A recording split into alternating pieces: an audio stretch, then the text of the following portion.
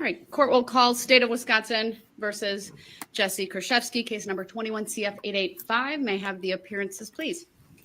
Abby Nikolai, Randy Sitzberger, and JJ Crawford for the state. Donna Kukler, Pablo Galaviz appear with Ms. Kurczewski.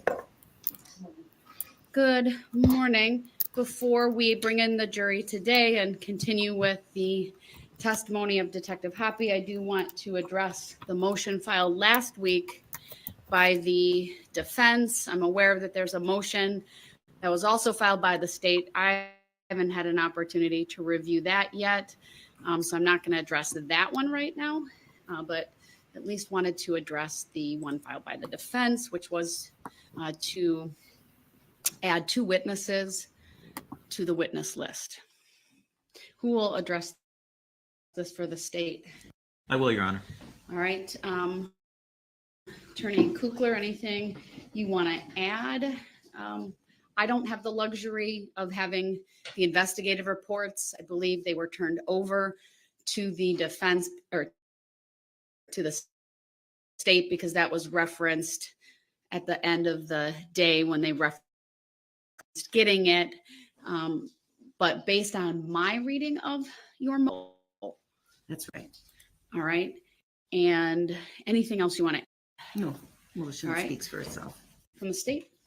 We would object. This is well past the June deadline this court gave for disclosing witnesses. These aren't witnesses that were per se unknown prior to that June. That is, testimony isn't relevant to something that's come up in trial that would have caused the defense to suddenly look for them. This is all related to the brief summary of any testimony they might give. I think it is just cumulative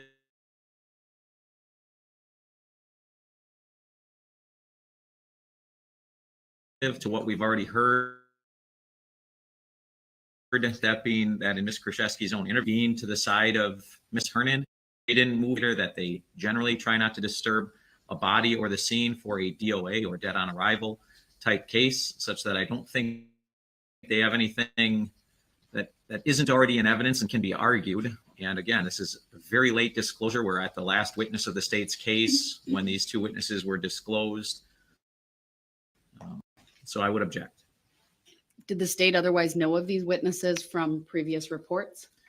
No, I don't believe we had their individual names. And in looking through our discovery, which is obviously voluminous, so there's a chance I just possibly missed an EMT report, but I did not see any EMT reports or names of the EMTs in our copy of discovery. That's not true because we got the EMS reports through discovery from the state. So Pewaukee Fire Department. All right, based upon the nature of these short witnesses, and there does not appear to be any surprise to the state, I am going to allow the defense to add them to the witness list. All right. Then anything else? I'll deal with that other motion later after the defense has an opportunity to address it, maybe at the close of the state's case. Nothing from the state. All right, anything else from the defense then?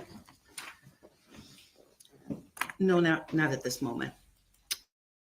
Okay, then very well. Let's have the jury brought out.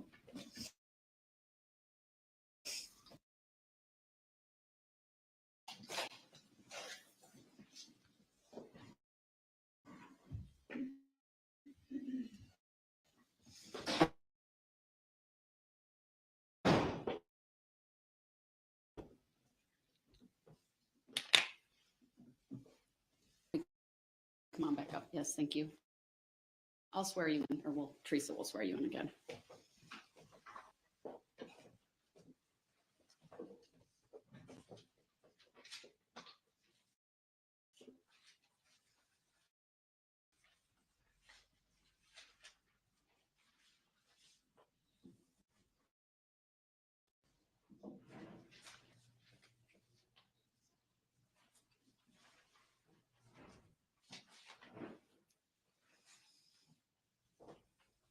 I have a feeling it's going to be going on today since it's warm outside.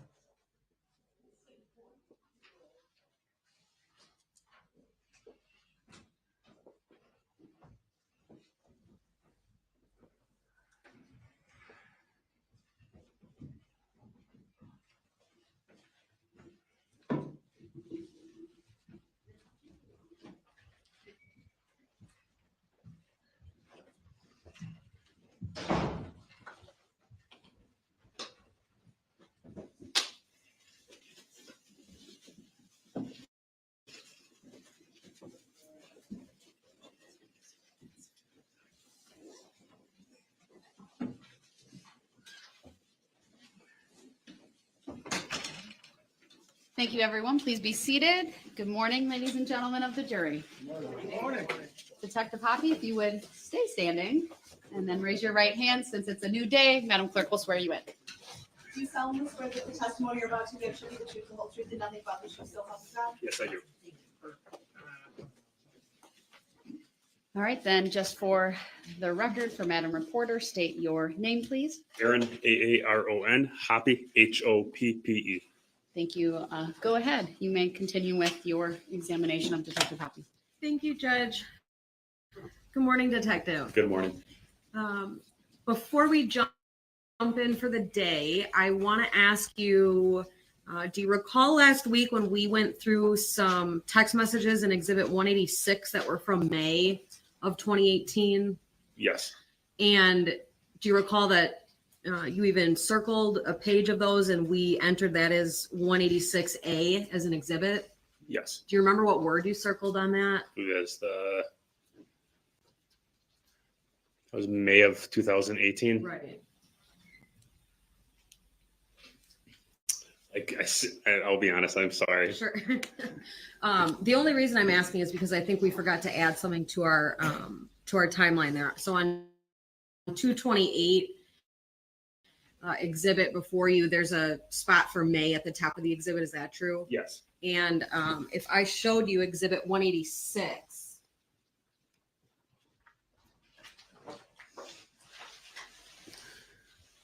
and just had you flip through there, it was definitely the longest set of messages that we went through last week.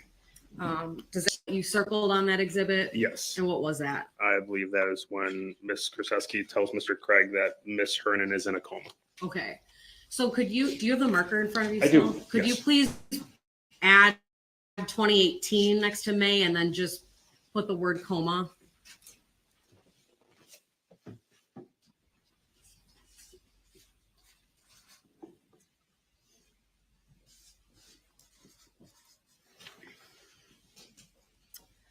Thank you. Detective, when we left off on Friday, we were in the middle of Exhibit 204, which is the interview from July 11th, 2019. Do you recall that? Yes, I do. And up to the point where we ended for the weekend, do you recall in any of the interviews that we've heard whether Ms. Kurczewski ever told you that Lynn Hernan was drinking Visine on the day she died on October 3rd of 18? No, You don't remember, or she did not? she did not. Okay. So now I'd like to publish Exhibit 204 again. I believe that we're on slide 6 at this time. And we did test the audio, so hopefully we'll be ready to go. And before we start, Detective Hoppy, can you just remind the jury why this interview occurred? What prompted it?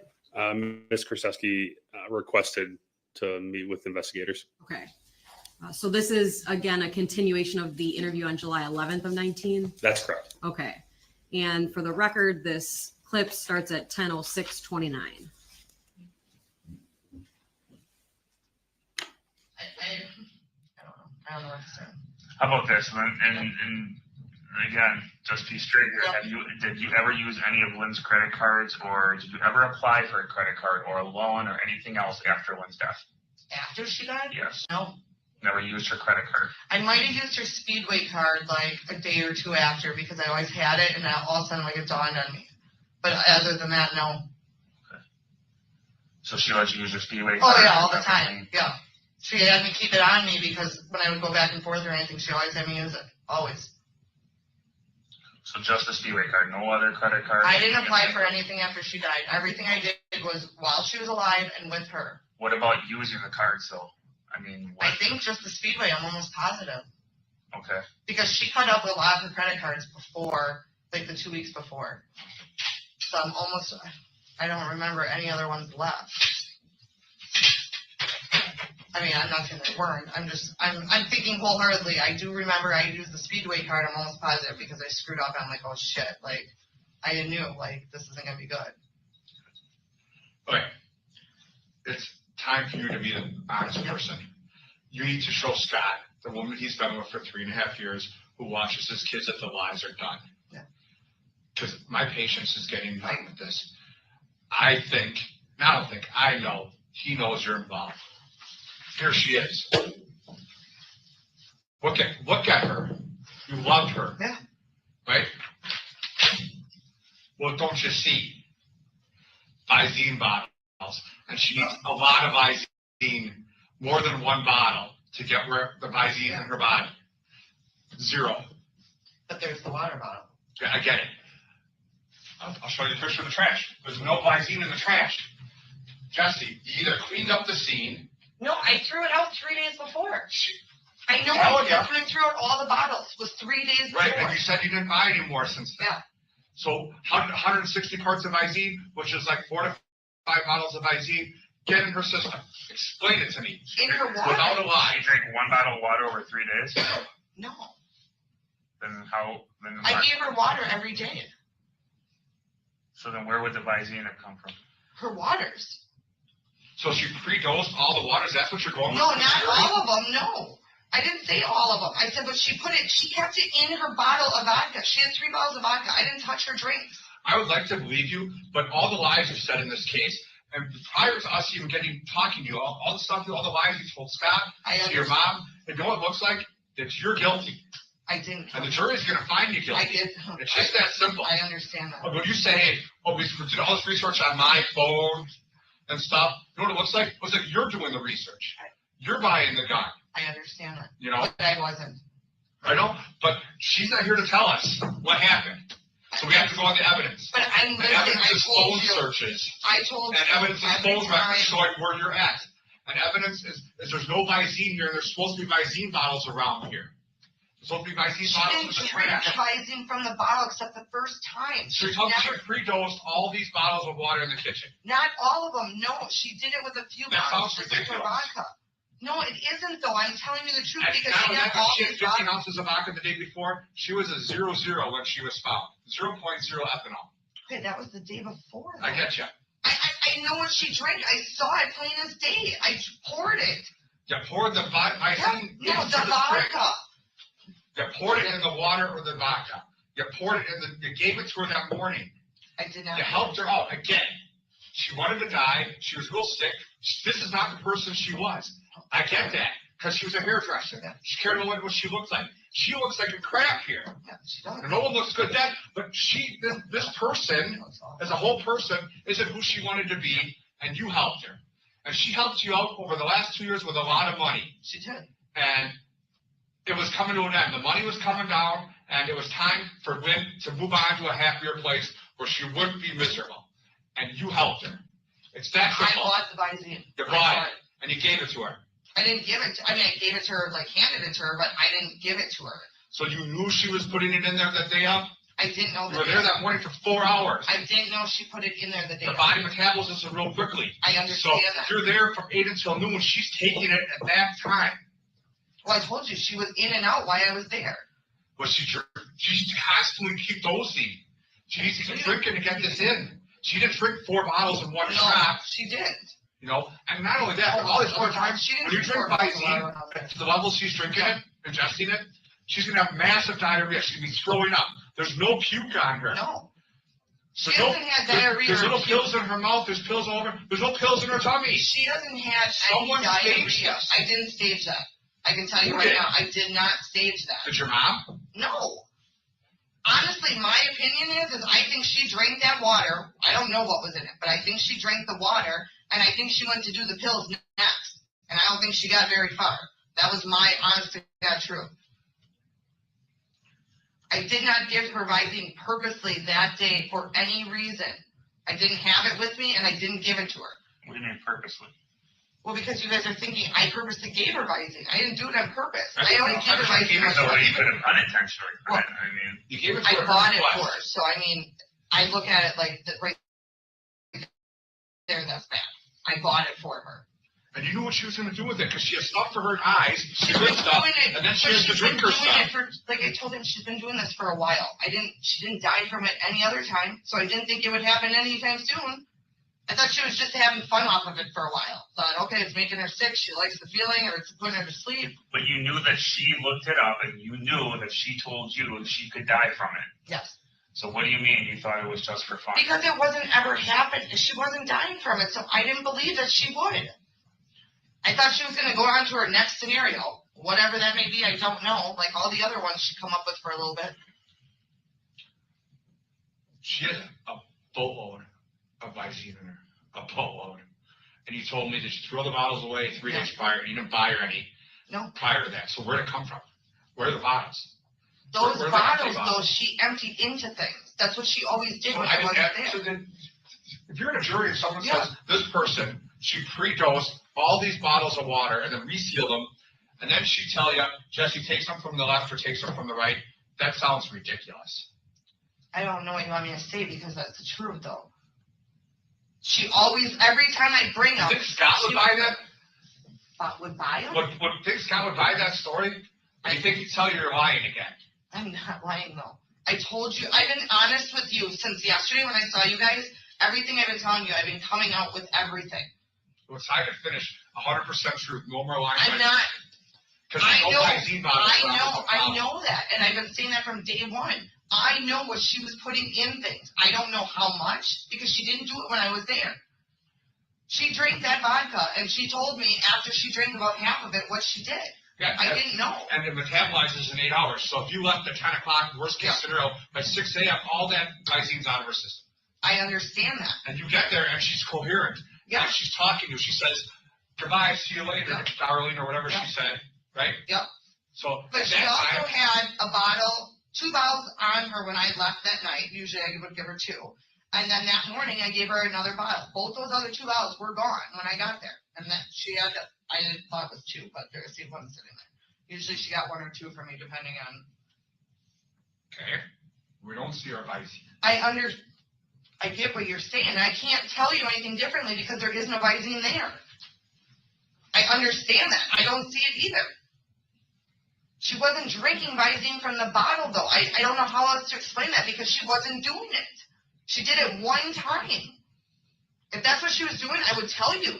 I would have left it sitting there if I took something away. I didn't. I didn't touch anything around her. Nothing.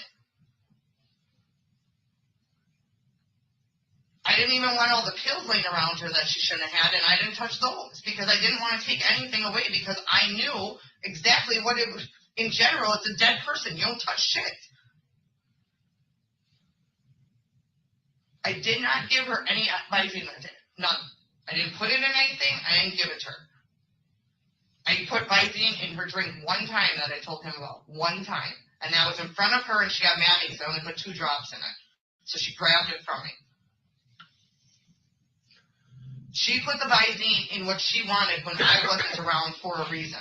Because she knew I did not. And I get that, but dead people don't dispose of bottles. I told you what I did with the bottles. I'm not lying. 3 days before. She knows 3 days prior, she has this plan set up. Maybe she didn't have all the bottles, or maybe she put them in certain bottles. I don't know. Okay. So, but there's not a lot of water bottles around her. There's 1. Yeah, I get that. She put 4 bottles of Visine into 1 water bottle. She's done it. She has done it. When? Yeah. When? Numerous times. 4 full bottles. Yes. Of Visine. I told you I bought her 8 to 12. When did you see her do that? I didn't physically see her do it, but I'd come back and they'd all be empty. She wasn't putting them into 20 different bottles. There's no way. It doesn't match the science. How does it? I don't know what more to tell. I told you. I come in and she'd have all the bottles sitting all up together.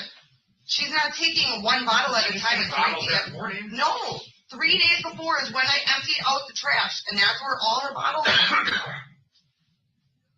I know that's where they were. I didn't take anything away. I swear to God on that. I didn't. That was the last time I removed anybody from the house. To us, to yourself. Fuck us. You owe her the truth. Amen. Yes. You owe her the truth. Jesse. I'm telling you the truth. But how do we know that? Because for 3 days now, you've been telling us lies. And then you've been telling Scott lies. What do you want me to tell you or do? I want to know really what happened that day. You know what? I'm actually starting to think that maybe Chris is right.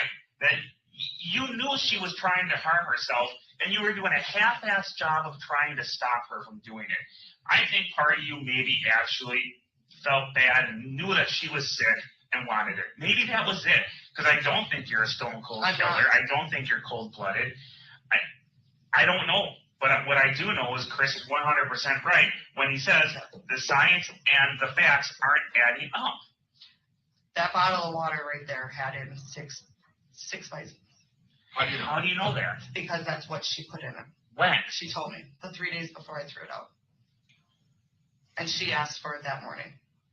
You gave it to her. Yeah. So this is the hot shot bottle. I did. I gave it to her because she said I want it. I didn't realize per se. I knew she told me, okay, I have this one, and I have my vodka. And she said, it's the one bottle I have left on the right. Can you please give me that before you leave? And so I honestly thought, though, like the other times, it wasn't going to kill her. I thought it was going to put her to sleep for a little bit. if you thought this is the big bottle, the one that It's not. she was always putting in 4 to 6 in each of them. So I didn't think anything. There's no way possible. Yeah, Jessy. I swear to God, and There's everything. no way. Because she has 160 parts. I don't know 160. what that means. I'll tell you what it means. 60 parts kills you. So she has 2.5 times the amount you needed, and there's still liquid in this thing. Okay, well, the last time I threw out the bottles, there was 9 bottles that I threw out. She told me she put 6 in one, and she put the rest in her vodka. So that day you leave, she says, "Give me the bottle with the drops." And she had 2 more water bottles. Who put the Visine in the water? I didn't. I swear on that. I So didn't. how do you know there's 6 bottles? That's what she told me. She said I put 6 in there, And the then others. you thought it was a good idea to give it to her.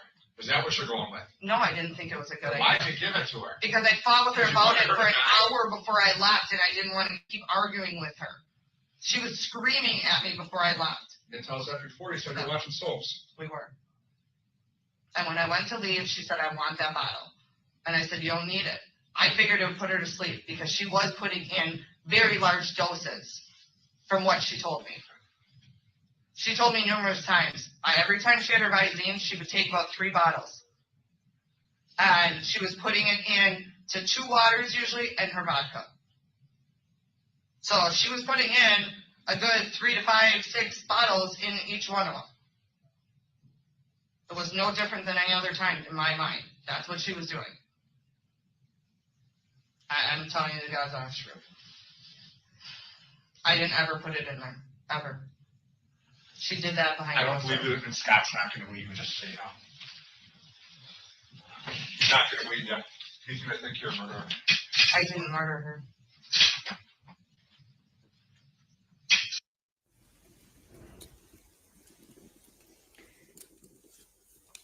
Detective, in this clip that we just watched, was that the first time that you had heard anything about 6 bottles of Visine in a water bottle? Yes, There's 2 pieces of paper on the table. What are those? I believe those are scene photos. Okay. Do you recall from the scene photos, is there a bottle of water in them? Or a water bottle in the photos? Yes, there is. Okay. So when Ms. Kurczewski said that bottle of water had 6 Visine in it, do you know what she was referencing? Yes, What was that? the bottle that was next to Miss Hernan, and that at the time it had contained at least 6 bottles of Visine that she knew was in there.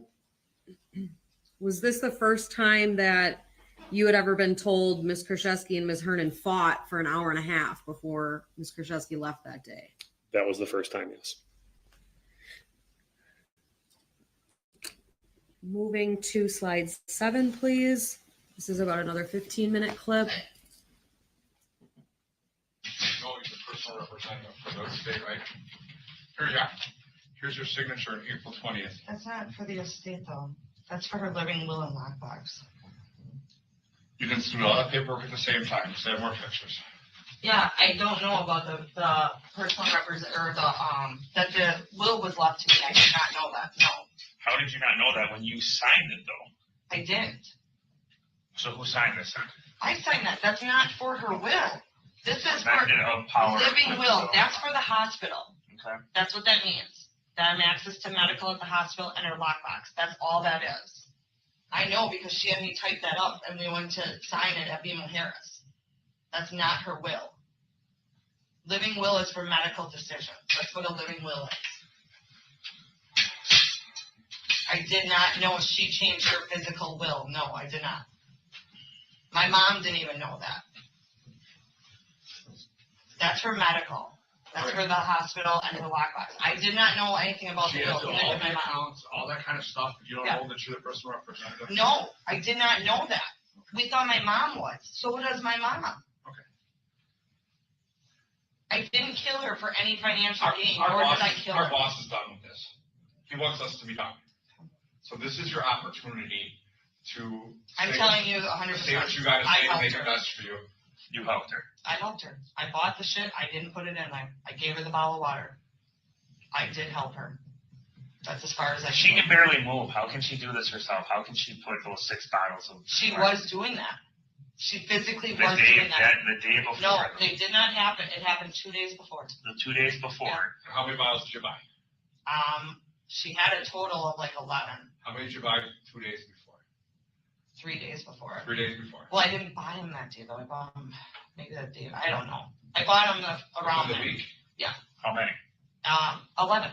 11. Yeah. And where'd you And get 2 them? were the eye ones. I don't know for sure. 'Cause Where do you think you got them? I always went all different. It's just wherever I was going for something.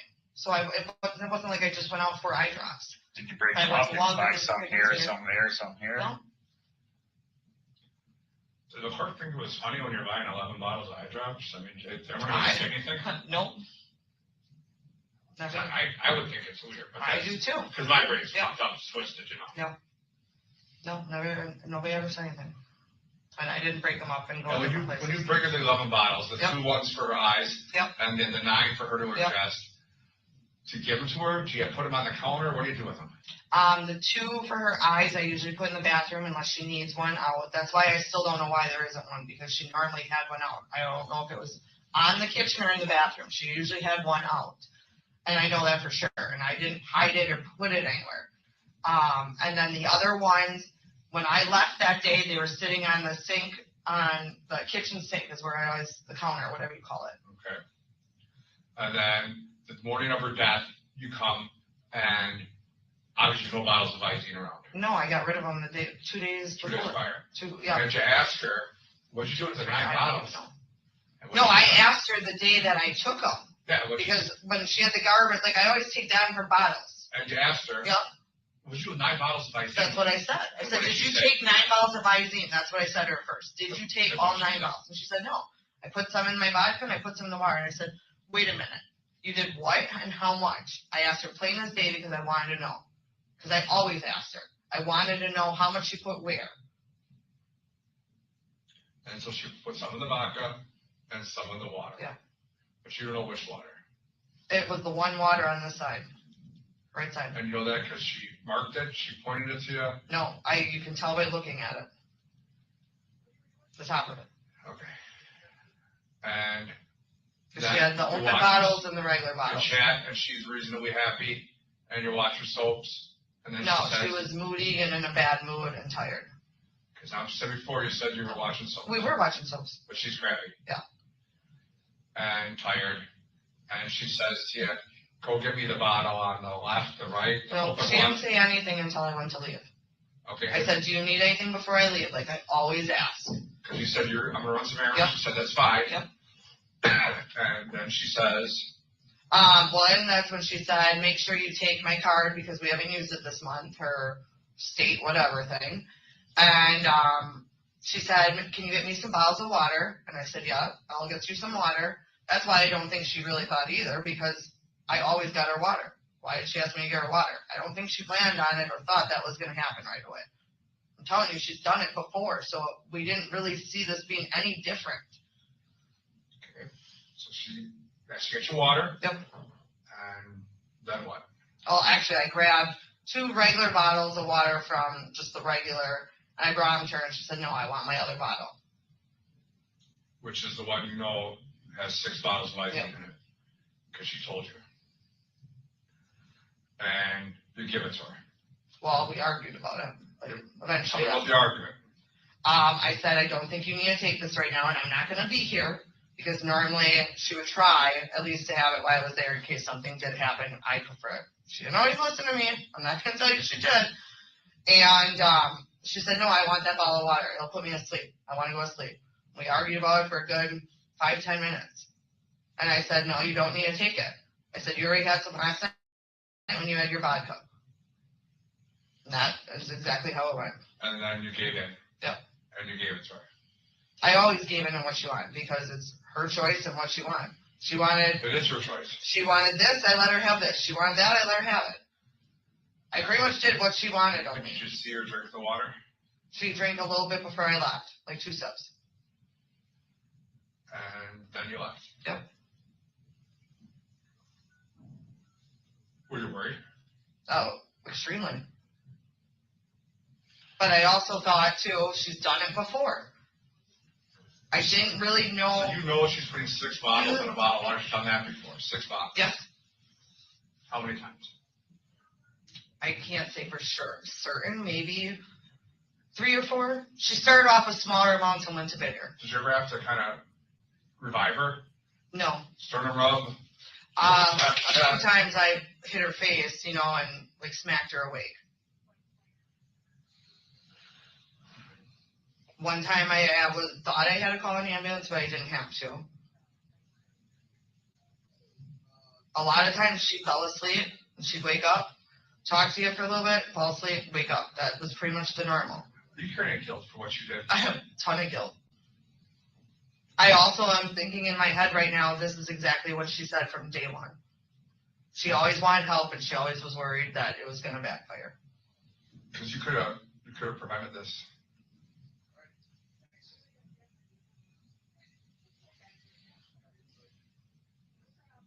What do you do when somebody you love is done? What do you do? How many times do you say no? How many times do you not do what they want? I'm just being honest. What do you do? How can you look at somebody every day that doesn't want to be here and fights with you about every little thing? And I'm being 100% real with it. What do you do?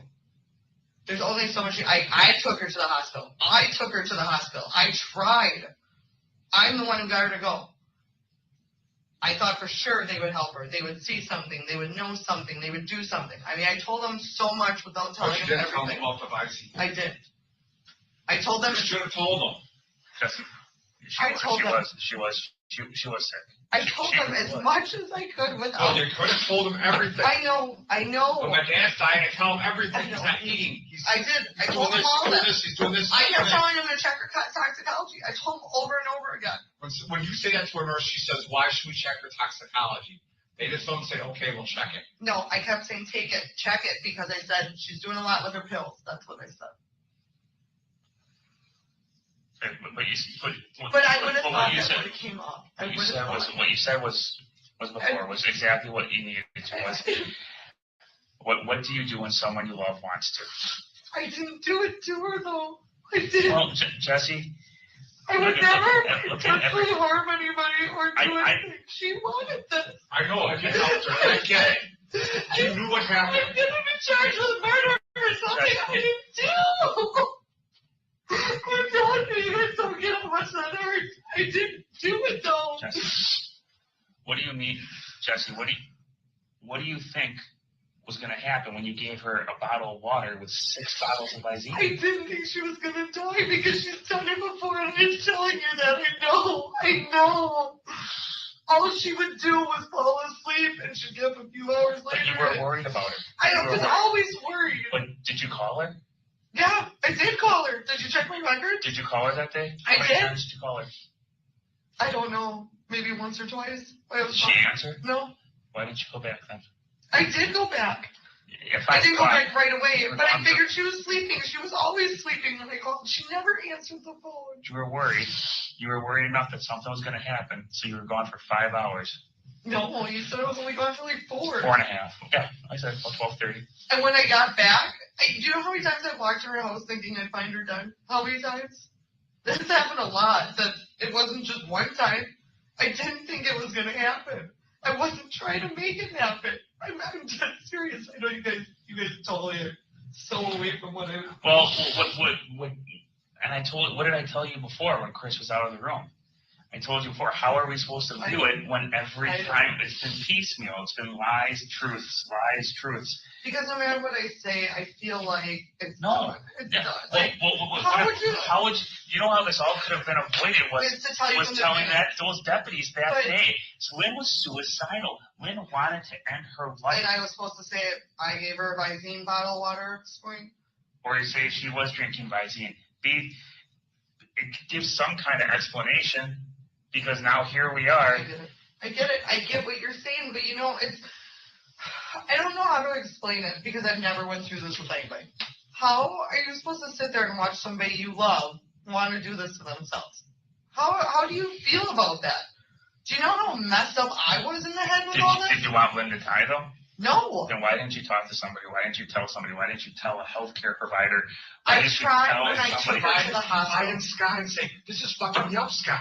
Because he loves you, for Christ's sake. Me. You should know that I was drinking a ton because I didn't know what to think. He would have helped you. But I got her to the hospital for He would have helped you. You know he would have. Probably. You're trying to say, oh, I was casually trying to tell the doctors what to look for. Why didn't you tell them? Take them aside and say, look, I love her. I think she wants to harm herself. I think she wants to end her life. That's why they put a camera in the room because I did say she was suicidal. I said that. Okay. I didn't know how much to say. I didn't want to get in trouble either. You have to remember from day one when she always said, can you help me? Can you do this? She you know what she wanted? She wanted me to pull the trigger. Do you think I could do that? Do you think I could honestly do that? No, I can't. She could have been dead 3 months ago if I would have helped her. And I couldn't do that. I couldn't physically do that. I get it. I'm a piece of shit, and you guys think whatever, but this is somebody that I cared a shit deal about. Had nothing to do with fucking money. She was poor when I met her, and we were still friends. She has no pain now, and I can't. You don't. I watched my aunt go through pain for 14 years when she was sick. And I couldn't physically, I wasn't with her daily. And to be with Lynn daily and the way she would talk, you don't even understand. Did you put those pills there, Jessy? I didn't. I swear to God, I didn't put them there. I put them there whole. Before I left, I put them there whole. Where? They were on the plate. On here, on the plate. And those were the pills she was supposed to take for the day. That's exactly what I did. I crushed them for her before. I did not crush them that day. And I'm honest. I crushed them when she said she wanted to crush them. She put them in the pudding. I did not crush them. They were on that plate whole when I left. Because she was supposed to take them.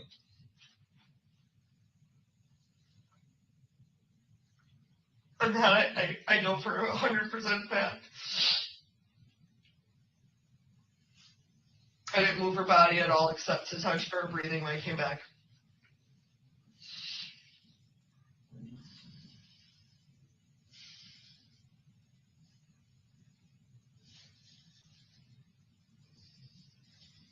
She was done. I think we're right where we're going to be. Detective, I want to ask you a few questions about this clip. We'll kind of go in reverse order. There was another discussion about there being a camera installed at the hospital. Do you recall that? Yes. And last week, do you remember when we went through Exhibit 207 with the jury, which was a portion of the medical record? Yes.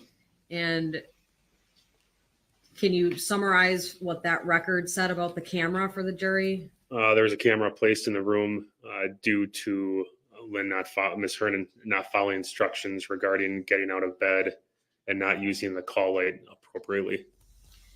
In any of the medical records you reviewed, was there notations that this friend, Jessy Kurczewski, indicated Lynn Hernan was suicidal? None whatsoever. There was discussion, and if we refer back to Exhibit 228, remind the jury what date Ms. Hernan got out of the hospital? September 28th, 2018. So that's 6 days until the date of death, right? Yes. And in this clip, there was a lot of discussion about Ms. Hernan having dosed different things with Visine. Remember that? Yes. And in terms of how many times Ms. Hernan drank a water bottle like that, what did Ms. Kurczewski say? I'm sorry. What's the question? Sure. When there was discussion about dosing different things like vodka and water bottles, right? Yes. Did Ms. Kurczewski tell you that the first day Lynn Hernan ever drank a bottle with Visine in it was October 3rd? No. What did she say about that? She said she had been doing that for a while. She had been dosing the water and vodka. But in reality, only 6 days had elapsed since Ms. Hernan was in the hospital. Correct. Okay. When that discussion was going on, do you recall Ms. Kurczewski saying she usually tried to drink it when I was there? Sustained.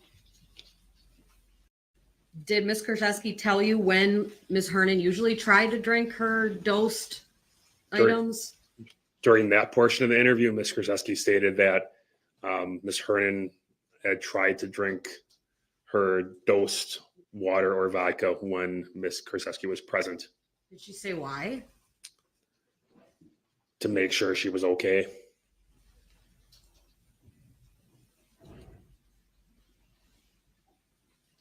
Was that consistent with what Ms. Kurczewski was telling you about Ms. Hernan wanting to die? No, that would not be consistent.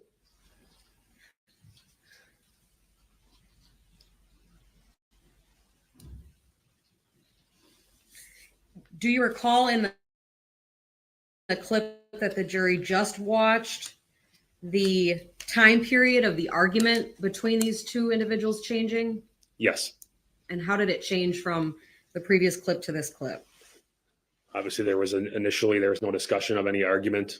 During the initial portion of this clip, it was we argued for, Ms. Kurczewski stated that her and Ms. Hernan argued for over an hour about the one bottle of water with the 6 bottles of Visine in it.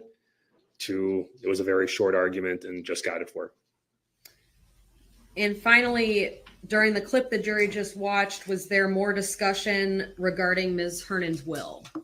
Yes. What did Ms. Kurczewski say about her knowledge of the will?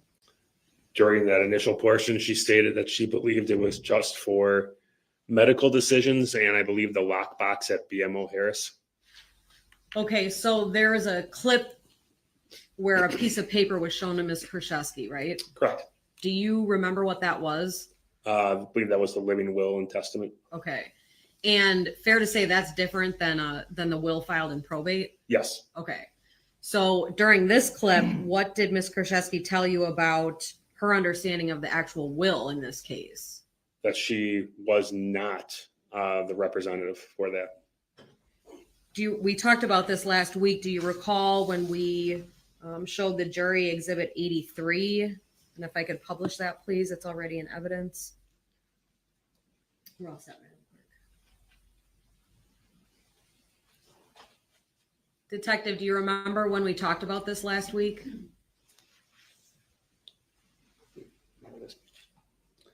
Yes, I do.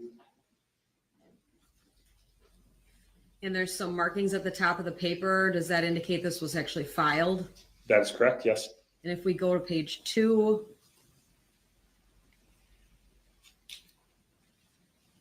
and page 3, can you remind the jury of the signing date on this document? Ms. Kurczewski signed it on July 29th, 2018. And when was the interview that we just listened to? July 11th, 2019. And who is the beneficiary of Exhibit 83? Ms. Kurczewski. Okay. Thank you, Madam Clerk. We can take down the publish, and I believe now we are on slide 8 of Exhibit 204.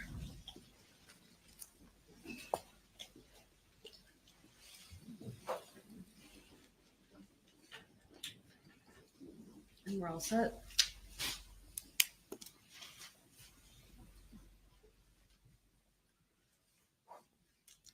Now nothing. I'm gonna be charged though. We don't make that It's not decision. our We put a call. case together, we drop it down to the DA's office.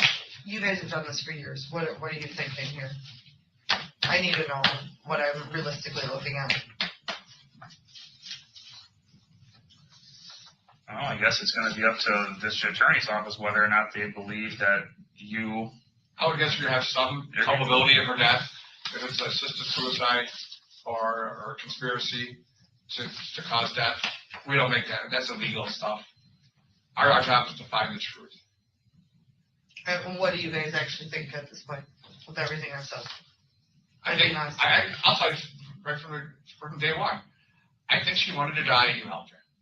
That's what I think happened. The money was just collateral damage. She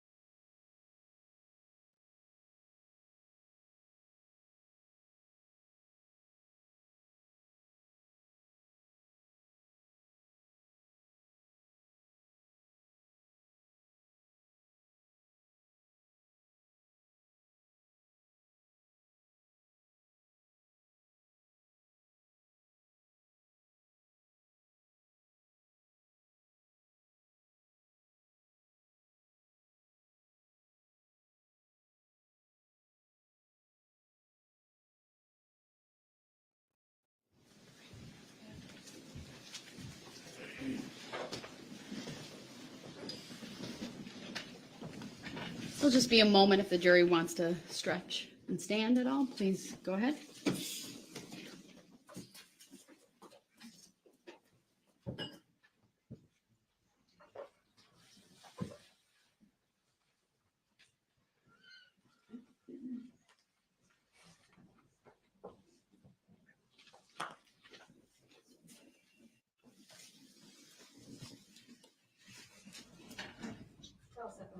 All right, thank you.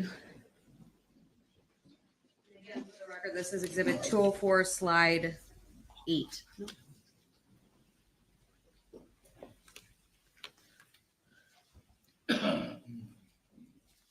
now nothing. I'm gonna be charged though. We don't make that It's decision. not We our put a call. case together, we drop it down to the DA's office. You guys have done this for years. What are you thinking here? I need to know what I'm realistically looking at.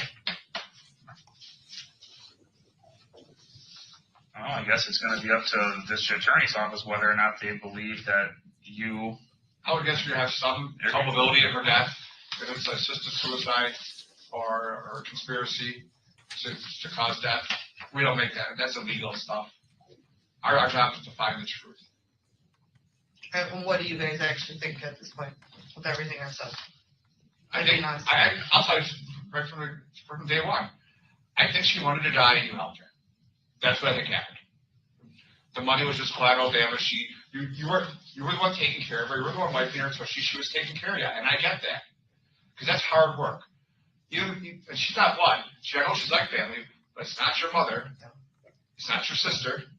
So she appreciated someone like you being there, sitting, watching soaps, chatting with her, listening to her problems.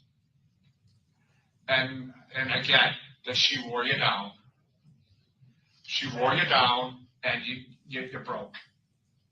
And you didn't want to lie to Scott. I did. Because you love him, and he's a good guy. But she wore you down. You didn't want to lie to your mother. And you were carrying too much load, more than your shoulders could carry. That's what happened. And that day, she decided this was it. That's why the stuff's pulled out, where the little kind of say, hey, I want so-and-so to take this, so-and-so to take that. Linda made a decision, and you helped her facilitate it. That's what happened. Amen, that's the truth. And you know it. That doesn't make you a bad person. That doesn't make you a bad person. It makes you someone that cared about her and loved her. And you got out of control. Right? You got out of control. And looking back at it, you feel so bad. Because you know that's not who you are. I know that I'm gonna probably go to prison for the rest of my life for helping what she wanted. I know she wanted it in your house. You made a mistake, but she wore you down. She has some culpability because she pressured and pressured and pressured every day for months. I watched my daddy die. Tell me, Christopher, just let me go. What do you say to your father? I get it. She's not a mother to you. She's taking care of you. Because I went through all this with you guys for days, and I know it took time, but I finally told you guys. And finally, slide 9. No. Your question. You asked, and Chris answered your question. I didn't. I know I made my point really clear yesterday. I think I killed her for money. I am now venturing that this was just what Chris says it was. But I also think that we're 95% of the truth, that we're still missing that 5%. And it's tough because we are getting it bit by bit, we are getting there, but we're still not there. We know 95%, we're still missing. There's still some things that aren't adding up. So I'm going to tell you, this is your last opportunity, because if to start later on, you decide you want to talk, you want to tell us the last 5%. This is the chance, because again, we talked about appearances and how it looks later on when it's this and it's that and it's changed. This is it. This is the time to talk about that last 5% that we need to know, because later on again, it's going to look different. Okay? So is there anything else that you want to tell us? Is there anything else about that scene, about that morning? I can honestly say I did not crush those pills that day for her. I left with a plate of pills that she was supposed to take. That I can say. You knew that morning when this was her plan. You and her talked about it. So I don't want to say I knew it was her plan, because it's been her plan. So I'm being 100% honest. I did not think I was going to come to find her like this. She was pulling stuff out like this for a reason, and you knew it. She's been pulling that out, though, because when we went to the hospital, she had that with us. Because that was for the hospital. I mean, there are other stuff that she pulled out that you know. She always did. She always said, this is where this is where this is. Make sure. She told me that for the last 6 months, where all her stuff is to know and have ready. And my boss is going to knock on the door here real quick, because we had two dead bodies in 2 or 3 days. He wants this done a half hour ago. You got to lay it out. That morning you talked, you knew what her plan was. I've known it for months. And when you gave her that bottle, you were sick inside. I was sick inside, but I didn't think I'd find her. This was kind of going to happen. Because there was a good possibility this was going to happen. Yes. Because she was done. Yep. And you knew that. But I can honestly say I did not know I would not. And it was killing you. The personal representative around the that world. afternoon, you was spinning in your head that you thought, I'm going to go back there, she might be dead. And you couldn't tell him, because he's too good of a person. No. And you feel horrible. You feel horrible about all this. Her last will at the house has Anthony and my mom on it. The last will that was at the house, just so you guys know, because you probably found it. Mm-hmm. It was there. I did not know that. I want that. No, Again, my mom knew from too. day one that you tried to help her. She was done. She was in such pain, in such misery, and you did what you thought was right. It's that simple. You did what you thought was right. Is that correct? Yep. Okay. And you feel horrible about it. I don't even want to say it was right. I did what she wanted because she wanted it. But you resisted a bunch of times Oh, before, some of the and she time. wore you down, and this time this was it. If I would have thought this was right, I wouldn't have pulled the trigger and just shot her. You can't do that. You're not that person. You're not that person.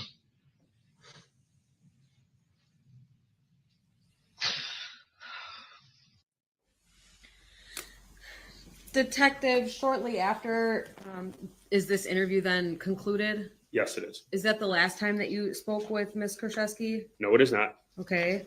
I want to go back and ask a couple questions about interrogation techniques. Have you received training specific to interrogation techniques? Yes, I have. And we can take down the published, Madam Clerk. Thank you. Attorney Nicolai, did you turn your lapel mic back on?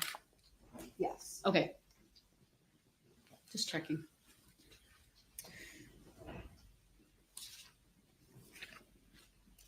Could you give the jury an example of some different types of techniques that are taught to investigators for interrogation purposes, just generally? There's several different techniques about gaining rapport with someone you're trying to interview. Obviously, you want a second person in there with the interview, and sometimes you're taught, and it's a common factor that sometimes you use techniques. Every investigator uses different techniques, but there are trained ones where you provide information, again, maybe not misleading, but not correct information. It's hard to say it's an absolute outright lie, but there's different techniques that are used during interrogations. And when you said building rapport, would that sometimes include sympathizing or empathizing with a suspect? Very much so. Is that a technique you sometimes use? My preferred, yes. You obviously want to gain a rapport with anybody you're talking to, especially when you're doing an interrogation. Does that mean that sometimes you're sympathizing with someone and you don't actually feel that way? Yes, sometimes you agree to things that you may actually be disagreeing with. And when I talked about that earlier, that's where, again, you're not trying to mislead or lie, but again, agreeing with them at the time is gaining that rapport or gaining that trust, unfortunately. Now, you said that you actually spoke with Ms. Kurczewski again. Yes, Was that the next day on the 12th of July? I believe so, yes. So just so that the jury is recalling what we've done so far, last week we began with Exhibit 202, and was that July 9th of 2019? Correct. And so that first interview, was that the same day as the search warrants? Yes, it was. Okay. Exhibit 203, what date was that? July 10th. And then Exhibit 204 that we just watched, what day was that? July 11th. So far we've been consecutive days. Correct. Okay. I'd like to show just the witness Exhibit 205.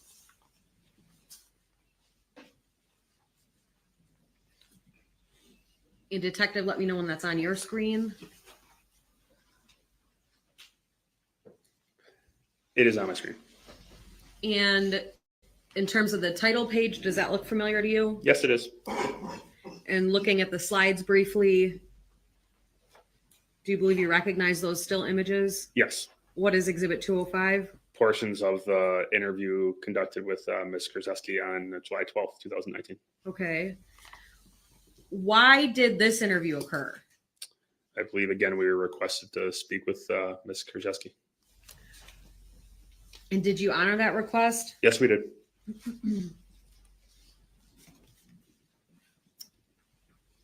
Have you seen all the clips in Exhibit 205 before? Yes, I have. Are they fair and accurate clips of the interview that you participated in? Yes, it is. I'd move Exhibit 205 into evidence, ask for permission to publish. No objection.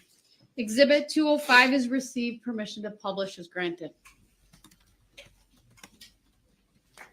In detective, similarly to the other video exhibits we've had, does this title page indicate the date of the interview? Yes, it does. Okay. Going to slide 2. And for the record, this begins at 16:17:17. Detective, what time of day is that? 4:17 p.m. Okay.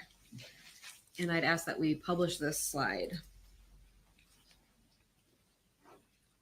A video that she recorded and phone conversation, or not phone conversations, talking conversations and papers that she had signed. That when she was first going through some stuff, I also do have some bottles of Visine with dates on them. And I do have that partial gun. I don't have any bullets. I don't have the bomb that fires it. And this is all a safekeeping that Lynn actually held on to. And I added to in case something ever happened. I didn't want to tell you guys until I talked to an attorney, because that's my biggest thing is I want to talk to somebody, because I don't know what to do going forward. And my mom goes, well, didn't they find it? I said, no, it's not at the house. My mom doesn't know where it is. She doesn't know anything. Okay, so with that being said, Mm-hmm. you just made a comment. You said you want an attorney. I will still talk. Okay, I need to clarify. Yeah. Remember, Jessy, at any time Yeah. you decide Yeah. you don't want to talk to us any further and you want an attorney, you can end this, okay? So I have that. with, I you still understand your rights and you still want to keep talking Yeah. to us, okay? Is that true? Correct. Okay, remember. Nope, and that's why I'm letting you know. I have put it off, because I was hoping she would have been here sooner. Where I'm at right now, and this is why I wanted to talk to you guys, because I don't know how to handle it, or without being able to talk to her, don't know if you guys can interfere, I don't know how it works. Basically, this is where I'm at, is I know that something's going to happen, obviously. I know you guys are still looking into stuff. I know. And slide 3, please. Said, but I feel like I have been I went back and forth with you guys, but I feel like now you guys know the most. I feel like I still don't know. You guys are still digging into stuff, and I don't know what. I don't really know why. Because, you guys said, well, the medical examiner said this. And something Detective Cole said to me yesterday caught me wrong at the end of the interview. And he kept saying, oh, I think you did it for this. And at the end of the interview, he made me feel like he was saying, you're a murderer. That's honestly how I felt. So I went, I'm getting two different sides here. I don't know if you guys are playing like the good cop, bad cop. I always watch cop shows on TV too much. I'm telling you, I do. I'm not. Well, with the three interviews, I don't think we were either. I mean, yeah, he I got just a don't little. know what to feel about any of this right now. And We weren't playing that though, Jessy. I mean, were we? I mean, No, I know I he got a little animated yesterday, but I mean, for the most part, we weren't dicks to you, were we? No, I'm not saying that. I just don't know at this point where to feel like things are. I don't know what to think next, because I'm not getting anywhere. Do you know what I mean? No, I used to work for a law firm. So I'm not saying I'm done talking. I just don't know when's enough to be like, okay, I need to talk to somebody because I'm facing some serious charges. That's where I'm at. I don't know, because I'm getting it both ways. I'm getting, well, I see it looking like this. Well, obviously you guys don't know what the DA is going to do. Mm-hmm. But then you guys are like, well, we're still looking into this. So I don't know what I'm supposed Well, we're to still looking into the entire investigation, Jessy. I mean, it's not just, this isn't, a boyfriend, girlfriend, or husband or wife. She pissed me off, and she told me she was cooking dinner. She didn't, and I shot her. It's not cut and dry like that. I get it. There is so many different components to this, and yesterday I think we're 95%. I think we're all on the same page as far as what happened. I still think there's some loose ends that we have to tie up, and it would be nice to tie up. But now you're coming forward, you're saying, I have this, and that might help me. And that's the part where it boggles the mind of, if something's going to help you, Jessy, why aren't we looking into this? Why aren't you giving this? Because the reality is, you knew you were giving Lynn, something that had 6 bottles of Visine in it. But I also wasn't giving it to her without her knowing that either. That's where I feel like now you guys are going, did she know? But here's the part. So you want us, because we can't ask Lynn that question anymore, and you want us to trust you and believe that you're telling us that and saying, hey, detective, I swear to you, Lynn knew she was getting that. Yeah. But what are we supposed to think when Tuesday's a different story, Wednesday's a different story, Thursday's a different story, now come Friday, I have stuff that can help me, but I don't want to. That's where I'm telling you the perception of what are we supposed to think when it hasn't been as, all right, guys, here's what happened. We're not getting that. So help me believe you when you're telling me that, Jessy, and that's why I'm telling you. Would it be easy enough? Okay, Jessy said she gave her a bottle of water with 6 Visines in it. Here you go, Judge, District Attorney. Let's charge her with first-degree homicide. You would have been in intake court today. Your face would have been all over the news, but we're not doing that. Here we are. We're sitting. We're still trying to talk. We're still trying to figure it out. So,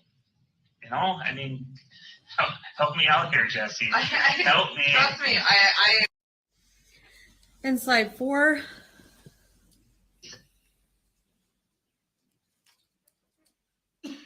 When did she drink the vodka? the night before. The night before. So And the it night was- before she got it. And I thought of this because I don't think I clarified it very well. She had it was roughly, I'm going to say somewhere between like 3 and 5. I don't know my exact time I was there. So I'm honest, I'm not good with times. You can check on my phone. I'm not lying. I was there. I just don't know for sure. The early afternoon wise. And she drinks, they're like about this tall and about, I don't know, like that. That's what she was drinking vodka. But it wasn't straight vodka. I want to clarify that because I don't think I said that. And he's like, well, she couldn't have drank that much that quick. She never drank straight vodka. It was always vodka water. My mom knows that too. But I want to clarify that because I don't think I said that. And I want to make that sure that was said. So vodka, water, Visine. Yes. Well, that. That's fine. Yeah. That's fine. Okay. So when she put it, you're still saying she Yeah. put it in? I'm still saying she put it Okay. in. I was not there when she did that. I was not there. I came back and the bottles were empty. These were 2-3 days prior. When I came back and the bottles were empty. And I asked her where they were. Do you think she would have put it in the bottle of vodka? I mean, was it the big Fleischmann's bottle? It's or was a it big bottle, but there was only about, I want to say, not a lot. Okay. So would she have put it in there, or would she have put it in her glass? of No, vodka? she would have put it in the bottle. Yeah, Usually the she put entire the stuff in the bottles. Yeah. Okay. So the water. Are you there when she puts it in the No. water? I was not there when she put it in either or. I have before, but not this time. And I know when she puts it in the water, I usually could tell because of the top. Usually. But she got used to me throwing those ones out on her. And when you say that, can you describe what you Well, mean because by you know that? when you on cap, I don't know. When you on cap, you can generally notice. Yeah. Okay. Because after she passed, my mom went to grab water out of the fridge too. And like days later. And I said, don't grab anything. Because I just don't trust the bottles anymore. I got to the point where I threw out everything. So. And the one thing my mom did ask, out of curiosity, regardless of how she looked, how come that water bottle and the stuff around her blanket, things like that, how come that wasn't taken? Because at the time, there was nothing suspicious. Okay. We didn't think. I was just curious myself because I was like, even the blanket, I'm like, I remember that was there. And I'm like, I mean, hey, Jesse, when we get a call from medical I get it. examiner saying that there's a problem because it's not what it looks like Yeah. that day, trust me, it threw everybody for a loop. And when you talk about time of the investigation, that's why it took so long, because clearly, sometimes we tend to do that as cops. You go to a scene and sometimes we go overkill, but when we do it for that reason, because you can never go back. And this is one of those ones where you wish you had that time machine and you go back. Yeah. So we didn't, and unfortunately, we were kind of starting from behind the 8 ball on this one.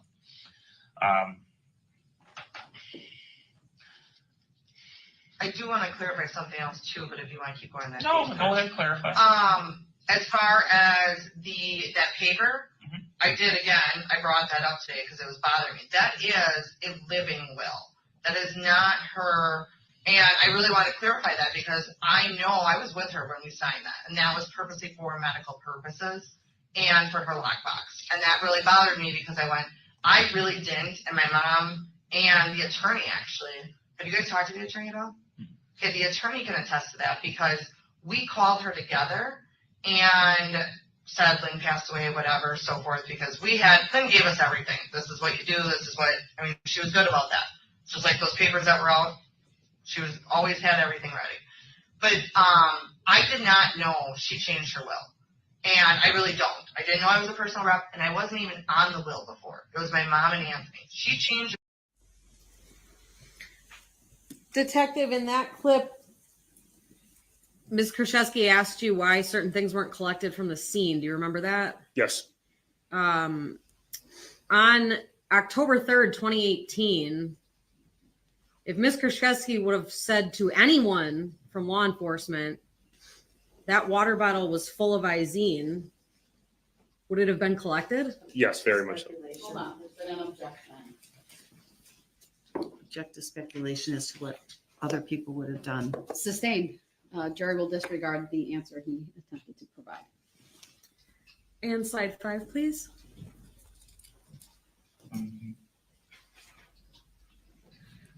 did not, and that really bothered me because the financial aspect, I know you guys keep going back to that, but if you talk to the attorney, she knows too, because that was one thing I wanted to do too if I got out, was ask her when that was changed, and she can verify that I didn't know either because of when I called.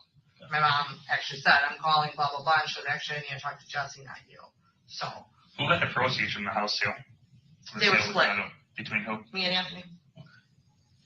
I mean, majority went to creditors, so. I didn't know if you guys had talked to the attorney or dealt with any of that, or. No, I mean, and that's all to do in the future here. First things first was trying to clarify everything. Well, no, because we have a claim hitting probate, coming back to probate right now, and everything's been settled. So I thought maybe you guys were into that too, so. No, I mean, we know you were at the probate, yeah. Yeah. But, And honestly, after all the credit cards, between me and Anthony, it was $1,300. Or 13,000, sorry, I said that wrong. 13,000? Yeah. Profit. Yes, after the creditors. And now we have more creditors still coming in. It was closed, but they're reopening. And that's just because we couldn't keep up with everything that there was. They had their time frame. I had what we were getting forwarded as far as mail and stuff.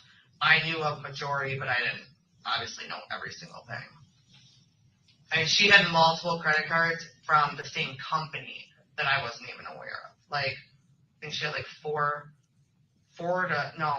seven all from the same company, but some were under different names, like Capital One wise. So, I mean, she had an insane, I've never seen somebody with that many credit cards, I'll be honest. I mean, never. Even the attorney said that. And I do want to clarify too, because I know you guys are looking at financial. I did not open anything after she passed away. Nothing. So I don't know where that's coming from, but I know that for a fact. I did not touch anything. We never accused her of after she died. No. Oh, that's what I thought you guys said yesterday. And I was like, I did not. Anything I did was with her while she was alive. I didn't do anything without her.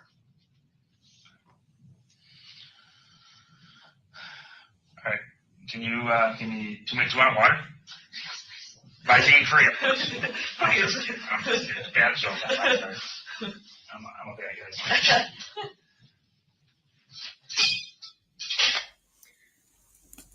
Detective, the end of that clip had a comment from you in it. Yes. Why did you say that? I wanted to see I wanted to see Ms. Kurczewski's reaction. To me, I was questioning how serious she was taking this, and I was wanted to see what she would do. What did she do? Laughed. Moving to slide 6, please. Well, let's get back to this whole thing. So let's go over something. I know Chris told you sit there and said, this guy thinks that you murdered her for money. Okay, we talked about yesterday, all right? Now you're saying that you have evidence that can validate your claim that Lynn was trying to hurt herself and that she basically was enlisting your help to do that. Yes. Now you're saying that you have evidence of that. Explain to me why that you're so against showing us that. I'm not against it. I just am not ready yet. That's what it is. I'm not against it. I'm really not. I just don't know. I'm not ready yet.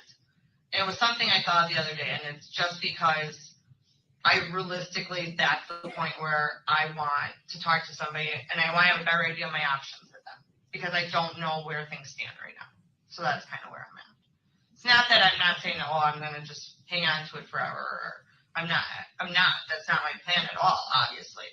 But I just, at this point, I don't know where I stand as far as the legal process or how things work. I don't know enough knowledge, I guess. Is there anything that I can help clarify with you where you're at? Detective, at the beginning of this interview, the first clip kind of cuts in and Ms. Kurczewski is already talking and listing some things. Do you remember that? Yes. Like gun parts and Visine bottles. Do you remember that? Yes, I do. And in this clip, you just referenced something that Ms. Kurczewski has. Can you clarify to the jury what you're discussing? The same items that she discussed, including, I believe it was some tapes as well and writings. and trying to see if she'd be willing to present those for us, which would indicate that Ms. Kurczewski alleged that these would indicate that Ms. Hernan was suicidal. In any portion the jury hasn't viewed, does Ms. Kurczewski tell you where those items are? Not At this point? Not at this point, no. Okay. Moving to slide 7. Well, there. I mean, I don't know. I mean, is there? You got a dead body hiding in a storage shed? Is there something? Is there a body in there? For me, it's that the legality of things right now is I've been able to talk to you guys, but I haven't been able to talk to anybody else. That's hard for me. Is I need you guys are doing your side of the job. I need somebody on the other side, like an attorney. Not saying for questioning, but I need to know.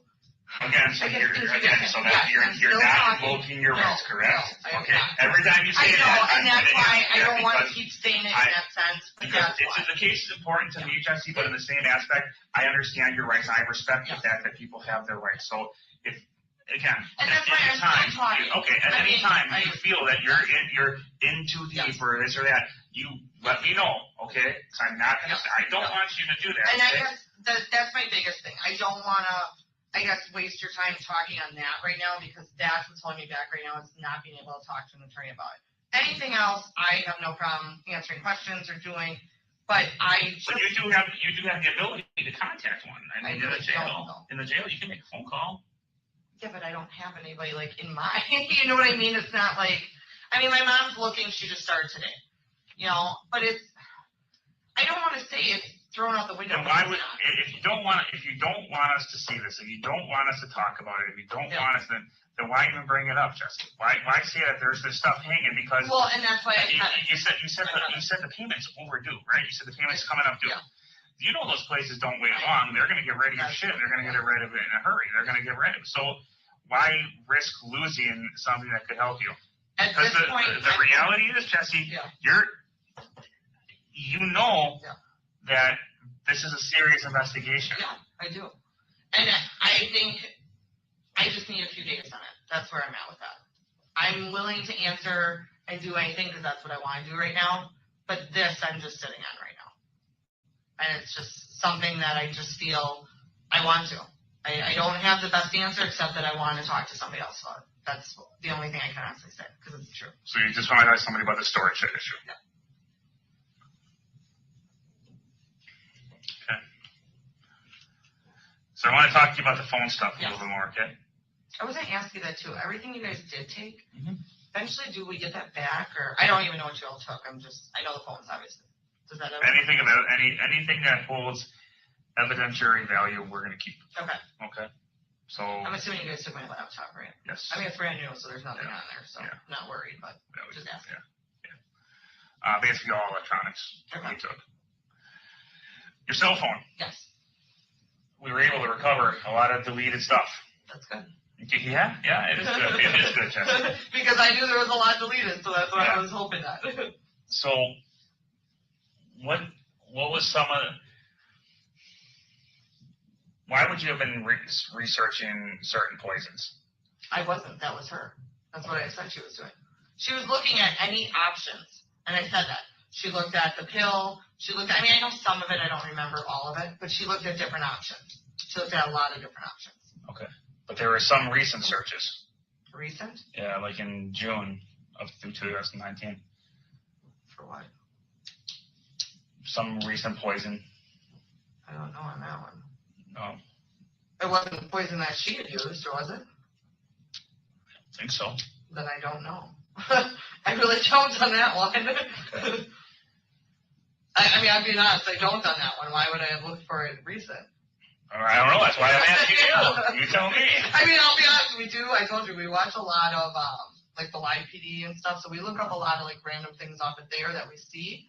But I don't see me looking up a poison. That's why I'm like, I don't know on that one. And in June, that's even more odd. So yeah, a little concerning. I mean, I'm not trying to poison myself. That's what you think. No, I don't think you're going to poison yourself. I mean, you had that opportunity long ago, right? Yeah, plenty of times. Okay. So what do you think about the whole situation, Jessy? Let me ask you. I think it's a mess. I think it's all a big mess.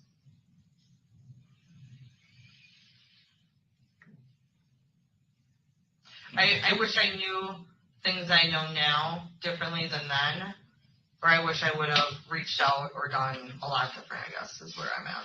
Like what? Gotten more help, asked for more help, not helped her. I mean, a lot of things. If I could go back in history, I wouldn't be sitting here, I'll tell you that. That's honestly the truth. Now, you've heard me talk. I've kind of beaten it to death here about the perception issue. Yeah. You know, that's why we stress the importance of telling the truth the first time from the get-go, or even the second time. Okay. Well, I still think the first time's better. The first time is better, but the second time is the key one, because now that third time and now today, you know, so it's like, nope, never saw the Visine. Oh, yes, there was Visine. Never drank it. Never saw it. Yeah, I put some in there one time. You know, but then nope, didn't know about this, or there was no way because it was in there. Oh yeah, okay, then there were 6 bottles in there. So, and now we hear the storage shed stuff, and it just, Jessy, whether you believe it or not, I don't want to sit here and I don't want to jack you up on these charges. I don't want to sit here and charge you with something that, you know, doesn't fit. Yeah.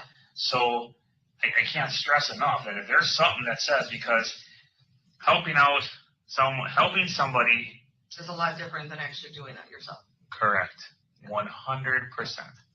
So That's what I thought of this today too, and I thought you guys didn't take her phone either, her cell phone. no, And I thought of that after the fact too, and I'm like, I don't know if there would have been anything because she couldn't internet search on there, but she used that phone numerous times when she called people prior, like when she was first getting her pills and things of that nature, when she was looking at other options that I didn't have access to. But I did think of that too. I was just trying to think of any. Honestly, while I've been sitting here, I've been racking my brain with everything possible. So that's kind of where I'm at. There was a lot of things that she said and done over such a big time frame that I just wish I had, I don't know, more information. so I wish I had more information, Jessy. I really do.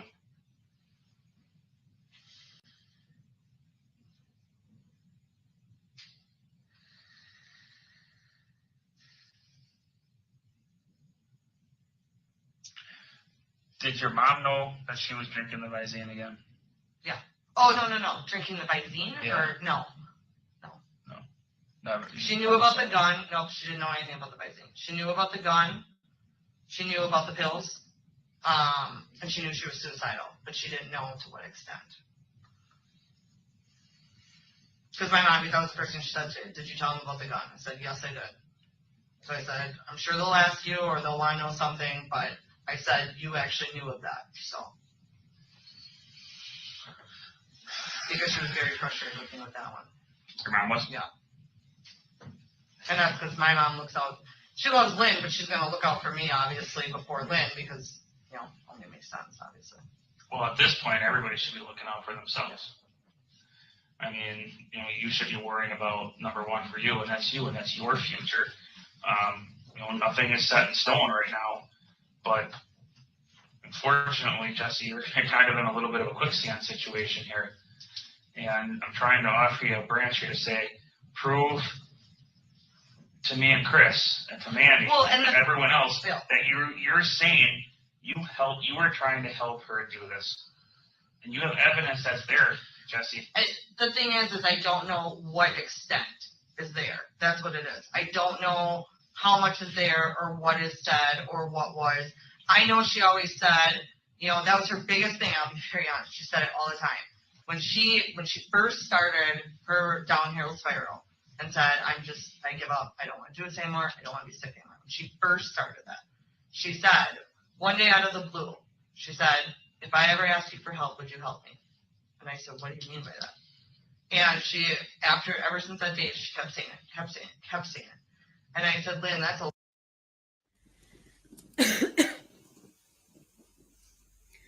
Detective, in this clip, the jury just saw the phrase storage shed was utilized a few times. Do you know why?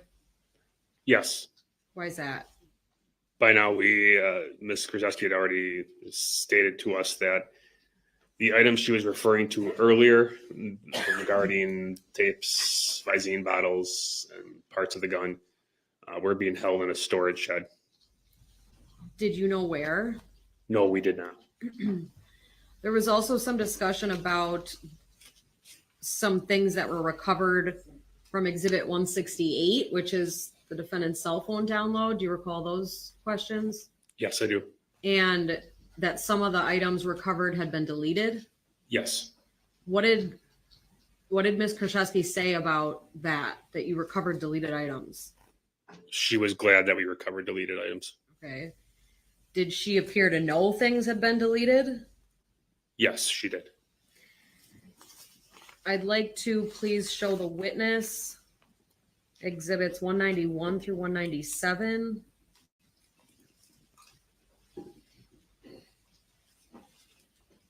And detective, let me know when you can see those. I can see them. Oh, okay.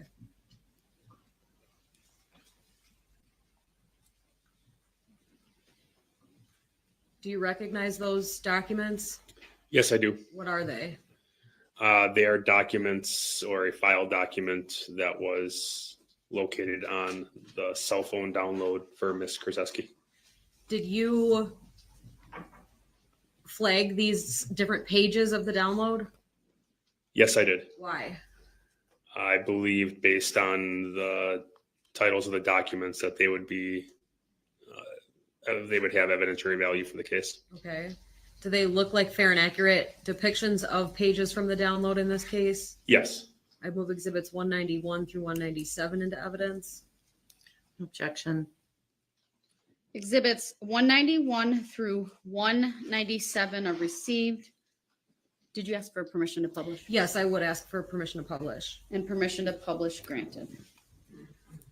Will you be going through these now? It is about 10 o'clock and I'd like to take a break soon. So if it takes maybe 10, 15 minutes, then we'll take the break after that.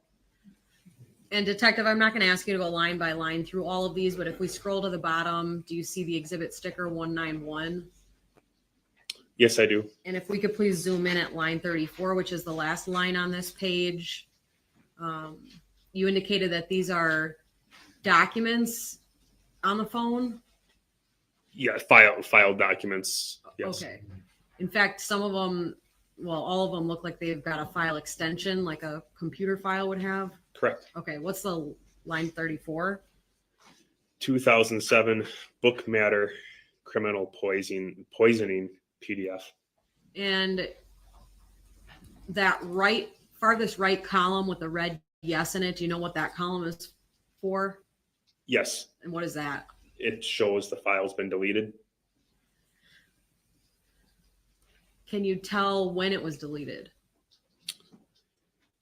February 19th, 2019. And can you tell when it was accessed? July 30th, 2018. Moving to 192, please. If we could please zoom in on line 53.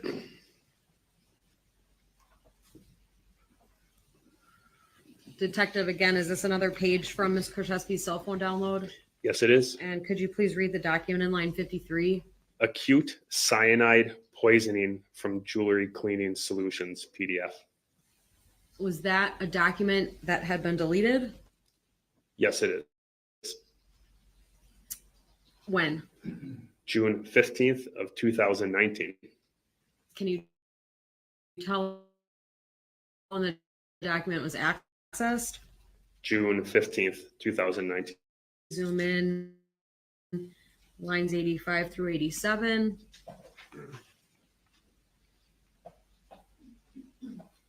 Detective, can you please read the document names in lines 85, 86, and 87? 85 is cyanide.pdf. 86 is cyanide 11303 final PDF. 87 is cyanide background PDF. Were those 3 items deleted? Yes, they were. And remind the jury how you can tell that. On the right-hand side is the column where it says yes in red lettering. That would be the deleted column. And when was line 85 deleted? February 19th of 2019, Can you tell when it was accessed? July 26th, 2018. What about line 86? When was that deleted? February 19th, 2019, And when was it accessed? July 26th, 2018. And line 87, was that also deleted? Yes, it was. When was that? June 15th, 2019. Is that the same date as when it was accessed? That's correct. Okay. Going to exhibit 194, please, if we could zoom in on the top line, 115. Detective, can you read that document name, please? Have an exit strategy for students. 14 chemical suicides PDF. Was that document deleted? Yes, it was. When? February 19th, 2019. Can you tell when it was accessed? July 30th, 2018. What about line 116? What's that document? Hazmat suicide PDF. Was that also deleted? Yes, it was. When? February 19th, 2019.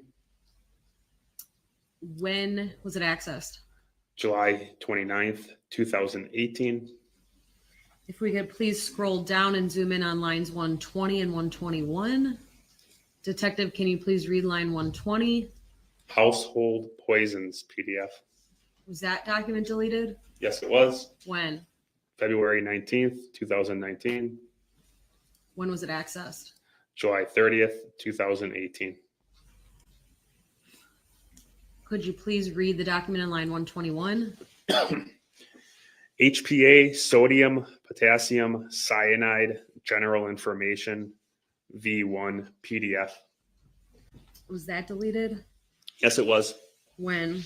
June 15th, 2019. When was it accessed? June 15th, 2019. Thank you. And going to exhibit 195, if we could please zoom in on line 165. Detective, could you read the document in line 165, please? NRT, WMD, Chem, CHEM, cyanide salts, QRG, final, 2017, 0217, .pdf. Was that PDF deleted? Yes, it was. When? June 15th, 2019. And when was it accessed? June 12th, 2019. Thank you. Moving to exhibit 196, please, if we could zoom in toward line 192. Detective, could you read that document for the jury, please? Response to chemical suicides webinar. Was that document deleted? Yes, it was. When? June 19th, 2019. And when was it accessed? July 30th, 2018. And finally, exhibit 197, please. Detective, if we could look at line 214, if you could please read that to the jury. Therapeutic effect of arsenic trioxide, AS203, on cervical cancer in vitro and in vivo through, apoptosis induction.pdf. Was that item deleted? Yes, it was. When? February 19th, 2019. And when was it accessed? August 10th, 2018. Okay, thank you. I'm finished with exhibits 191 through 197. All right, why don't we take our mid-morning break then? I'll rise for the jury.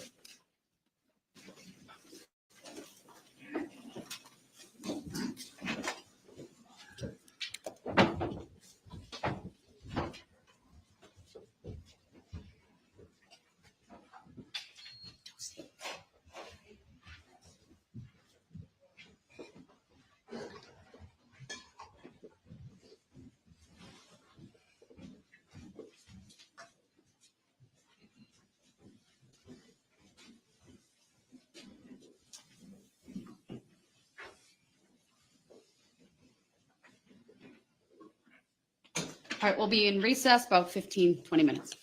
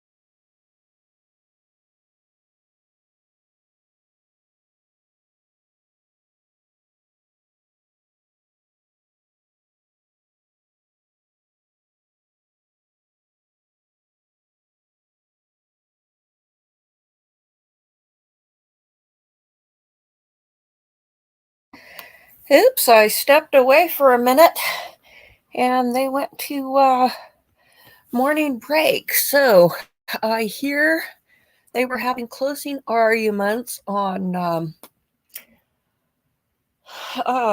what's his name? The guy accused of killing his, or masterminding the plot to kill his brother-in-law down in Florida.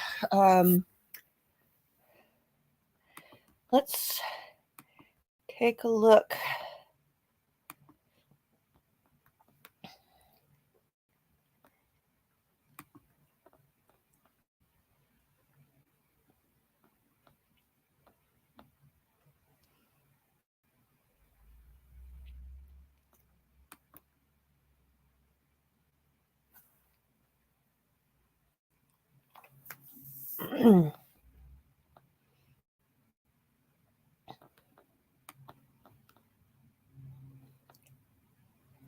See, the poll is running 79% guilty. That to me says there's a good chance of a hung jury. Looks like they're still in the middle of closing arguments, and I've got something which is probably more suited to the time frame. So let's take a look at that.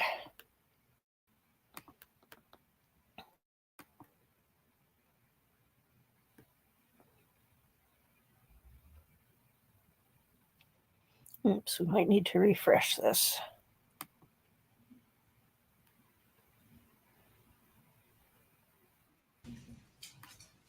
Let's go back to the beginning.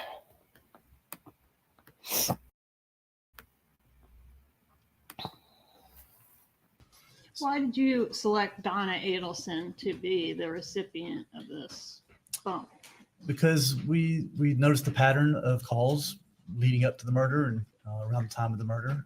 The calls were always Donna Adelson to Charlie Adelson to Catherine Magbanwa to Sigfrido Garcia and then back. It was always going back and forth pretty much in that order. So we wanted if it would travel that same line of people. All right, Judge, at this time, I'd like to publish States 105, the bump video. You may proceed.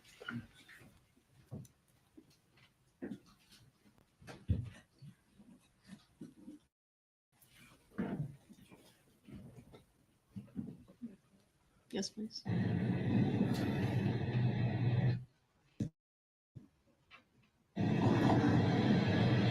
Black shorts. What is it? Pause it for just a moment.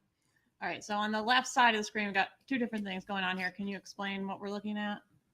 Yes, on the left side is a body recorder that the undercover agent was wearing, and it has video and audio on it. So what you're hearing is audio coming from the undercover agent and his video. On the right side is a separate video taken from surveillance agents that were in the area watching. All right, so the woman we're seeing on the stairs here, is that Donna Adelson? It is, and she's exiting the Icon which is on South Beach, her condominium. That's the stairs coming from her condominium toward the street. All right, please proceed.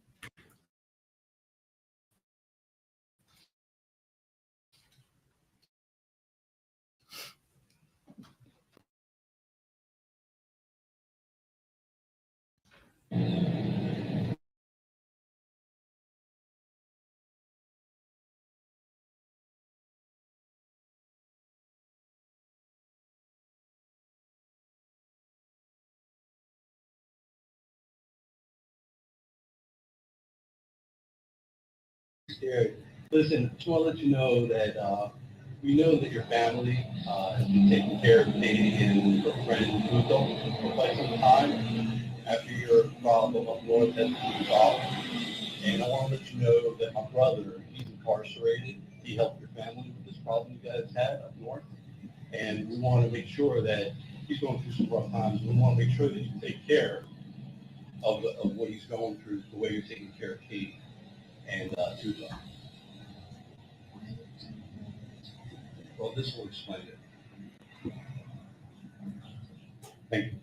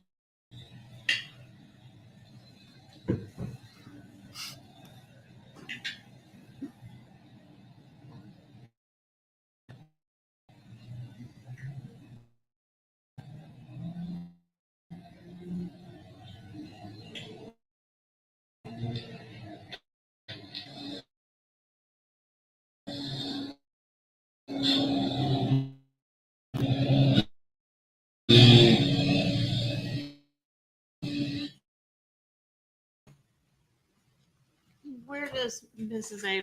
Adelson go after the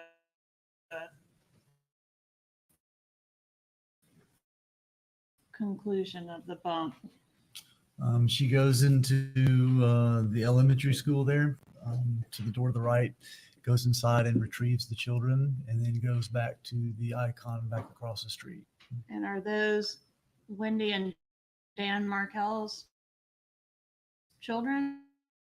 Yes, they are. So they're in school just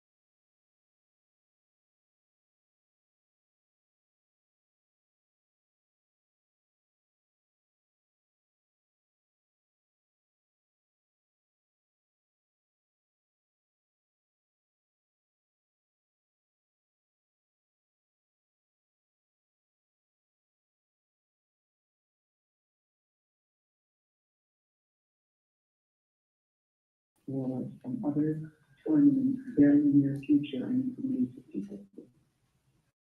Okay. Okay. Did someone write a letter to you or something? I've got some paperwork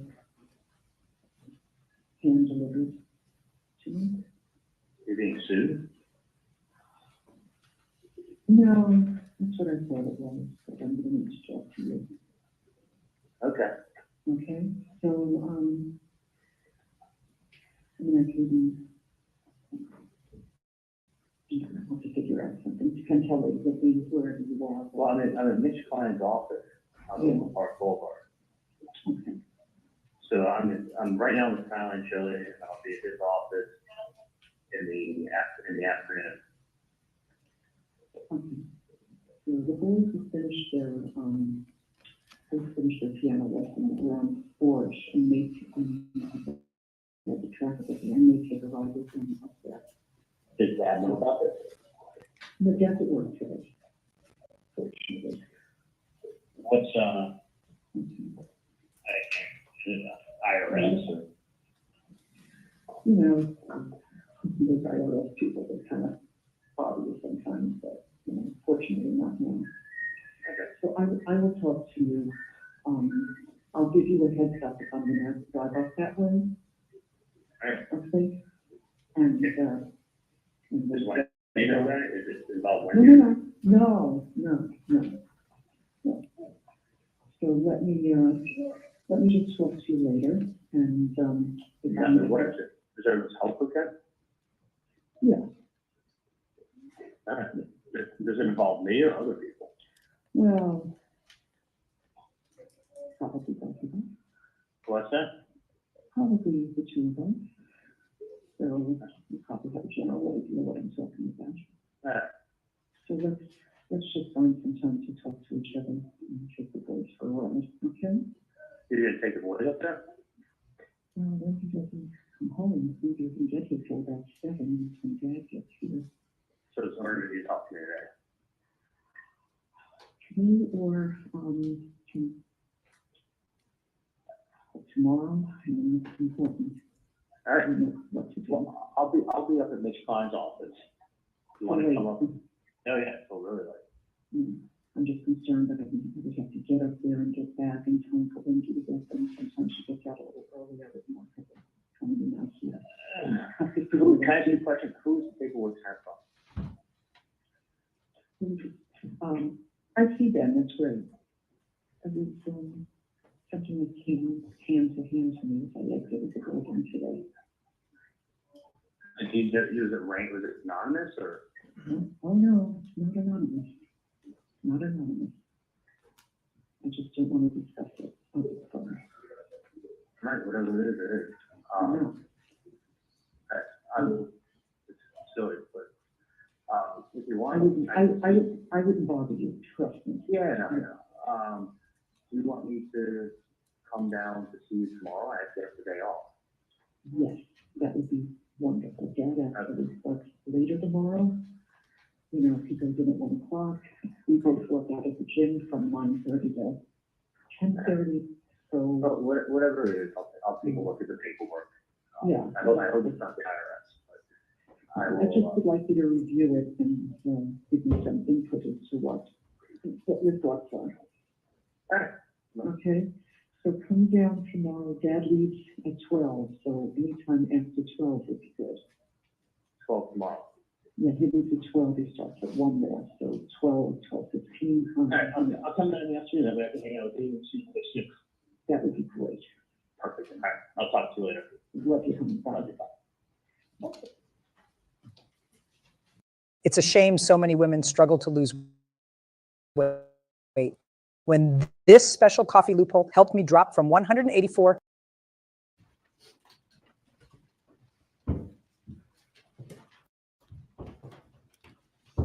All right, so we've got, seems like we're picking up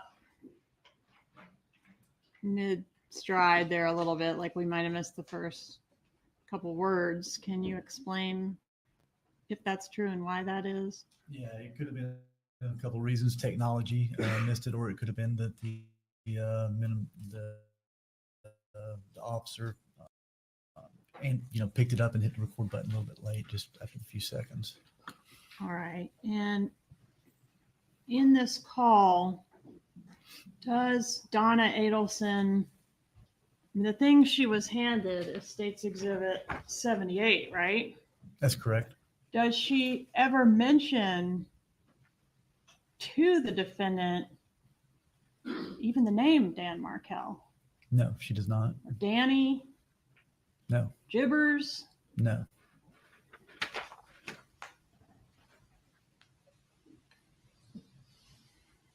All right. We've established that the undercover did say the name Katie to Donna Adelson.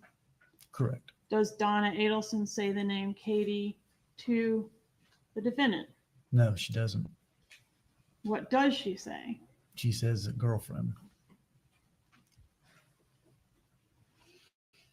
Who does she say this matter involves? Not Wendy, right? Right, not Wendy. The Who two does of she them. say? The two of them. The two of us, Two of us. meaning herself and Charlie Adelson? That's correct. Is there another call where the defendant calls Mrs. Adelson back shortly after this? Yes, And is that the next call on the wire? it is. How long after the first call is this call that we're about to hear, call B? From my memory, a few minutes. I mean, I could look. You further can notes. look on the Okay. wire call Um, summary in front of you. 2:09. It was 5 minutes. The call we just listened to was 5 minutes long, a little over 5 minutes. This call's at 2:35. Okay, so less than half an hour. Correct. All right, publish B, please. You may.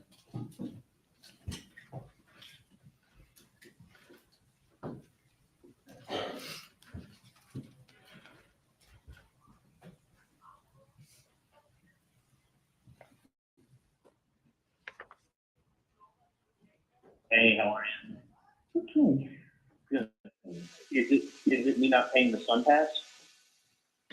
Um, I'm yeah. just kidding.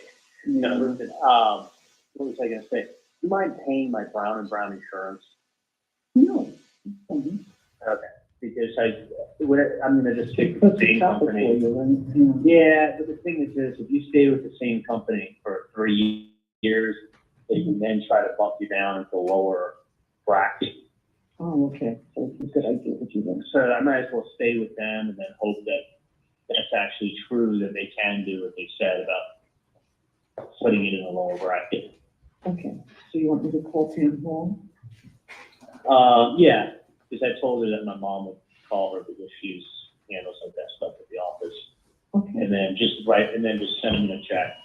Because they have to have it before, I want to say the 29th or something. Okay. So I'm I'll looking do at- that now. And then do that. And listen, whatever it is, whatever someone sent you, I wouldn't worry too much about anything. Okay. I mean, so that someone can write whatever they want to write, someone can say whatever they want to say, and I'm not worried. Okay. So, was it another bad review on Yelp? You know, those reviews come in, and sometimes they are bad reviews. This is a particularly bad one. So, yeah. So I'm not being sued. No, no. Okay. All right. Honestly, it's whatever it is, and I wouldn't just judging from what you're making it sound like. I wouldn't stress about too much. Okay, Henry. Okay, it's probably nothing. Yeah. Listen, people can always write. People can always say anything they want. It doesn't. If someone says you're a bad dentist, it doesn't mean you're a bad dentist. So. But anyway, I'll definitely come down. It actually works out perfectly if I have the day off. Okay. You know, so I'll make you take me out to dinner, so make sure you bring cash with you. All right. Okay? Do I need to bring cash? Yeah, if you take me out to dinner, then I can, that's probably a good idea, right? Yeah. Yeah. Was this, I should bring cash. I don't have much cash to bring. Yeah, I'll see if I have money for dinner. Let's see what I have here. Okay. Was it, can I ask you, is someone blackmailing you? No, it's always a good possibility. You think someone's trying to blackmail you? Maybe. Could be. No. That's crazy. Is there, I don't know what blackmail is for, but is there any way I could see you?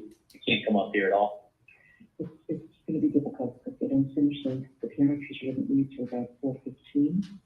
And even if I came up there and got there a little after maybe 5:15, it was going to be tough to, necessarily get back here in time for them to pick them up. Was this, can I just ask you this? Is this anything government related, or is this like whack job writing a letter to you? Like who?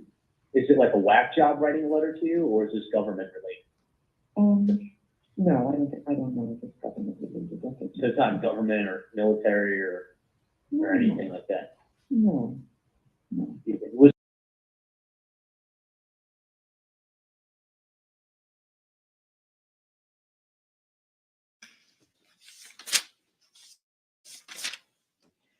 Eight of 204, there were some question marks that Attorney Kukler pointed out. Attorney Nikolai acknowledged. She goes, oh, it was a mistake, basically. They were there for trimming purposes, forgot to take them out. We unpublished. They were taken out. The video replayed. And so thank you for catching that. Anything either side wants to put on the record regarding that from the state? No, thank you. From the defense? No, thank you. Okay. Anything else before we bring the jury back out then? No. Okay, Madam Clerk.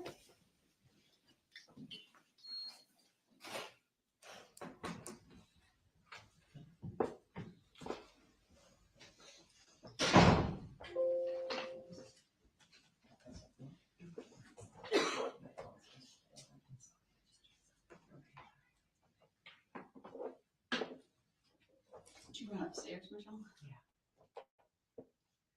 It's crunch time. You almost done? Oh, that was a long sentence in here. And a hard one. I can't imagine sitting through all that. You doing okay? Yes.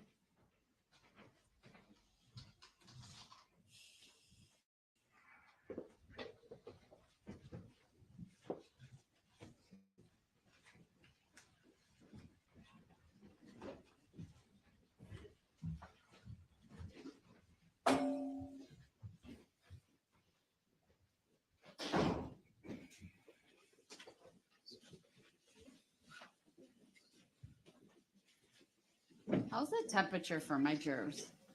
Is it warm? That's what I thought. It's because it's hot outside. Well, warm. I think it was like 55 when I drove in, so unusual for November in Wisconsin. Madam Clerk, if you could put a note into facilities. We'll see if we can get it cooled off a little bit. All right, thank you, everyone. Please be seated. Attorney Nikolai, when you're ready, you can continue. Thank you, Judge. Detective Hoppy, before the break, we went over some documents that were in the phone download, right? Correct. When the search warrants in this case were conducted, were there multiple electronics collected, Yes, there were. including items from Scott Craig's residence? Yes. Was one of those items a laptop? Yes.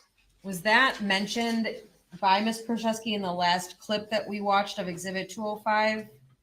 Yes, it was. And was there anything significant to you about that laptop in this case? Not the laptop itself. No. Okay, why not? There was no information relevant to the investigation. Okay. Is that something that Ms. Kurczewski relayed to you? Ms. Kurczewski made a comment during the interview. Yes. Okay. Was that significant to you? The comment was significant, yes. Why? We were talking about property being returned, and when the laptop came up, her comment was, the laptop's brand new. There's nothing on there. I'm not worried about that. Okay. Why was that significant to you? We hadn't asked her anything about the laptop, and to make the comment, there's nothing on there. I'm not worried about that. That seemed very odd and concerning to me. Okay. Now going back into Exhibit 205, I believe we were on slide 8. Madam Clerk, if we could please publish. And for the record, this clip starts at 17:29:28.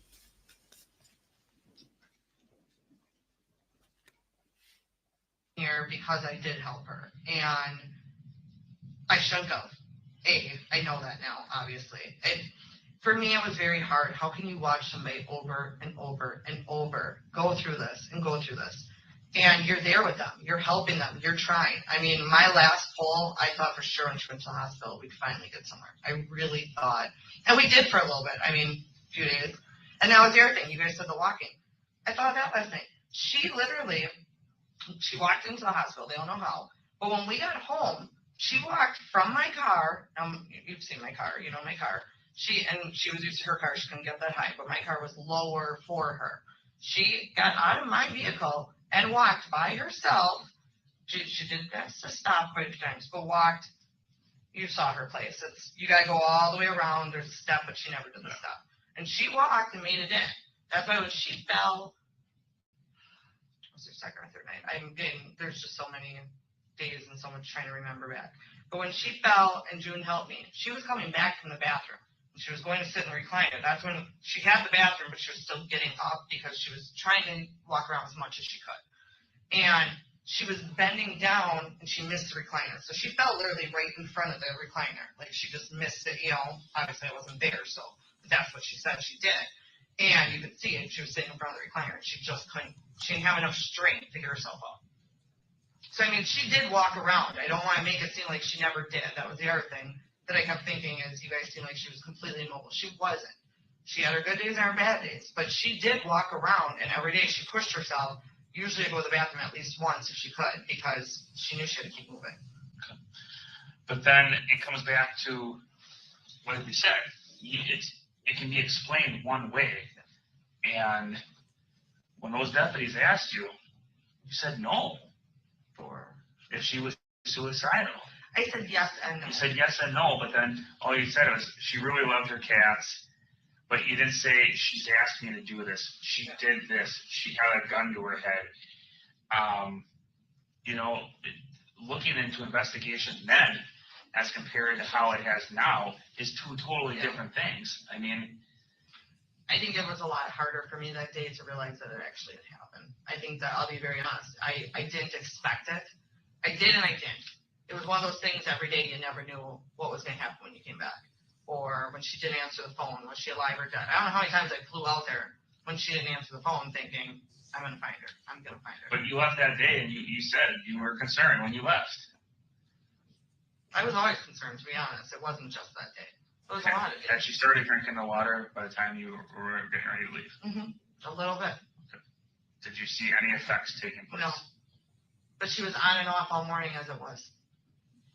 No, there was no effects before I left, none whatsoever. I mean, she was a little bit drowsy, but that was always. That wasn't just from that. That was all the time. And I would say by the time I left, she had a few sips of it. I mean, it wasn't anything extreme, but that's usually how she was. Like, even when she drank regular, she would have a few sips, she'd take a break, and then she'd be like, oh, I need to get water in me. So she'd chug some, and she'd sip some, chug some.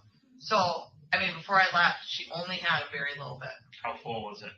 It was a full one. It was completely full? Yeah. Okay.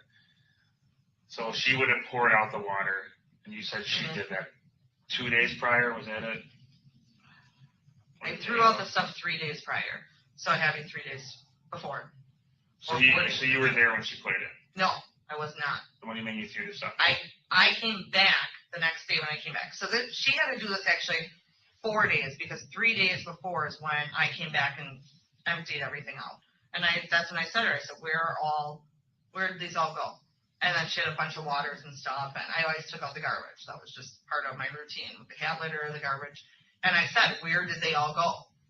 And she's like, oh, don't worry about it, like she always did. She didn't want me knowing. And I knew she put them in her water a lot. Vodka she did on occasion, not extreme, but on occasion. And she liked it more, she said, with the vodka. I don't know why. She said it was a different feeling. Other than that, I don't know. But what did you put it in? what did I put it in? Yeah, The one time I did it? No. Oh, Fine, mine? you did it yourself. I didn't put it in anything. I thought you said you did. No. You just drank it straight out of the Yeah. bottle? Yep. What did it taste like? Kind of oily. Really? It smells like, I guess, and I don't even have context. I just know because I've been around people that do. Like the context solution. That's what it smelled like. Okay. But I shouldn't say, it was just had like a Slimer. It was different than water. I could notice the difference. Now, you said it before that there was, that you got rid of all those bottles, right? You threw them away in the trash. Yep. Okay. So in the storage shed, there's Visine bottles. Why would there be Visine bottles in the storage shed? I have some with certain dates on them that she had taken them. Okay. Why would there be dates on them? She dated them. She dated them. Mm-hmm.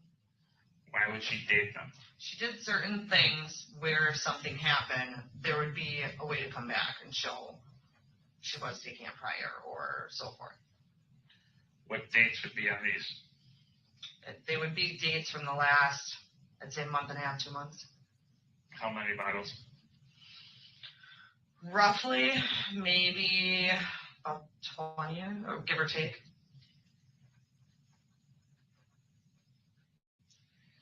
I know she had set them aside and then they were just gone because she had like a pile of stuff. She had pills in there and those ended up gone. I'm trying to think what else. I could swear there was something. Oh, the gun. I took the gun, but it's not.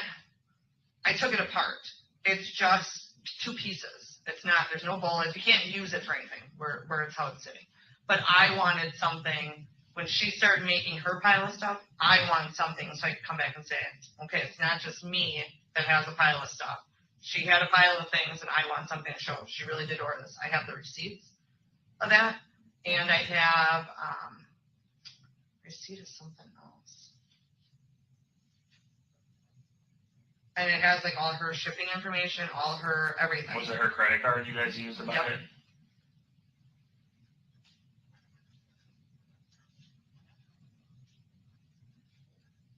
Yeah, because she even talked to the lady. Because it had to be shipped to the same address that matched because it's a certain product. I don't know how to word it. Like, they don't consider it a firearm because it's not together. But she said something, I remember plain as day, and I can't remember the wording.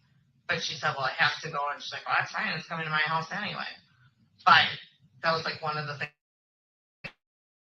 the lady, I remember like when she was talking with her. So, you know, I know basics about that stuff, but I guess I've never known I didn't know you could buy like part. I would have figured that they would have done some kind of background check either way. So what they can get away with it because it's not put together, so it's not technically a functioning firearm. Yep. So no And background. she literally researched this and found 2 companies, and she wanted one that did like next day or 3 day or something, and they ship it immediately.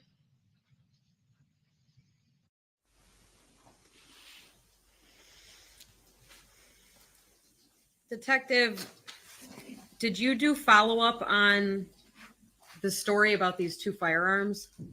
Yes, we did. Did you have some assistance from other people on the investigative team? Yes. Were there specific detectives on all the financial? Yes, there was. Okay.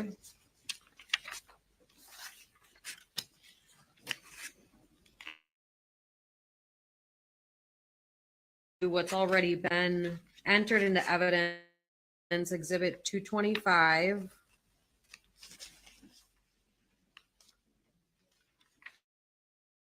If we get unpublished, please.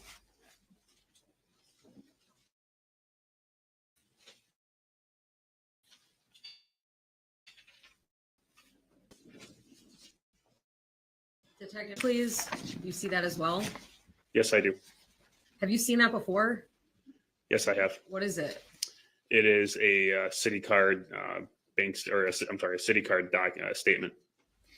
Now, when Detective Plinus was on the stand, do you recall those Citibank records being entered into evidence as Exhibit 103? Yes. Is the Exhibit 225 before you the entirety of those records? Not the entirety. Okay.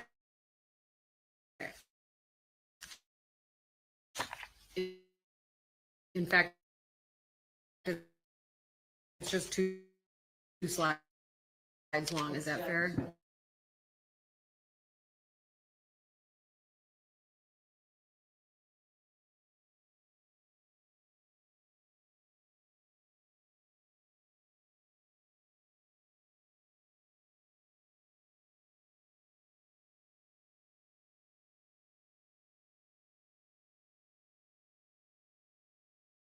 One detective, can you please tell the jury what information is depicted here? Show us that this is a Citibank card ending in 2932. And it indicates specifically a purchase made for Brownells Inc. And it's a purchase 129. Credit card, the Citibank. Yes. Whose was that? Lynn Hernan's. Okay. Going to slide 2 of Exhibit 225, please. Detective, is Ms. Hernan's name on this slide? Yes, it is. Where? In the upper left-hand corner, it's under citycards.com, Lynn A. Hernan. Okay. Do you recall when this transaction was identified by the investigative team?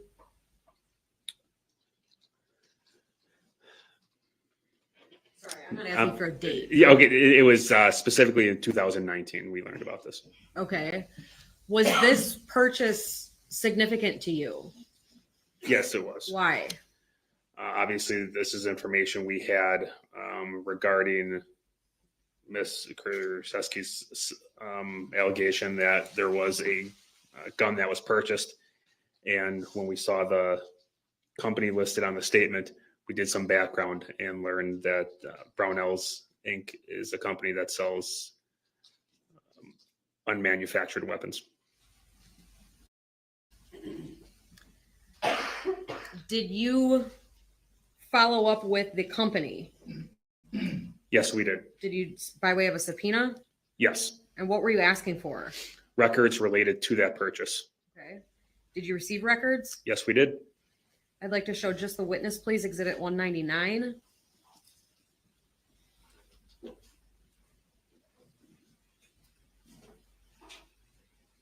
And detective, is this a 10-page document?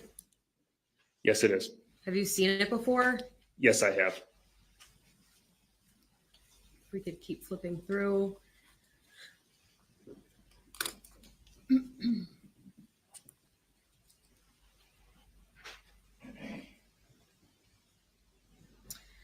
Detective, what is exhibit 199? It is the records that were received at the from Brownells Inc. in regards to the subpoena that was served to them. Did you receive these records? Yes, I did. As you look through exhibit 199, are there several portions of it that are highlighted? Yes, there are. For example, on page 1, there's a phone number highlighted. Is that true? That is true. Yes. What's that phone number? 262-421-5290. Has the jury heard about that phone number before? Yes, they have. Can you please remind us what that phone number is? This is the number that Ms. Kurczewski used or stated was her phone number during a call to the credit card companies. As well as, I believe it was on an application for a loan. Okay. In your investigation, were you ever able to link that 5290 number with Lynn Hernan?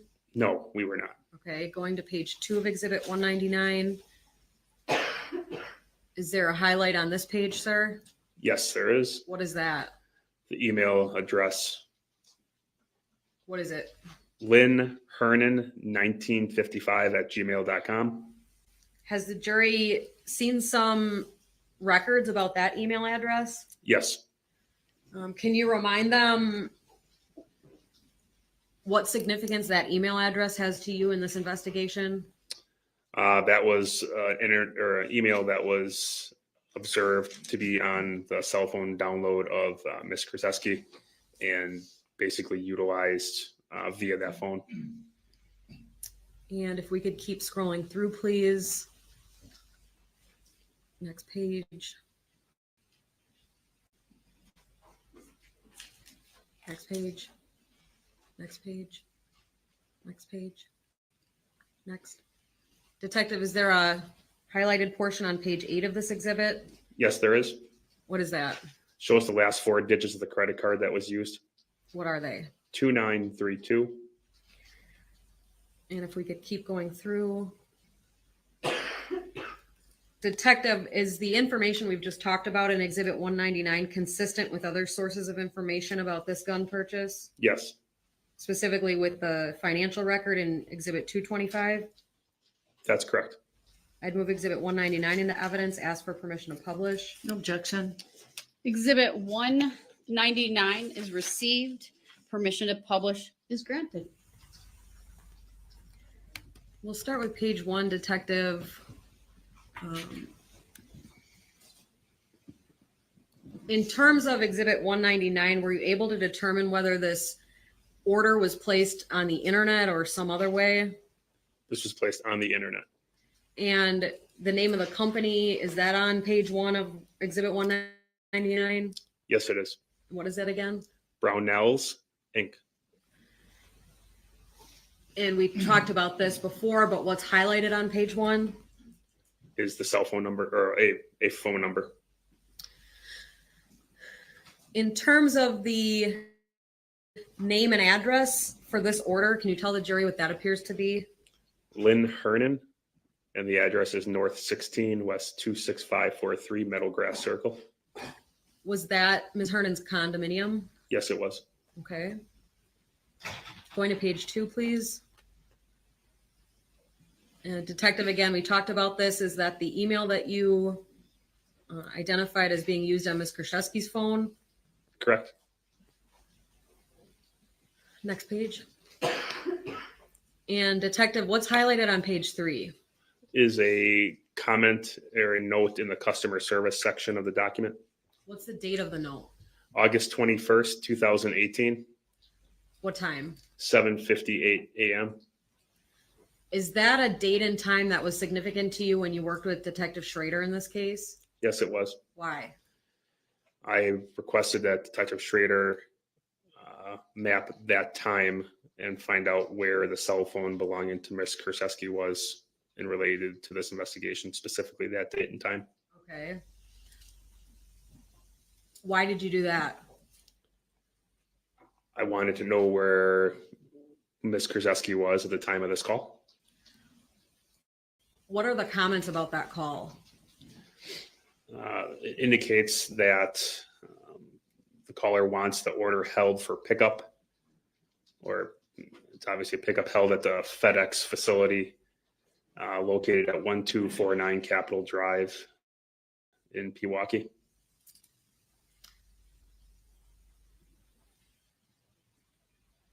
And I'm sorry, that was what date again?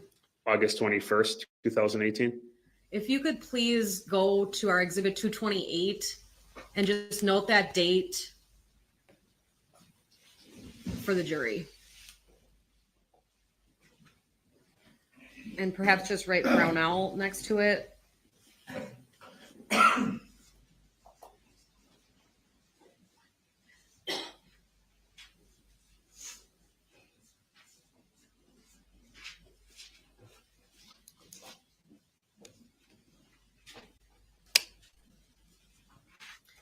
And going to page 4, please.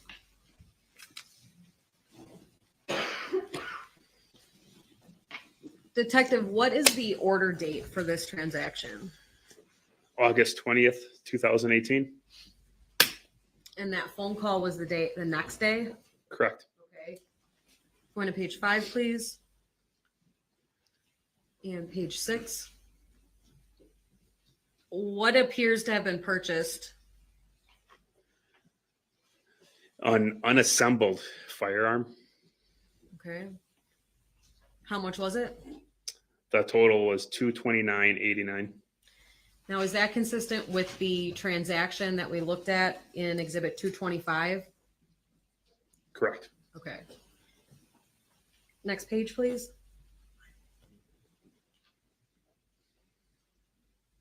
And again, now what's highlighted on this page 8, sir? The last 4 digits of the credit card utilized for the transaction. Again, does that match Exhibit 225? Yes, it does. And whose credit card was that? Lynn Hernan. All right.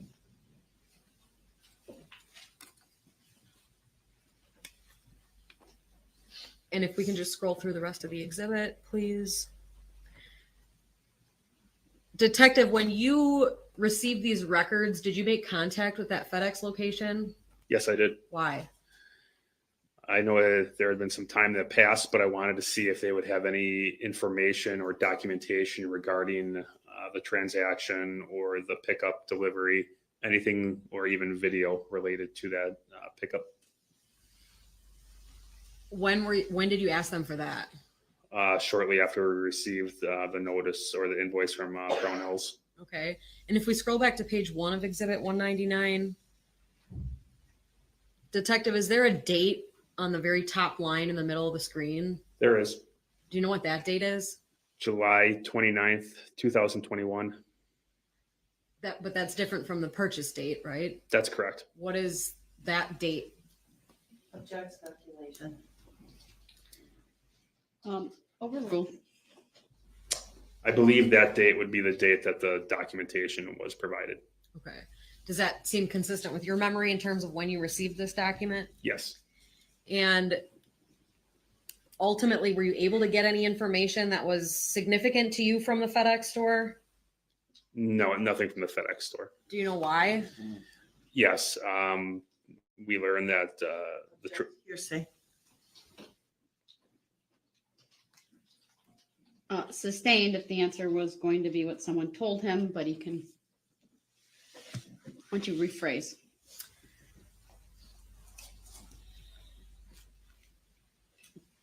Is it fair to say that years elapsed between the transaction and you getting these records? Sustained. Detective, do you know why FedEx didn't have any video of who picked this firearm up? yes, Why? because of the time that it elapsed. Overruled. You may answer. Because the time that had elapsed, they did not have the video any longer. Okay. Now I'd like to go to Exhibit 173, which already has been entered into evidence, specifically slide 8. If we get unpublished, please. Thank you.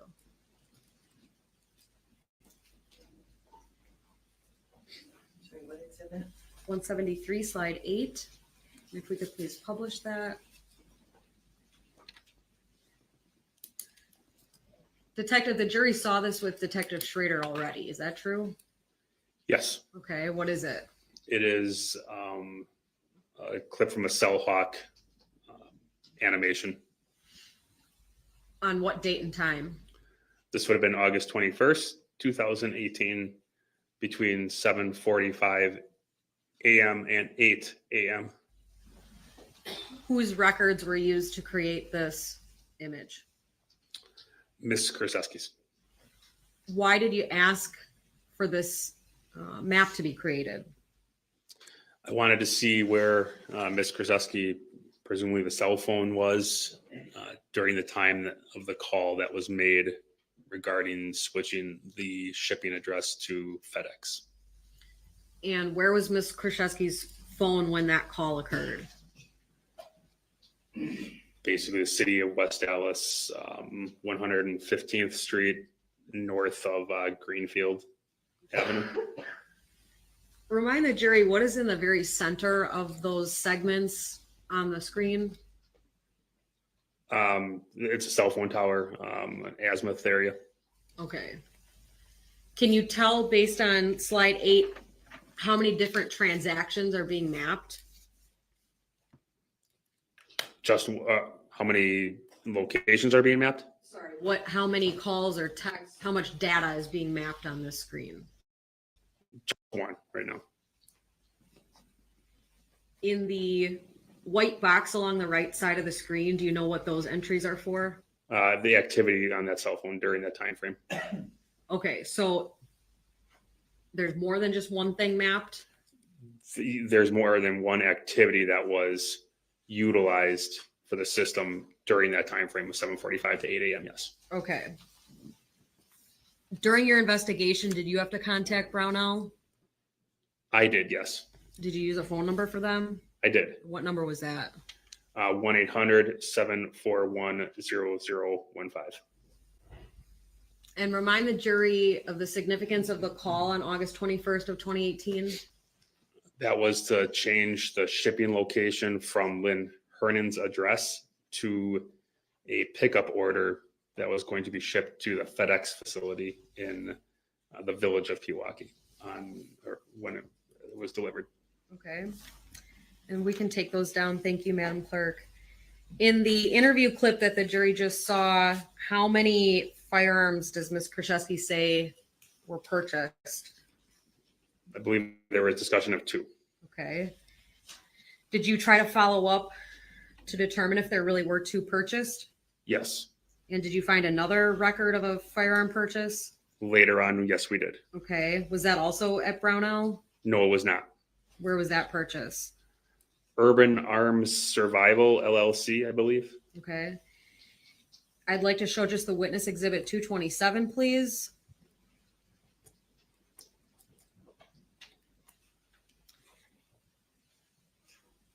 And Detective, I'm going to have Ms. DeVulcanier scroll through these.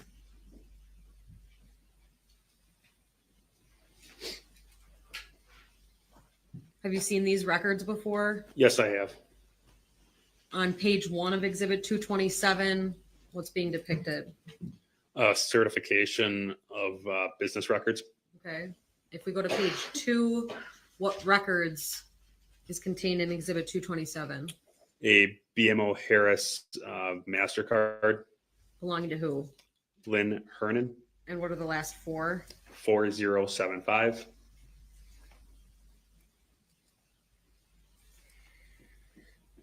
Detective, is this pages 2 through 5 a statement from that account? Yes, it is. I'd move exhibit 227 into evidence, ask for permission to publish. No objection. Exhibit 227 is received, permission to publish granted.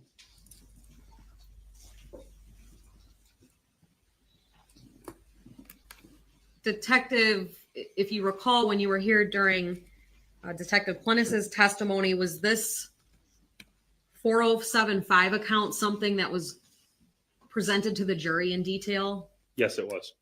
Are you sure? Not. I did miss a portion of that testimony, so. Nonetheless, was this statement significant to you in your investigation? Yes, it was.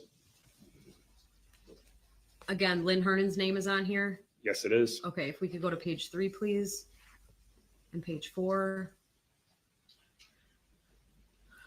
Detective, is there anything significant to you on page 4? Yes, there is. What's that? There was a purchase and a transaction made on September 27th of 2018 to Urban Survival Arms in the amount of $597. Okay, and if we can take this down, it may be easier for the jury to see. I'd like to show the witness exhibit 226.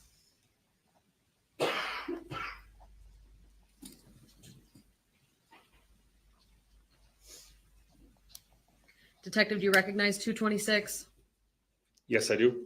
Is it a portion of exhibit 227? That's correct. I'd move it into evidence, ask for permission to publish. Objection. Did you say no objection? That's right. Okay, thank you. Sorry. Exhibit 226 is received, permission to publish granted.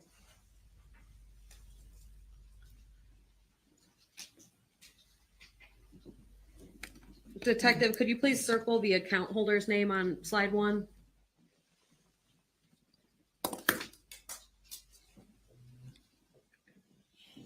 Oops, sorry about that. Crossed out the name.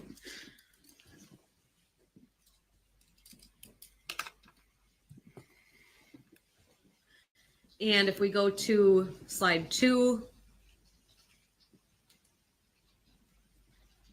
could you circle that transaction that you just testified about?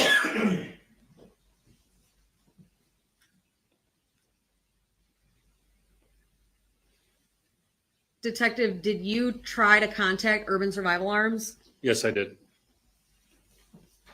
In what ways? I tried to contact them via phone, via email. What is Urban Survival Arms?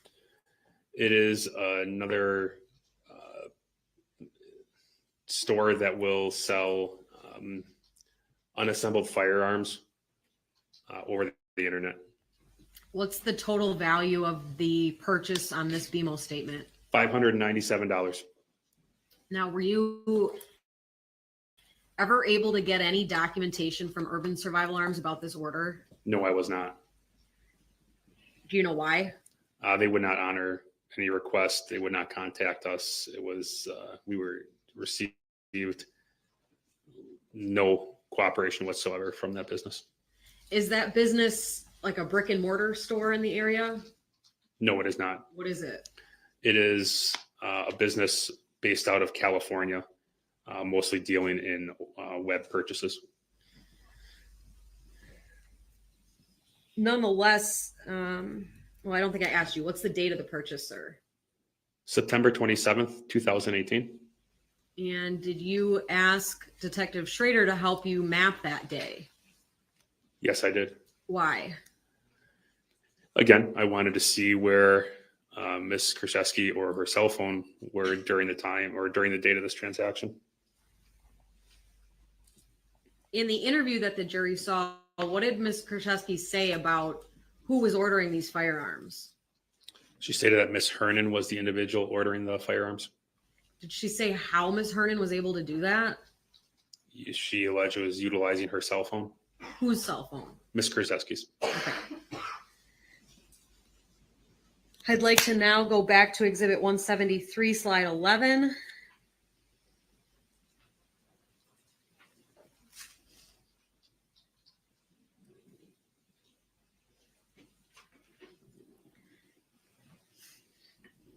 Detective, have you seen this before? Yes, I have. What is it? It is a snapshot of the cell hawk animation for the location of Ms. Kurczewski's cell phone on September 27th of 2018 between 1:58 p.m. and 2 p.m. When you tried to contact Urban Arms, what phone number did you use? 1-800-736-6598. Is that phone number depicted on slide 11 of Exhibit 173? Yes, it is. Could you please put an arrow near it?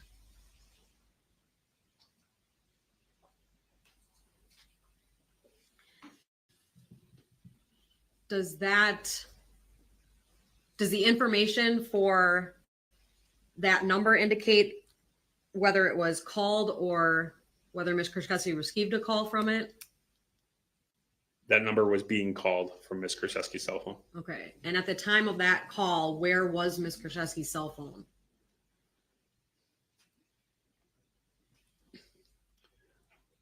Somewhere between the area of 92nd in Oklahoma, all the way south to Edgerton Avenue, which would have been a little bit west. So Milwaukee, Greenfield area. Is that near Lynn Hernan's house? No, it is not. If we could go back to slide 8 for a moment, and we can clear the screen. Similar question for you on this exhibit, Detective. Is what's being depicted here near Lynn Hernan's house? No, it is not. Whose house is it by? It is in close proximity to Ms. Kurczewski and Mr. Craig's residence at the time. And I'm sorry, Mr. Vulcanier, going back to slide 11 briefly, Detective, in terms of this number that you've associated with Urban Arms, remind the jury what date this phone call was made. September 27th, 2018. Where was Lynn Hernan on September 27th of 2018?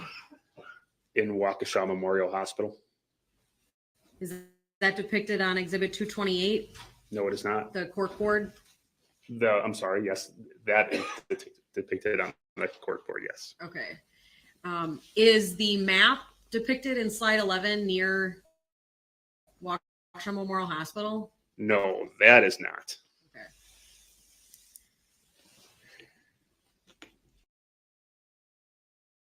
The questions I have on these. Now, Detective, where we left off with Exhibit 205, that was an interview from July 12th of 2019. Is that right? Correct. And at that point, what did Ms. Kurczewski tell you about those firearms that we just talked about? That she had taken them apart and they were supposed to be in this storage shed. Did Ms. Kurczewski tell you whose storage shed they were in? Just one that she was utilizing. Okay. Does that story change throughout the next interview? Yes, it does. All right. So moving ahead, I'd like to show the witness exhibit 206.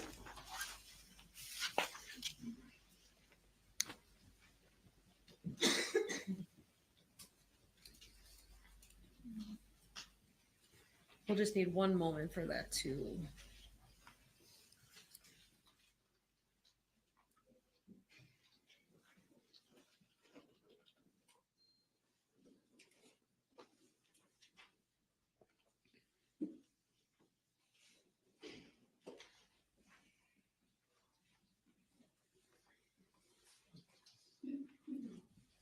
Detective, do you see exhibit 206 before you? Yes, I do. Do you recognize it? Yes. What is it? It's clips of the interview conducted with Ms. Kurczewski on July 16th, 2019. Is this a few days after the last interview that we saw in 205? Yes. Okay. Do you know why this interview on July 16th of 2019 was conducted? Yes, I do.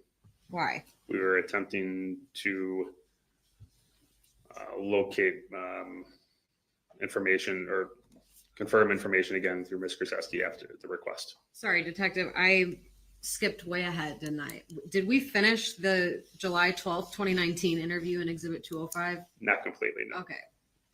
So why don't we start there before we begin this one? I believe we're on slide 9 of Exhibit 205. My apologies.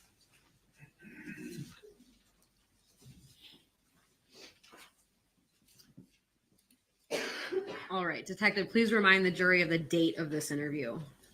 We were back to July 12th, 2019. All right, and for the record, this begins at 17:38:31.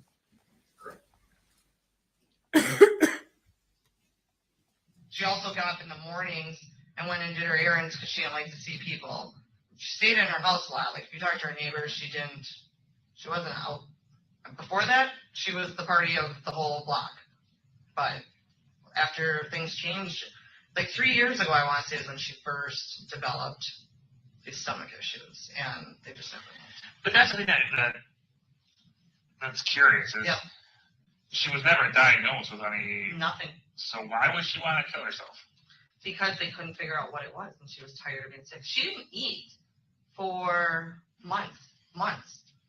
And if she did, she got sick. It was either diarrhea or throwing up. She was to the point, I mean, this came from somebody who was healthy and did everything, went everywhere, to complete isolation, locked everyone out, blocked everything out. Her whole appearance changed. I mean, it was still her, but it wasn't her. She was so bloated. That was her biggest thing. And they always wanted her to do the one test she refused to do.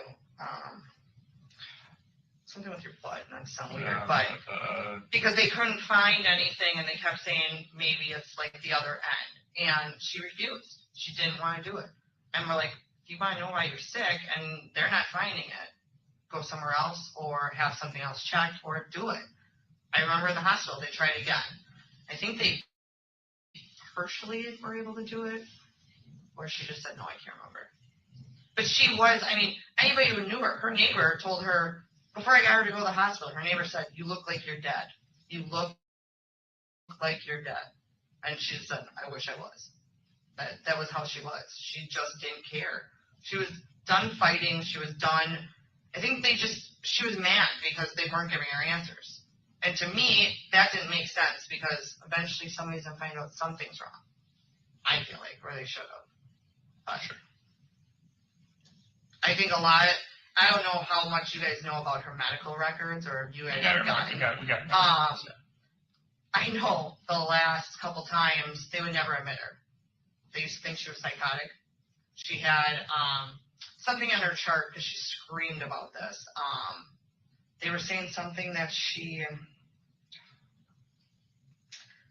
about her being psychotic and seeing somebody, and she wasn't ever. She never saw anybody that she recalls. So I don't know where that came from.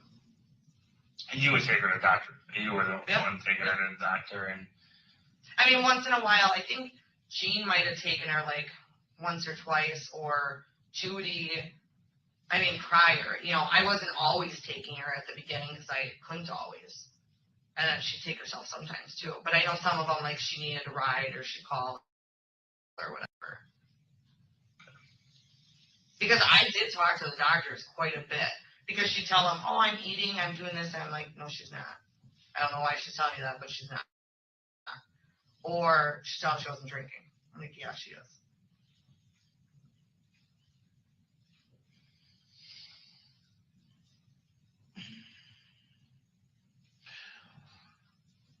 what did you said that really bothered you about what Chris said yesterday? At the end, because he said, you owe this to her. I feel like I don't owe this to her. She owes it to come out and say that I didn't do this. Or that I helped her. I know she can't. But it made me feel like I felt I got a really bad read from him when he said that. Like, I just didn't like the way that portrayed me, because then I thought, well, now you're making me feel like I murdered her, and I didn't. I have a very strong conviction about that. I did not murder her, and I couldn't murder her. I understand I helped. I bought it. But in my mind, she knew what she was drinking. She took it. I didn't force her to take it. I didn't pour it down her mouth. None of that. And that's where I have a hard time. What I want you to think about, real quick, so I step out for a second. Yeah. I want you to think about something. You said that Lynn can't do that. Can't do it. Can't tell us. Can't talk to us. I know. Actually, you're telling us she can. You're telling us that you have. You're telling us that you have proof that she did say that. So you actually have it in your hands, Jessy, that you can prove that to us. Just think about that for a second, okay?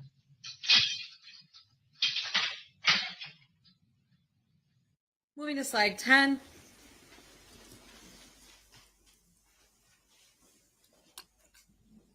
Okay. And what did you think about this? I get what you're saying. I get it a lot. But still status quo? Yeah. Still don't want to offer this proof that could help vindicate you? Not or yet. at least prove that you were trying to help her and that you were doing what she wished? Not yet. Yeah, I don't understand how this looks, right, kid? I do. All right, Jessy. Can I ask you what? So you were able to recover stuff from my phone. Did you find anything about that gun or any of the other companies? We're working on. We haven't had a chance to go through everything. I mean, like Chris said, You got me wondering about the June thing. I'm like, really, like. Yeah, no. There's definitely poison searches in June of 2019. Yeah, I know. Was it for a particular poison? That's what I'm wondering. Well, how about any poison? Well, no, because I don't know, like, was it like a child, like, eating something? No. So that's why I'm trying to, like, check, I'm like, I don't understand that. So I'm trying to think what it was. Okay. All right. Then I guess we're kind of done. I mean, I'm stressed. Well, I could sit here all night and talk to you, Jessy. I really could. I know. Can we just do this, like, every day? It gets me out for a little bit. But I mean, we're kind of going round and round at this point. I mean, I want to give you the benefit of the doubt that is what happened, but we need to figure something out, and right now you're basically saying you have evidence. And she didn't have any paperwork there besides, I mean, obviously you guys showed me the one thing, but there was nothing laid around for anything. That's what I was curious and hoping maybe, but. Sure, a suicide note would have been interesting. Yeah. No suicide note. No, I don't. So that's it. We don't want to. You're still standing firm with this, huh? I mean, it's not that I'm not going to give it up. It's just, I just don't know right now. Well, Jessy, I guess It's hard. I know it's hard, but in the same aspect, I mean, your ass is on the line. Your future, this is your life. Slide 11, please. The only thing, she wrote down what I know what she had. She wrote down information on when she first started getting sick. Wrote down how she was suicidal, and she was asking for help, things like that. She wrote down something of that nature. I didn't read it, so I don't know the full extent. She talked about it with me because she said, I'm doing this as like a liability, whatever. And then there was something about, she had something from, this was a while back, it was like a ledger that she had like to like show stuff about money in case it was ever an issue. Those are the two things that I know she had, that she had done on her own, like, and that she put in a certain spot that has stayed there. The gun and the drops was something I did separately because I just felt, you know, if it ever came down to it, I have something that shows her handprints on something, obviously, and she was alive. You know, that was my thing. As far as what more, I don't know to an extent. I know she had always talked about a tape. I don't know because I never saw it, so I don't know. And then I feel like I'm missing something. I just don't know what it is. Take a second. Oh, I had some receipts. That's what I had. More receipts. They were from when she purchased the gun, and I had other ones, and I don't know what exactly they were offhand. I don't know if I saved them from the Visine or something else. I don't know offhand, to be honest. But I know I had more than one thing. It wasn't just What could are you? Is there something in that you think could lead to new charges? No, not at all. Then absolutely. Why in the world don't you want to say, here, help?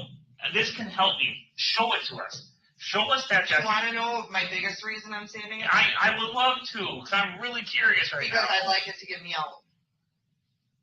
Okay. That's what I'd like. Okay. Check her Bemis Harris. Her BMO Harris Bank. Okay. She has a black box. I thought you said this was a storage shed. That's where she put her items. No. And this is a BMO Harris lockbox now. Correct. I didn't give any specifics for a reason. You said a storage shed. I said it's not in my name. So in a lockbox, there is a gun. No. There is. Where's the gun? I said she has her stuff, and I have my stuff. Okay, so I you're didn't saying. say that, did I Okay. not? All right. So let's I clarify just now. want to put everything out there because I don't. Jessy, you need to put it out I there know, now. Now but is there the was time a reason because your ass is on the line. telling you Your this. ass is on the line. This is your. Slide 12, please. The only. I With get your it, stuff. but I wanted to talk to somebody about it. That's why I didn't want to give too much information because I feel like the more I give, the easier it is for you guys to figure it out. But it's not a. It's, So, I'm telling you right this now. isn't a game of I scratch your back, No, you scratch mine. no, This and is, I'm not saying that. but you are a little bit because this is stuff that you're saying can help you. Yeah. It's time to bring it out, and it's not a matter of us calling Julie saying, "Hey, do this." I'm telling you right now, Harris Jessy. Lockbox is the one that I'm most concerned about. The other one, I'm not too concerned, but you guys wouldn't find it without me. What do you mean you wouldn't find it without you? It's hidden. Done. Hidden. I thought you said it was a storage shed. Jessy, I never gave you specifics. you said it was a it's put storage away shed. on You said a something. storage shed. You said a storage shed, not in my name. Because I didn't want to give you all the information. Why, I told you I was holding it for a reason. That's why I'm holding it. It's the one thing I got. This isn't a game. You I- know that, right? that's why this I'm isn't a telling game. you This, right is, now. this is life. This is I'm real telling life. you right now. So go check both those. Go check the lockbox. Yep. And what spot? It's her lockbox in her name. And what about the Oh, shit that you Timo need? Harris it's the one on, I don't know if it's Waukesha or Pewaukee because I'm not real good with that's the one I'm most concerned with, because we lost her key. We lost that a while ago. It is on fucking street. I can see it, but I'm not silvering. No, that's one bigger house. If you're, do you know where EN Clinics is? I know it's gonna sound weird. I used to work there. That's why I can best describe it. What is it called? Parker and Blue Mound. Yeah. So if you take, I'm trying to like think of the right directions. I'm not good with directions. I go by parking things. So if you get off on Barker and Blue Mountain and you come up, what's that first main road at the lights are now? Big intersection. Barker and Blue Mountain. Yeah. I'm assuming it's Blue Mountain, but I don't know 100%. And if you take that to your left, all the way down, I think that turns into Pewaukee, doesn't it? There's a BMO Harris right there, across from like car dealerships. Do you know what I'm talking about? I'm gonna look it up real quick. There's another bank on the corner too, SunTrust or so I don't know offhand. I just know there's a bank. But it's right where she bought her Jeep. There's a car dealership, like 3 of them right there, or 2 maybe, I don't know.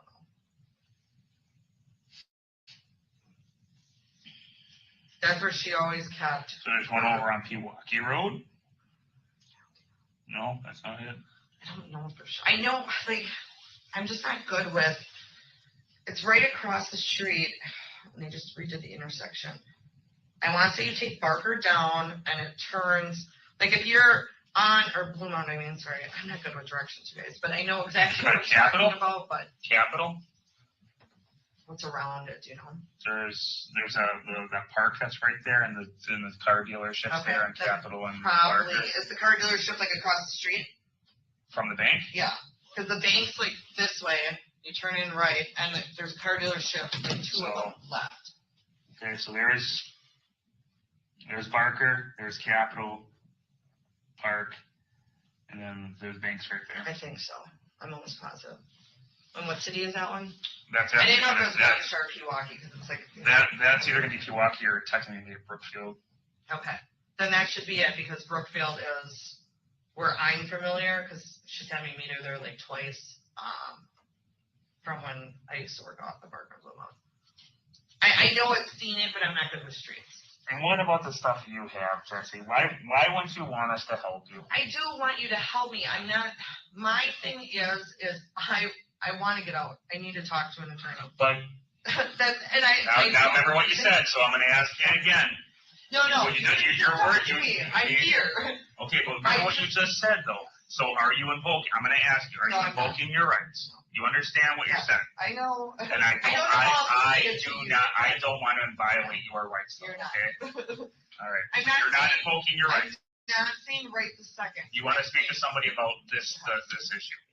About the stuff you Not said. so much the stuff, it's just the whole case. But I felt like this is all I had a leg to hang on to right now. That's, you know what I mean? Just to clarify, you're not invoking your rights right now. I'm not.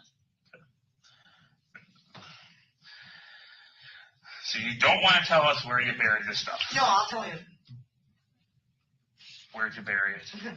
It's in Whitnall Park. Whitnall Park. That's where my bunny used to be buried. It's behind my mom's apartments. I know. But I'm telling you. Well, I didn't want to put it. Actually, my original plan was a storage. That's why I said storage. Because that's what I wanted to do, but I didn't want to pay for storage. But I thought, well, I should be able to find it if I ever need it. Where in Whitnall Park, other than where your bunny is? So if you were to take, you know where my mom lives, obviously. Did you go? Yes. Okay. Yeah. So if you keep going down, you know how that turns into Whitnall Park and there's that hill, goes down. There's that, Ware Nature Center. Okay, so I'm gonna show you here, Yep. okay? And I think like I could So literally. there's Plum pinpoint Tree it. Apartments, Yep. right? There's your mom. Now there's Whitnell Park. Okay, so when you first hit, is this the beginning of Whitnell Park, the green? Yes. When you first hit that versus my mom's apartment, there's a hill and it goes down to the Ware Nature Center. It is literally 10 feet behind the apartments at the beginning of the park, and it is in about 30 feet. So there's the apartments, right? Yep. Right here? Yep. Right Like here. there's a stop sign right there before you go down the hill, I believe. But it's to literally go to the park? Yep. It's 10 minutes or 10 feet into the park and 30 over to your right. So if you're coming in from my mom's and going into the park that way. So we're not gonna go fully in the park. There's a stop sign right here? I think it's right there. It might be right before. I don't want to quote me. Okay. She just moved in these apartments. So basically the Plum Tree It's Apartments. literally like 10 feet into the park and 30 feet over on your right hand side. So you're pretty much in Whitnell or in the apartment's backyard. Not hers, but those apartments. How deep is it buried? I would say maybe 4 feet. Are there any markings? No. I had to put a stone on it, but I mean nothing other than that. What do you mean you had her put a stone on it? I had put a stone on it. Not her. Is it still She there? wasn't with me. I've never went back. I've never had a reason to go back until this. I almost asked my mom today to do it, but I didn't. When's your bunny die? Oh my God, I was little. We lived in those apartments years ago. Oh, okay. That's why I picked that spot. Because your mom just kind of moved back there recently, Yes, right? yeah. Okay. We lived there when I was maybe 4 to 6, and she was remarried. Okay. And that's why I thought that spot, to be honest, because my bunny's buried, or was buried around there. So there's Highway 100. Yep. You make that left on the college. You Yep. pass your own apartments. So right there's the You end of don't the turn in her apartments, you just keep going Yep. straight. But so it would be on the right hand side, Correct. right? So Yep. we would get out and walk Yep. to the right. Yep. Okay. And it's about, there's woods and stuff. It does get muddy and swampy certain times of the year. It wasn't when I went.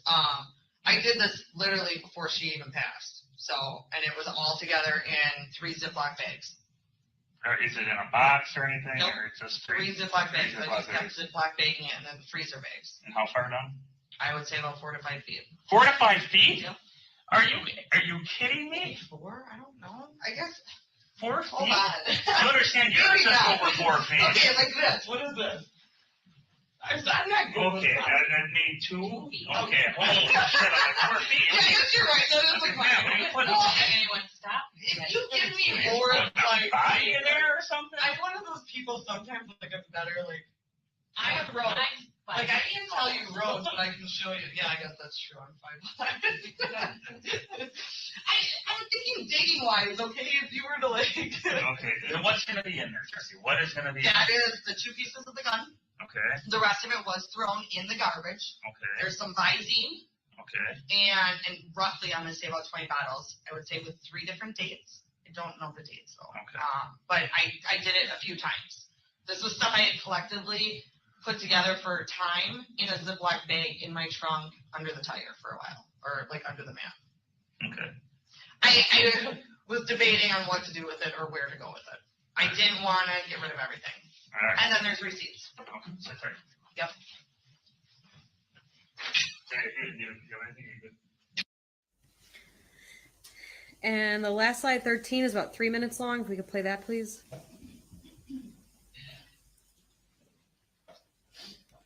It's on the spot. Because that's a big damn park. But I know the park very well. Okay. All right. So trying to figure out there's the Plum picture. Tree, Okay. there's college. This is that road, right? Yep, college. Yeah, sorry. So I'm gonna say it's like 10 feet in. Wait. Or is it 30 feet in or 10 Wait, feet? what did I say? Hold on. Wait, I gotta let me do it. No.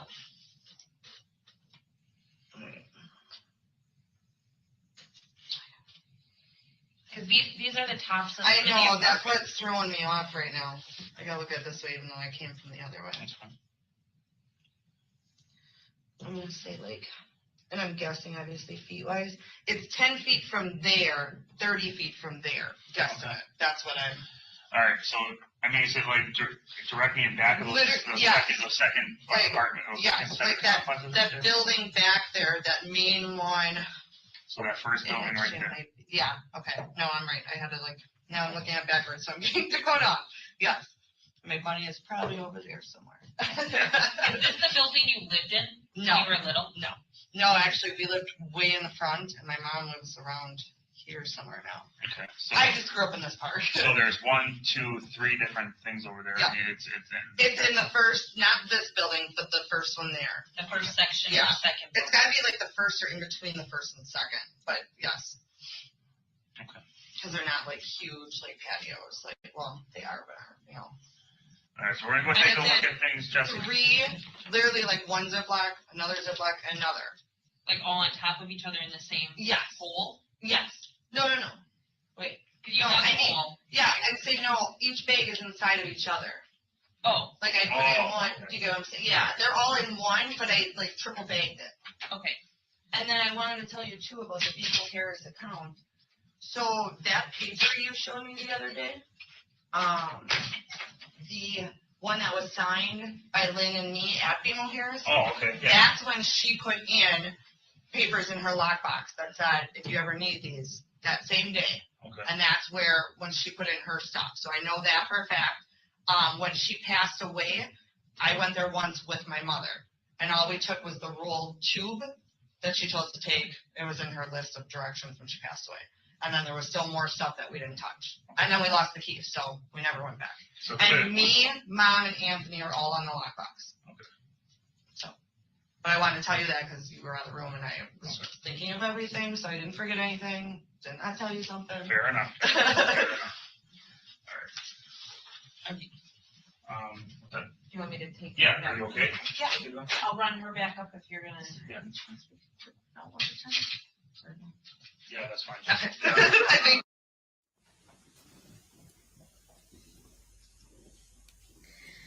Detective, did investigators go to Whitnall Park after this interview? Yes, we did. To try to find this burial site? Yes. Did they locate it? No.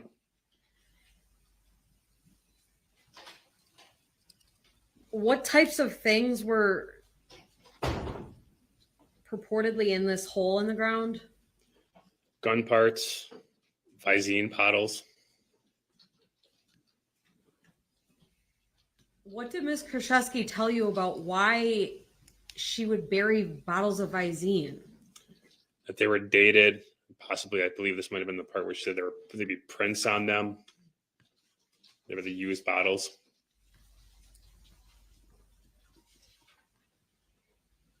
Earlier in Exhibit 205 in this interview, where did Ms. Kurczewski tell you that those items were? In a storage shed. Later on in the interview, does the defendant acknowledge that wasn't true? Yes. Do you remember what her demeanor was like when she told you that she lied about the storage shed? Yes. What was Jet, it? Jury can see her demeanor for themselves. Sustained.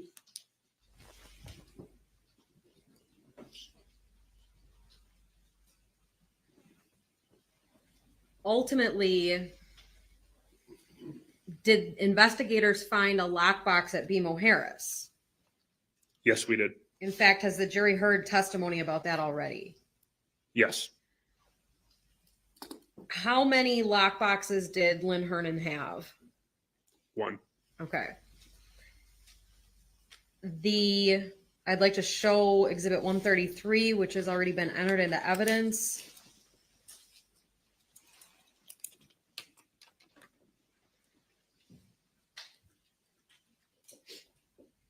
If we could please go to slide 9. And if we could please publish. Detective, this is slide 9 of Exhibit 133. Have you seen that before? Yes. What is it? It is a safety deposit access record for BMO Harris. in your review of these records, was this the last time anyone entered that box? No, I do not believe so. Okay. If we can start at page 1, please. Sorry, slide 1. Detective, what are we looking at here in Exhibit 133? The certification of business records from Okay, BMO so- Harris. And then slide 2. This is the safety deposit box authorization form. Now, when investigators requested these materials from BMO Harris Bank, did it include all access records for the box? Yes. And are these the entirety of the records that the bank provided back? Yes. And going down to slide 3 and slide 4. Detective, do you recall how many different people had access to this box? Yes. Is that kind of what the jury just saw on those slides? Yes. Okay. Next slide, please. And is this portion where the records change in type? Yes. What are these records? This is just This would be beyond his personal knowledge, speculation. This exhibit's previously been received under 90611. I think this is cumulative. You can ask him questions, but we aren't going to go through this again. Well, I'd like to go through all of these slides, please. So I just want you to You can argue it to the jury later, but if he knows, he can answer, but otherwise refresh his memory with it. Well, I can take the publish down, and Mr. Vulcaneer, if you can please flip through these slides for Detective Hoppy.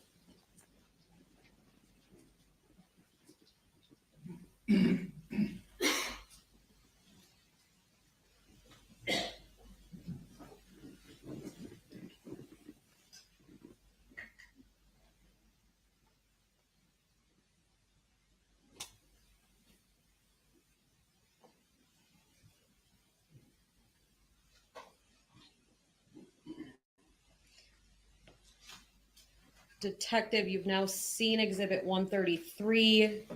I'm going to ask you again, when is the last time that this box was entered? Again, object cumulative. He may answer this question. First of all, was your memory refreshed? yes. All right, go ahead. You may answer. It was last by anyone other than law enforcement, October 4th, 2018. And who was in there? Jessy, Kurczewski, and Jennifer Flower. If we could please go to slide 3. Detective, do you know whether this lockbox is still open today? No, it is not. Okay. Does that slide before you indicate when it was surrendered? Yes, it does. And when was that? I believe that's going to be April 11th, 2019. Whose signature is next to that surrender date? Ms. Kurczewski. And remind the jury what the date of the interview was that we just watched. July 12th, 2019. Thank you. Those are all the questions I have on Exhibit 133. Detective, is that the last time that you spoke with Ms. Kurczewski in this case? No, it was not.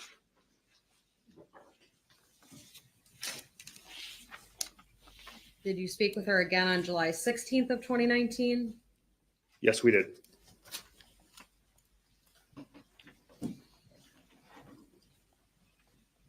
Do you know whether the BMO lockbox was checked between the last 2 interviews in this case? Yes, I believe it was. And what was inside of it? Nothing but a clear stone. I'd like to show this witness exhibit 206, please.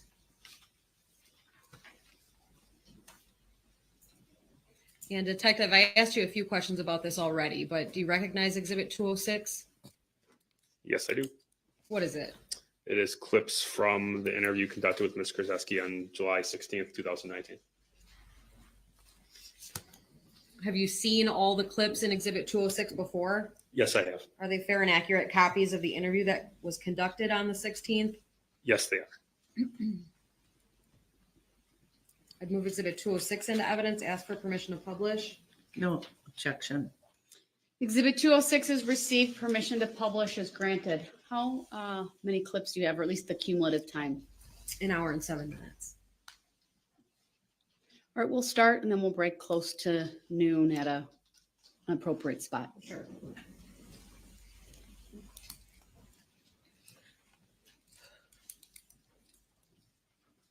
Detective, the exhibit before you, is that the same Exhibit 206 you just looked at? Yes, it is. And again, this is an interview from July 16th of 19. Yes. Okay. Going down to slide 2, please. Do you recognize this still image? Yes, I do. It looks like a different room is being used in this interview. Yes. Do you know why that is? For technology purposes, we Okay. switched to the conference room. And what time of day is depicted in slide 2? 13:30 hours, which would be 1:30 p.m. Okay, I'd ask to play Exhibit 2, please. Go ahead. And you mean slide 2? Yes. Thank you. You forwarded your mail. And you paid it in the post office box. I forwarded my mail. Yeah, did you forward your mail to Scott's house? A while back, yeah. Yeah, but you still have stuff going to the post. Post box, but not that. I'm Okay. talking about the BMO Harris box. Oh, the BMO, okay. BMO Harris, yeah, there's nothing in it. Nothing. Nothing. We had to get a warrant. And it took us, it was a debacle getting into that thing, but we got into it and there was nothing in there. Little stone, some fake stone diamond, just, I'm not saying fake, but just stone. I don't know anything about stuff. So what do you think about that? Would they change the lockbox key yet?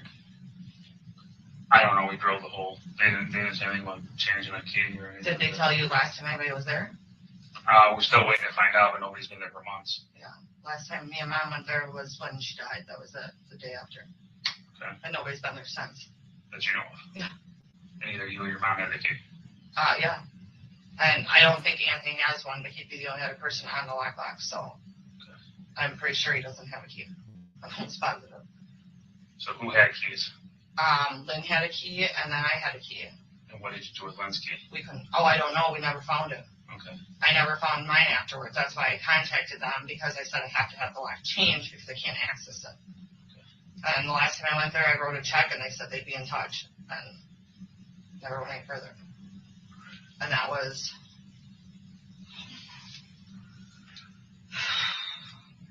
I don't know, March, April maybe. So when you and Jennifer went there, what was in there? What did you remember seeing again? We took out a roll. That's what she had instructions of what we were supposed to take out, and it was a rolled up paper, and it just gave instructions what to do. And then she had more stuff in the back, and I knew from prior because she said that's what stays there if you ever need it. And what was it? I don't know exactly what it was. I know she had something marked down with stuff about money. She had some kind of statement she wrote when she first asked for help, stating if you ever got in trouble or if anything ever came out, it's there for you. And then she had, she said she had something on tape. I don't know. I never saw it, so I don't know. That's all I know. I don't know anything about a diamond or fake diamond, or I don't know anything about that. And this was the box in Lynn's name, right? Yep. Okay. Yeah, I never had a safety deposit box ever. My P.O. box, I've had that for a long time. And what about the park? We went there. Couldn't find it. It's a little bit bigger of an area than we thought. For me. We went there that night. A bunch of us went.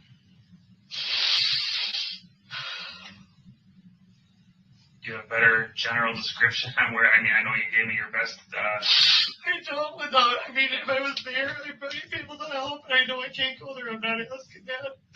I need you to find that. I don't have anything else.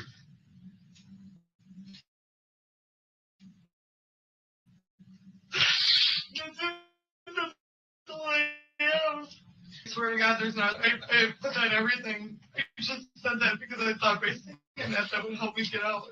I swear to you on everything, there's no storage shed. I put my life on it, in nobody's name, not in mine. I've never had one except for a long time ago. Detective, at the beginning of this clip, there was discussion of a P.O. box. Do you remember that? Yes. Did you investigate whether there was a post office box significant in this case? Yes, we did. Was there one? Yes, there was. Whose was that? Ms. Kurczewski's. Did investigators check that box? Yes. Was there anything in it? No. Where was that located? I believe that one was in Hales Corners.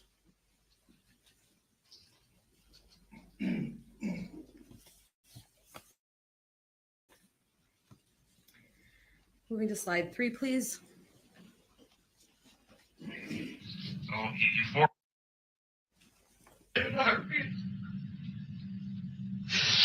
That's all I had was those 2 spots.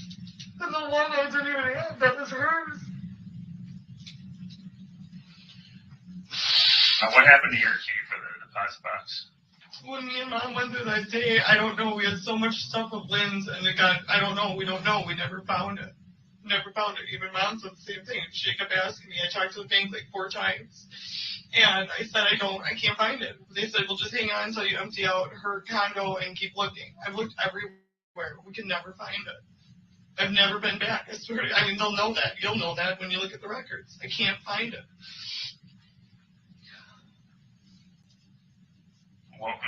Tell me again, what was in the bag that was buried? There was 2 pieces of the gun, not like full gun, just 2 pieces. There was some eye drops from, I want to say like 2, maybe 3 times, just a few bottles each from different dates. And there was some receipts. That was it. And what were the receipts again? The receipts were for the gun, and I don't even know. I think I might have had, it was for the gun, I know that. And I don't know what else. There was other receipts that I saved. I don't know if I ever saved anything from, I don't know. I really don't know. I know for sure there was a receipt from the gun. And I had these 2 spots, like the one Lynn had, and I did my own, and I always thought, I always have backup. I have something. I have something. And now you're telling me I have nothing, and that's all I have. Oh, I get nothing against him. I know. I need something good today. Does your mom know about the stuff that was buried in the backyard or in the woods right there? No. I told her briefly about the other day, but I wouldn't tell her where or anything. I just told her it's at the park. That's all I said because I didn't want to tell her so she didn't create problems. So she can go digging it up herself? No, I know she didn't. No, I'm just saying you didn't want her to. Is that it? No, because I wanted you guys to find it. She was mad because she said she wanted to go with you guys, but that was it. She doesn't have any idea where. No. Why does she want to go with us? Because she just said, I feel comfortable if I'm with, so I can at least see what they find. Oh, it's not like we hide anything. I'm not saying you would. I didn't think that. That's why I didn't tell her. I didn't need more of a problem because she would create more of a problem like she always does with everything. I was waiting to hear this all weekend. I thought for sure. Were the metal, the gun parts, were they metal? I don't know, they were black. You order it from the company. Do you remember what company? I know if like you pull out a computer and looked online. I was sure I could figure out one of them, but I don't offhand. I don't know. I mean, I would assume it's metal. It was black. I know that. I don't think it'd be plastic. I don't know. I mean, I can picture it. I can see it, but I don't know what it was made of. I know she had to actually do some filing on it and some stuff to it, but I want to say part of it had to be metal. Okay. And you bought that, or she bought that with, or using your phone? My phone. And her credit card? Correct. Do you remember how many cards were being used while she was alive, Jessy? How many? Yeah. Offhand, maybe 12 to 14. No, Now, were you an authorized user on most of those accounts? I think so. I don't know. Which she just. I mean, she always gave me permission to use them. I don't know that she added it on all of them. I honestly don't know. So when you would do stuff, or when you go to the store where you buy her stuff, would she just give you the card? So you didn't have like a second card in her name? No. So you were just using the original card? She would give me whatever when she wanted me to use. And she just changed it up because, like I told you, she kept sticky notes and she liked to switch things up. She didn't always use the same card for things. And she would have food stamps too? Yeah. Okay. Is that for the disability, or was she technically disabled?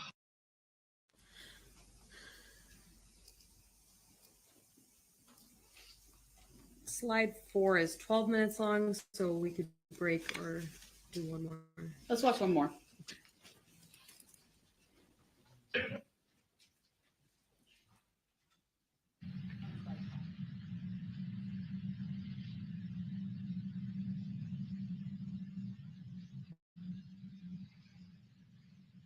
So when you walk in the park,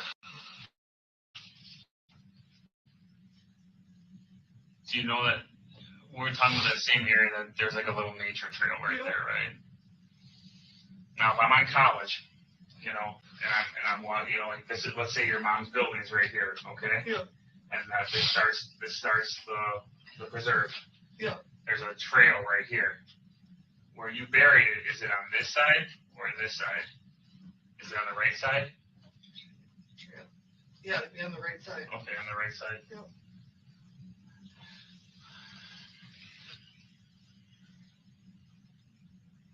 Yeah, problem is, I mean, we've done as much as we could without making a total scene, but there were a lot of rocks, a lot of stuff that you said it was possibly by a rock, but a lot of rocks. When I went there wasn't a lot of rocks. Okay. There was like bigger boulder kind of rocks, and then there was obviously smaller landscaping kind of style rocks. Yeah. So are you talking about the bigger boulder style or like a smaller rock that you? Smaller rock I put on top. It was probably maybe like my hand size. I mean, it wasn't huge. It was just. And then back there too, there's kind of like some decorative fencing areas where the fences are just kind of like linked in lane. Is it by anything in specific? No. Because we did go off of the two buildings that you were telling us on, that rough location on the map. And there is, I mean, the whole area kind of looks the same. Yeah. I know, it always did. It's been the same since I can remember.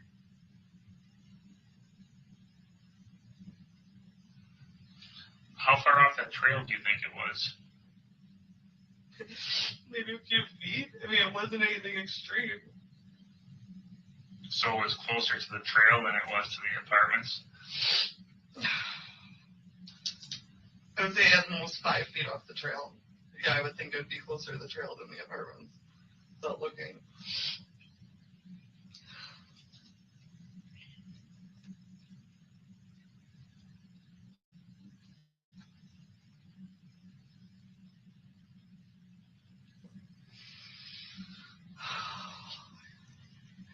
So those two buildings, I know when we talked on Friday, you were saying it would be like from the stop sign, it would go about 30 feet down and then maybe 10 feet back. So the two buildings that we were kind of working off of are significantly further than 30 feet in. Then it has to be the first building. I just know it was roughly about. I wasn't paying attention to the buildings. I was assuming looking at the map, but I know when I walked it, I know it was roughly, I would guess, 30 feet, no more. I mean, I didn't go huge in there, so I don't know if it was that first building then, the one that's off the map. I'm going by what I saw on the map. I know when I used to go in the park, I mean, I didn't pay attention to the buildings. I know the grass, where the grass starts and where the mud starts. And I know, plain as day, I used to always go through the same area, always. I mean, I've done this since I was a kid. And our bunny is buried, further in more the other direction, the other side. And I just went right along the path, and I went just over a little bit. That's exactly what I did. What time of day did you bury? This was middle of the day, I would say probably I'm guessing here, maybe like noon to 2. Again, before or after she died? This is 2 weeks before she died. Roughly. I mean, I'm not saying 2 weeks to the day. I don't. This is, I know she was in the hospital when I did it. I know that.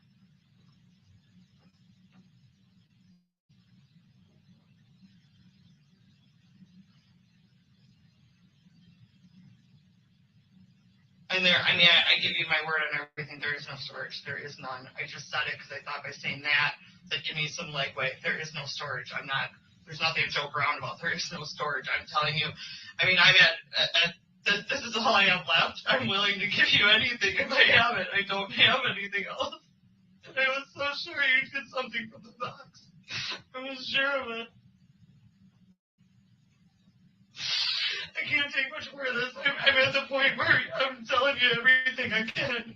I'm willing to do anything I can. I didn't do this. I didn't kill her. I did not kill her. You played a role, Jeff. All I did was buy it. That's all I did. I bought it. I bought it. And for that, I'm looking at murder. You gave her the bottle. It was the bottle she wanted. She knew what it was. So did you. You knew, Jesse. You knew what it was. She knew what it was. It was her doing. So did you, though. So did you. But that doesn't make it right. On both ends, it doesn't make it right. Unintended consequences. And you know what? You can't even say it was unintended because you knew that Lynn had looked it up and said that it could kill you. It could kill her. And you knew that. And you knew she said that. And you knew that it had 6 bottles in there. And you were worried about it. You thought that possibly could have happened. You know, I keep playing back everything in my head, and you guys keep saying, I staged it. If I staged it, why didn't I take that bottle? Why didn't I take that bottle? I would have taken that bottle. And if you guys would have taken it, you would have known I never opened the bottle. There's no prints of me opening that bottle. Well, your prints be on it because you admitted you gave it to her. I know, but they'd be on the bottle, not opening it. I've never touched the top of it. You say that though, Jesse. You say if you did this, if you did that. I know, because but you didn't tell. It's one of those things. All you can do is go back and say, if I would have, if I would have. I can't change what happened. I can't go back. Trust me, if I could, I'd do a million things differently. A million. I wouldn't be sitting here right now at all. Agreed. Agreed.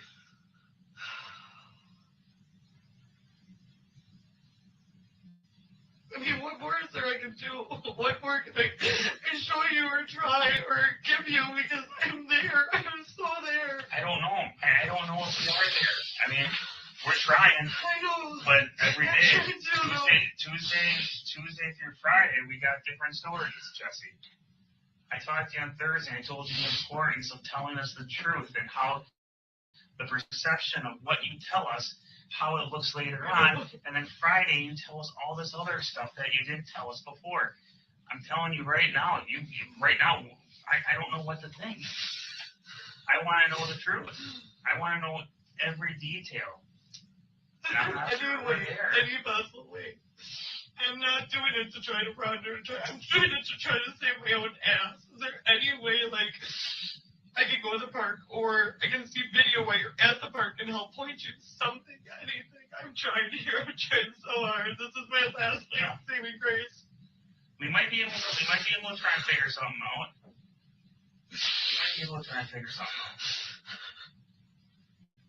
But in the meantime,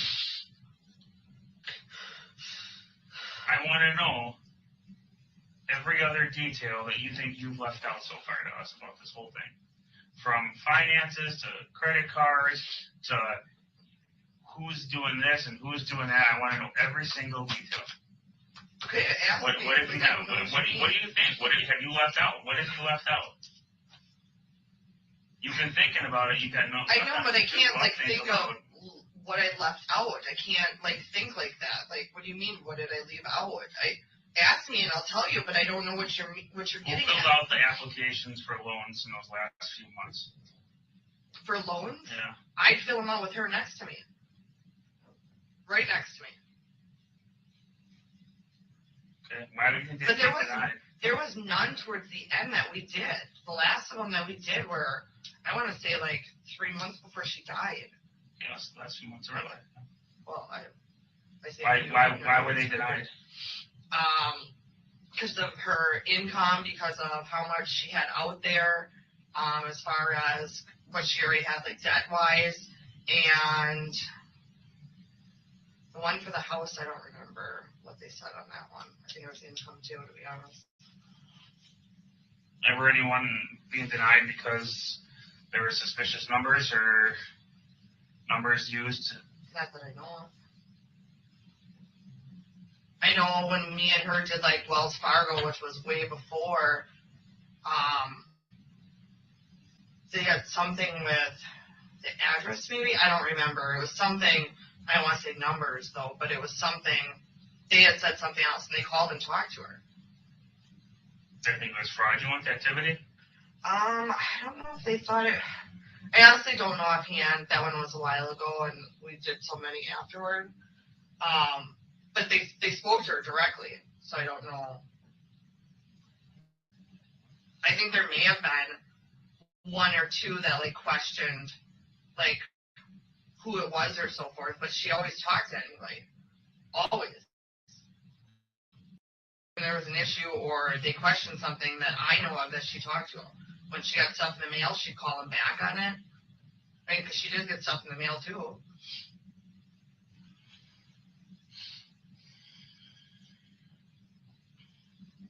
I intentionally was not taking any money from her without her giving it. I didn't take out any loans in her name, nothing. I can honestly say I did not do that. What about the one check where she writes out a significant amount, thousands of dollars to you and says it's for the IRS for you? A lot of the checks that she wrote me, most of them, well, I should say at the very beginning, were to pay off creditors. She always put something in the memo line, and her reasoning was is because if anybody came back on it, we can say there's something there. A lot of them, she basically, 3 of them that she wrote, we went shopping with, both of us. And she always said if she wrote it in her own name, it would do something with her, because she got money from the state and from Social Security and from her WIC. So she always like moved her money very carefully, like especially from her money market to her checking and so forth. But I never took $1 from her. I never wrote one check. I swear to God, I never wrote one check. I can say that quickly. You never signed her name. No. I mean, So a handwritten expert. On a credit card, yes, obviously, because she gave me permission. But on an actual check, did I ever send her name unless it was for a bill? No. Only for bills. And that was when I was right next to her in the hospital. She had me write out. Some of them we wrote and some we called. But those were the only checks I ever wrote from her account. Ever. I can honest to God say she always wrote her checks. Up until literally when she was in the hospital. She had me write a few for bills. I didn't write one to myself. Not one. I can say that without a doubt in my mind because I know I did. I've never sold money from her. Ever. I never had a reason to. She always gave it to me. Never. Give me a minute. You can ask it. You the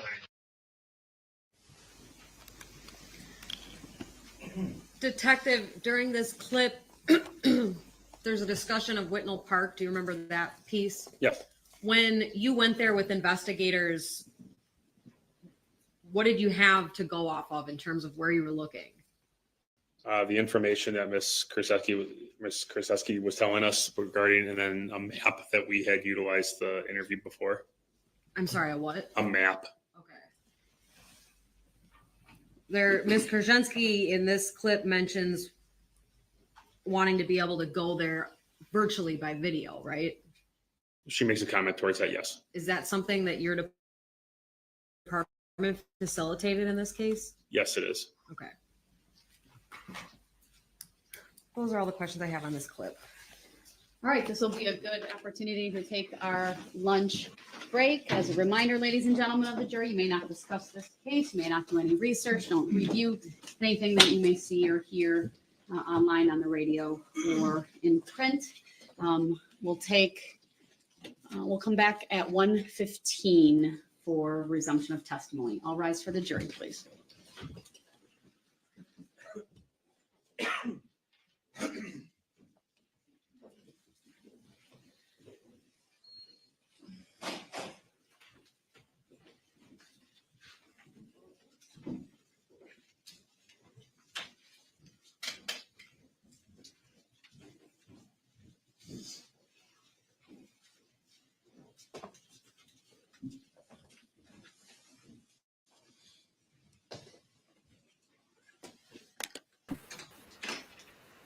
All right, thank you. We're in recess.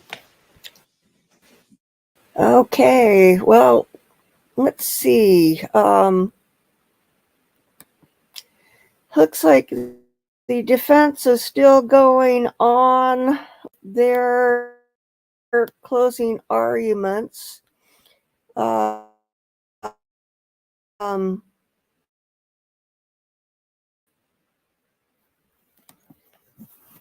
Let's take a look and see if we can find.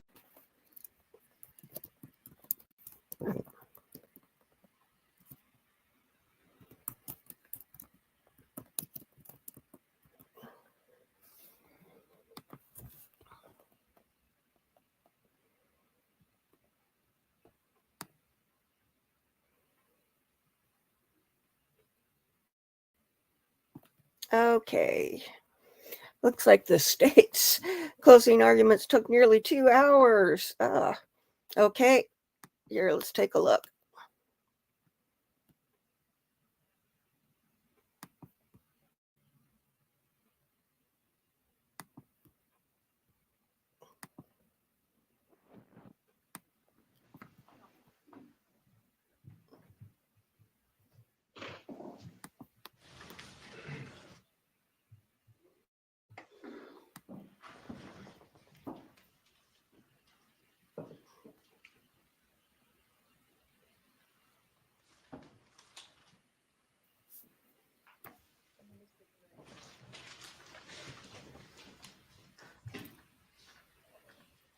In jury selection, we talked about the burden of proof and how it was my burden to prove this case to you beyond a reasonable doubt through evidence.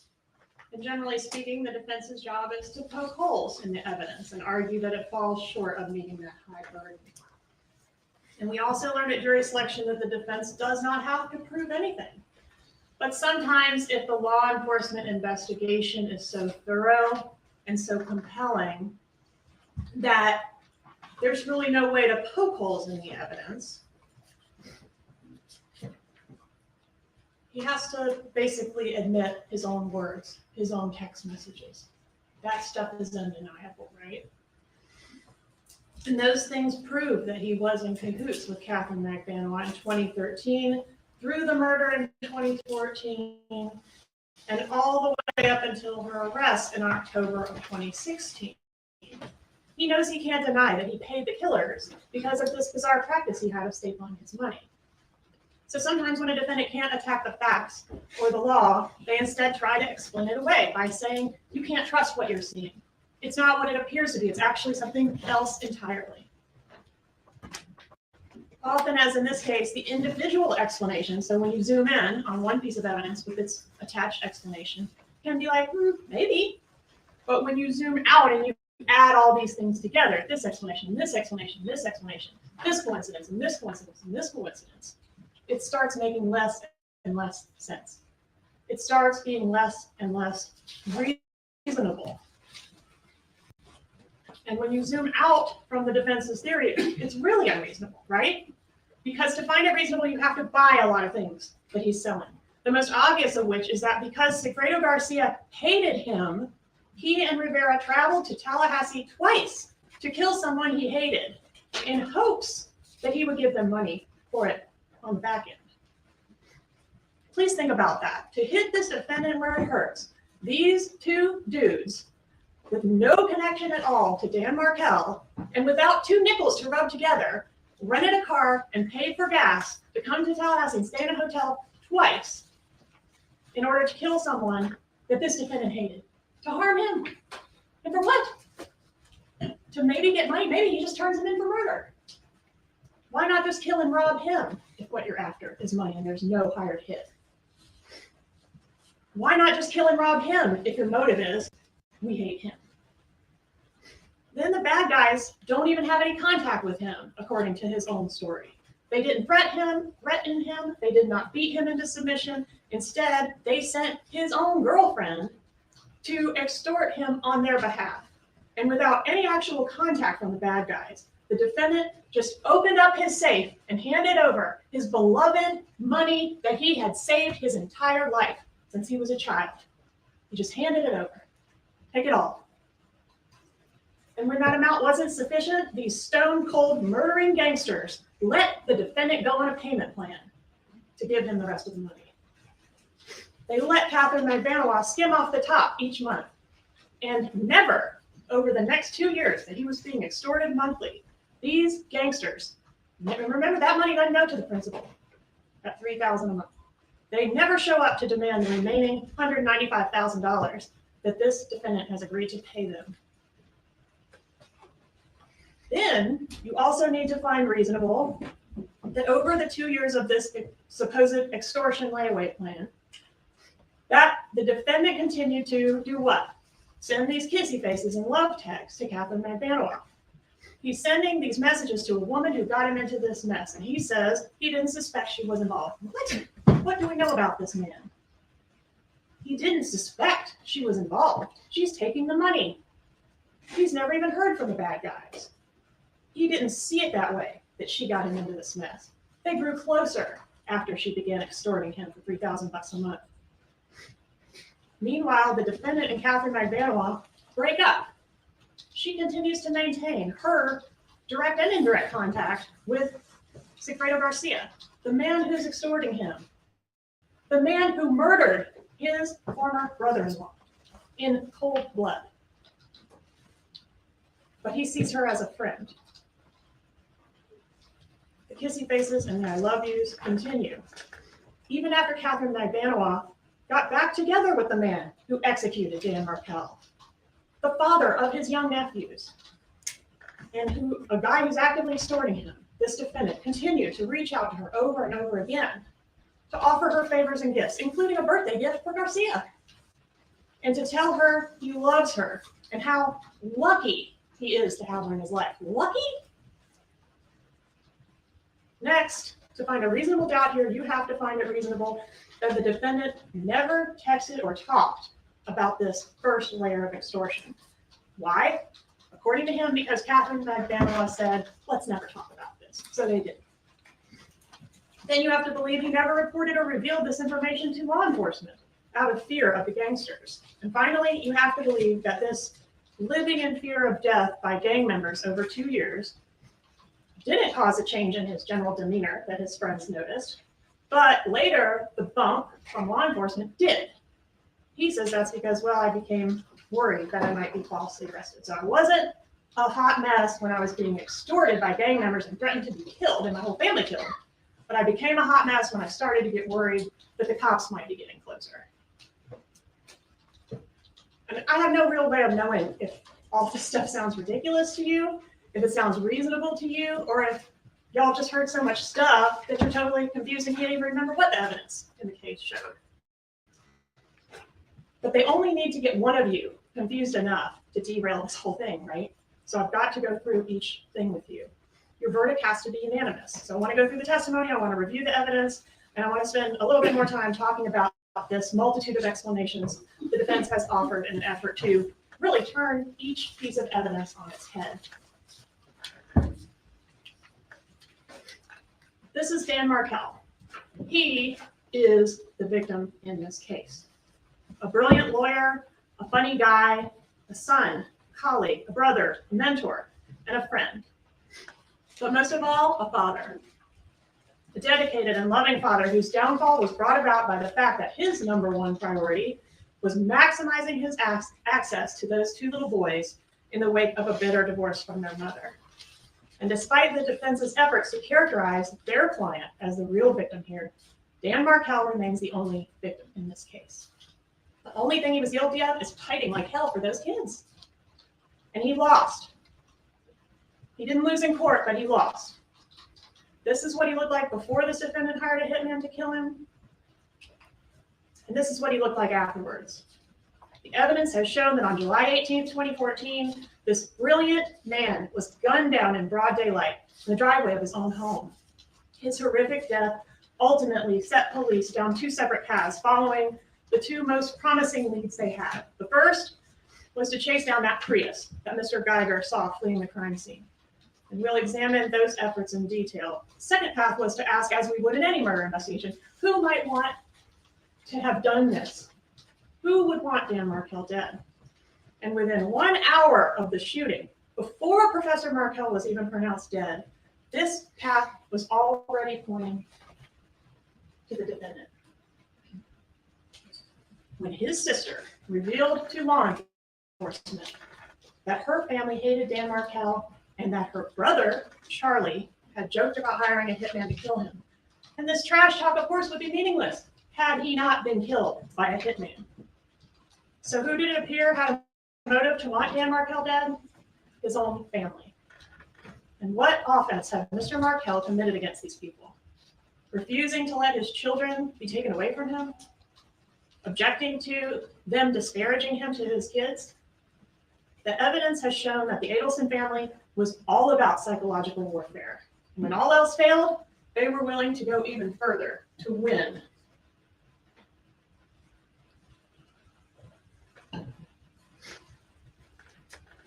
I want to examine this motive in more detail and look at exactly how it's attributable to this defendant. Despite the defense efforts to minimize this, it's really clear that the divorce between Wendy and Danny was a particularly nasty one.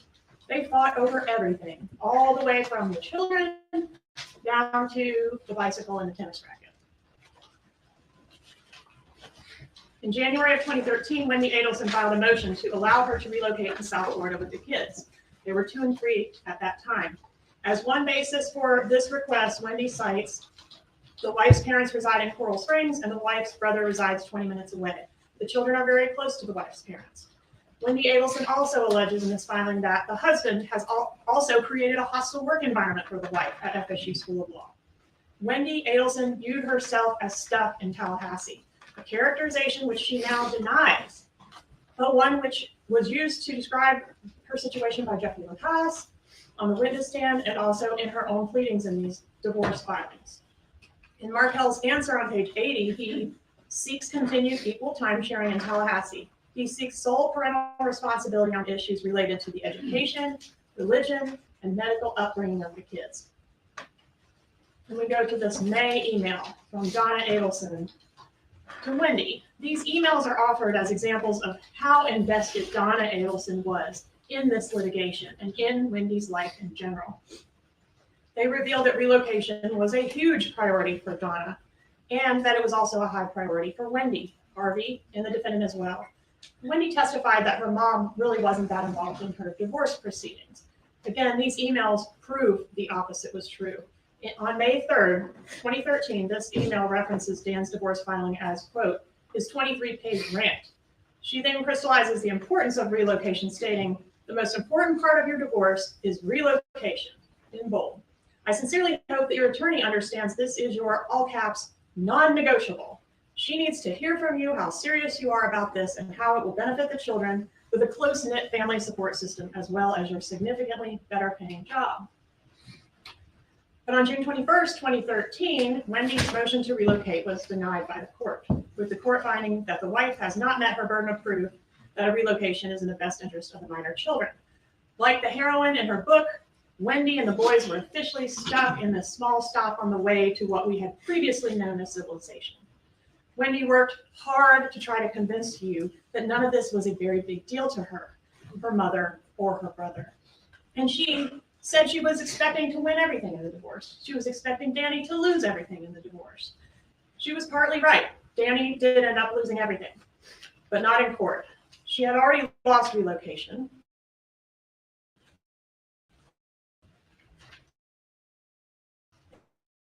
And her attorney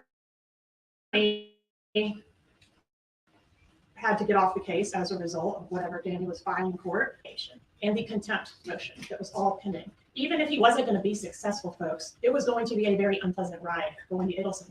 But as we have learned, Jibbers hadn't beaten the Adelson family yet. On the stand, Wendy Adelson suggested that relocation was not a big issue for her. It was just suggested by a friend, but the other evidence in the case suggests the opposite.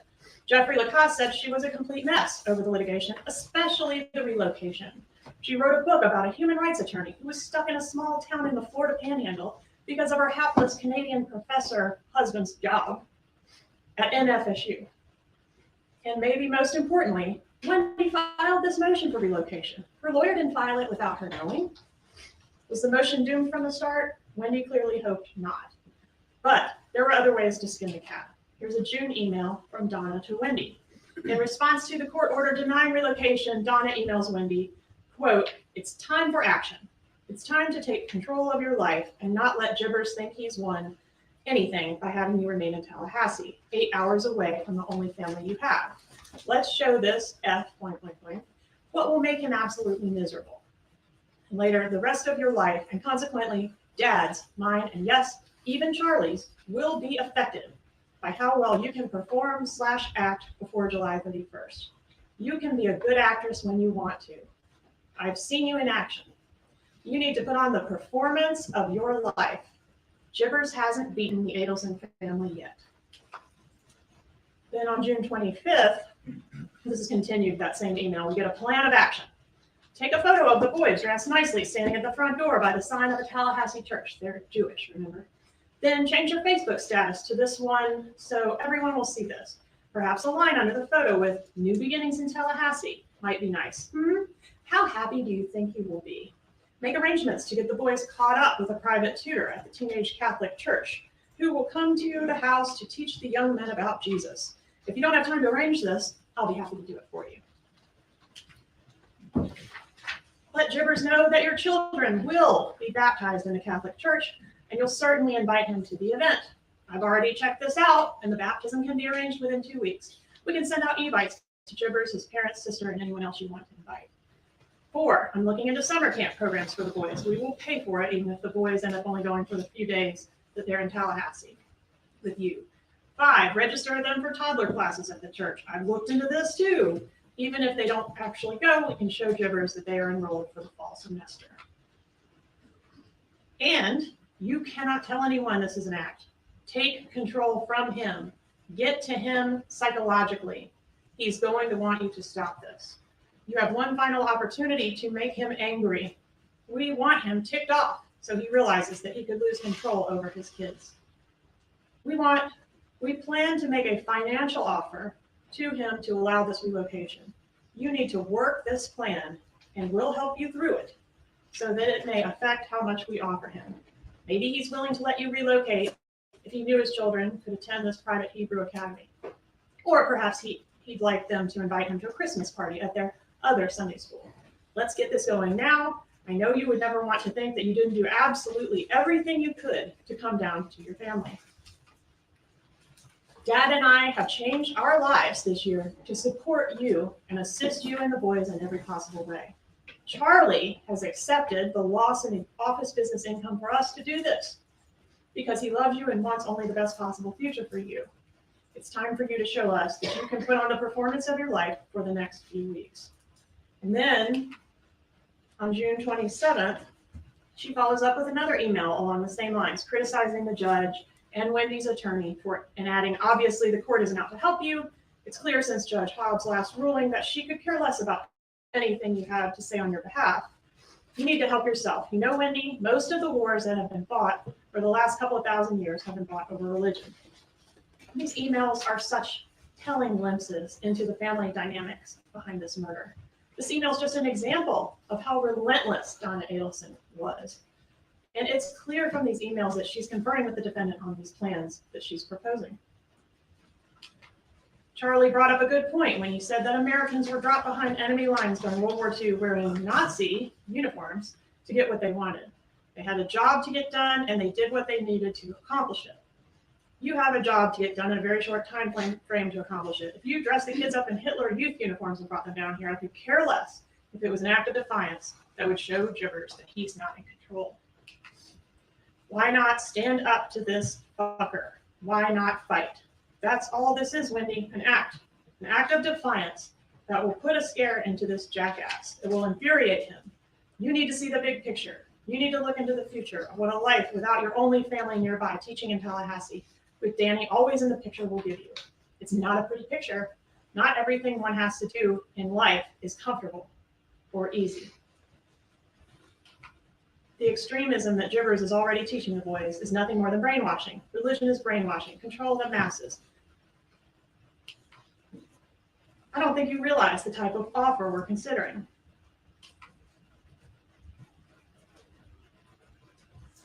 We're planning on you, Charlie, Dad, and I going as high as equal parts in a $1 million offer. That's $333,000 from each of us.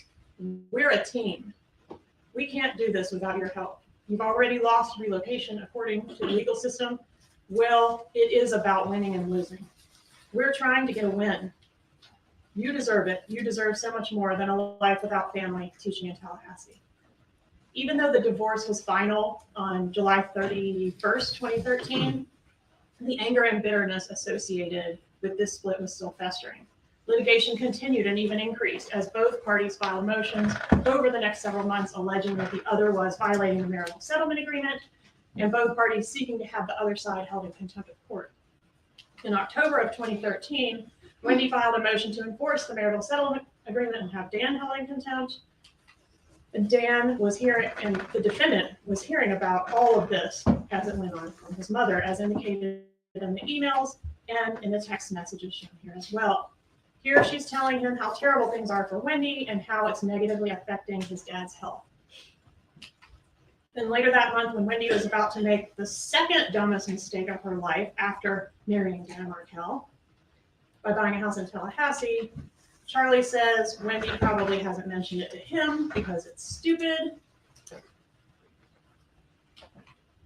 And then after he gets Wendy to pull the plug on the house, he's praised as the miracle worker that solved this problem. This text was sent on Halloween of 2013, the very day that Catherine McDaniel testified. This defendant broached the subject to her of, hey, do you know anybody that could rough somebody up? The defendant was hearing about Wendy's situation regularly from Donna. Here we see Donna telling the defendant how angry at Wendy's attorney and stressed out Wendy is. That's on February 15th of 2014. And here's another text from Donna Adelson to Charlie Adelson 4 days later, discussing the details of Danny's actions and expressing how much she hates him.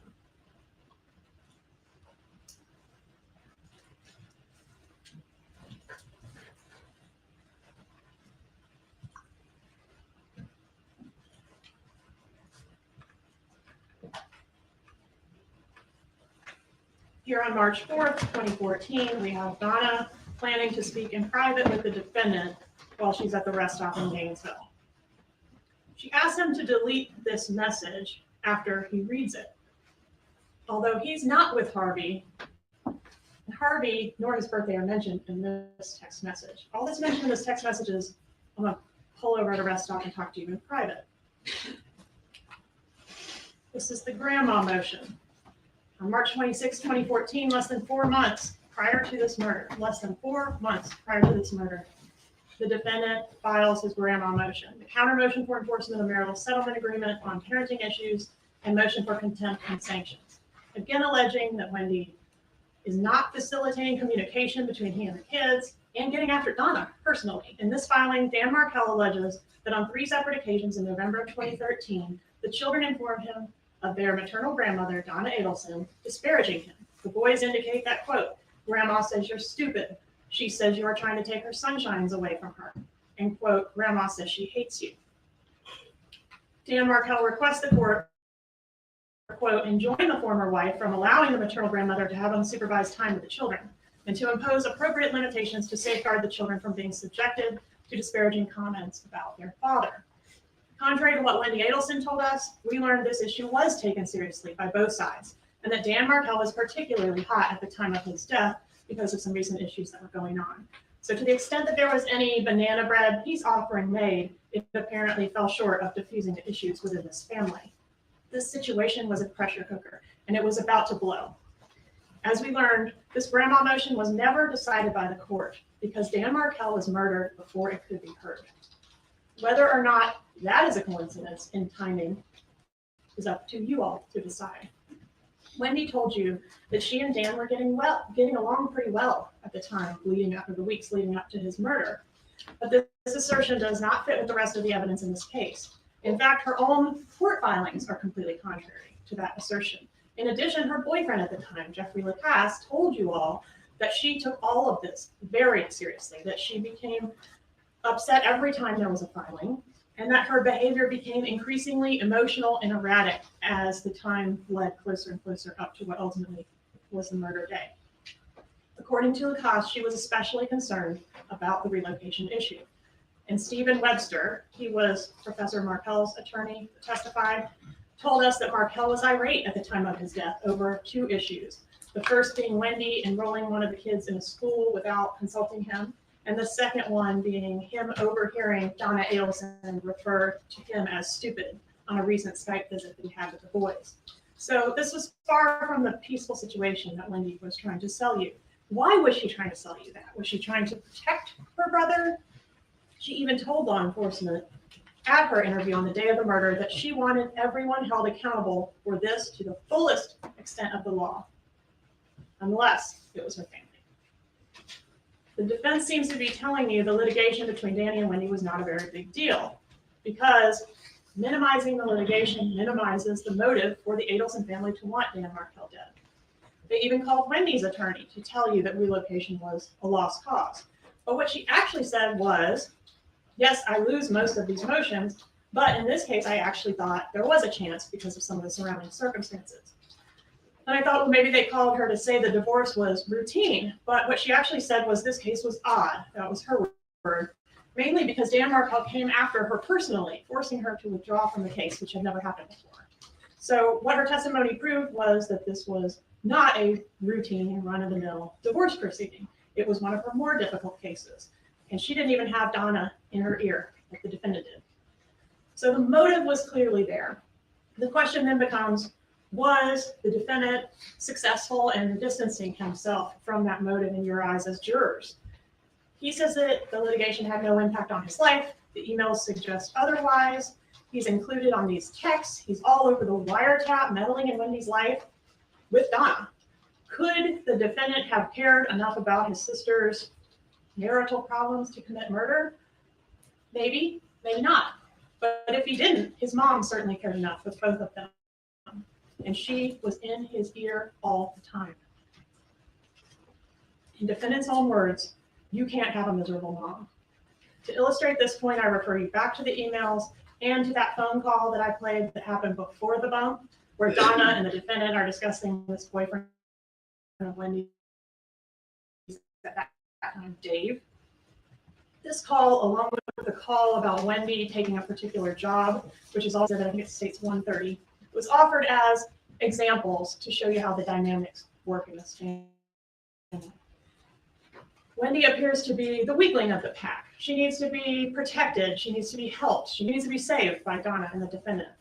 Donna is the overbearing matriarch who nags everyone to death about whatever it is that's currently on her. I call it the wheel. The wheel is turning all the time, right? And Wendy getting away from Dan Markel and moving to South Florida was number one on the wheel. It was the top priority in 2013 and in 2014. And this defendant fancied himself the savior of this family. Equal parts black sheep and mama's boy, he would often try to help Wendy at Donna's bidding. When a problem was perceived regarding Wendy's love life, aka this breaking up with Dave situation,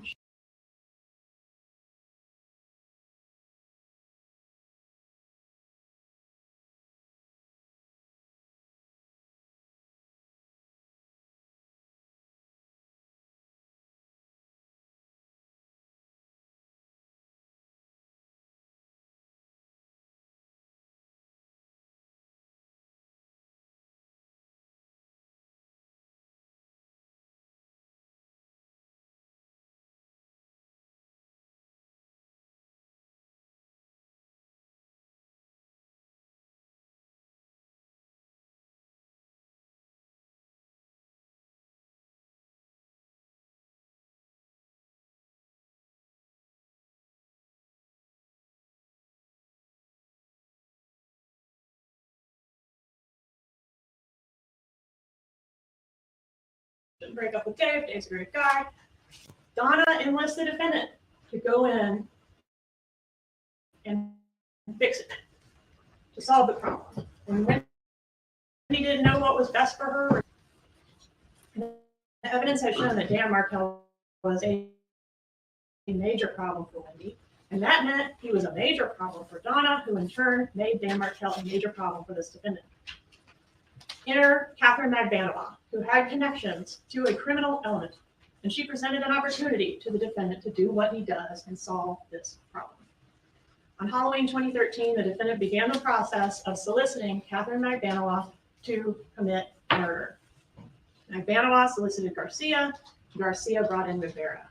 So if the seed of this conspiracy was planted in the spring of 2013, when Donna was looking into converting the kids to Christianity or making this $1 million offer to Dan Markel, it took root that summer when the relocation was denied and the defendant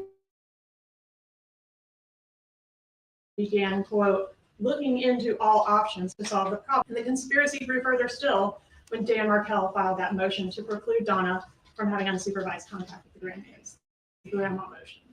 And as Wendy Adelson relayed to Jeffrey Lacoste just 5 days before the murder,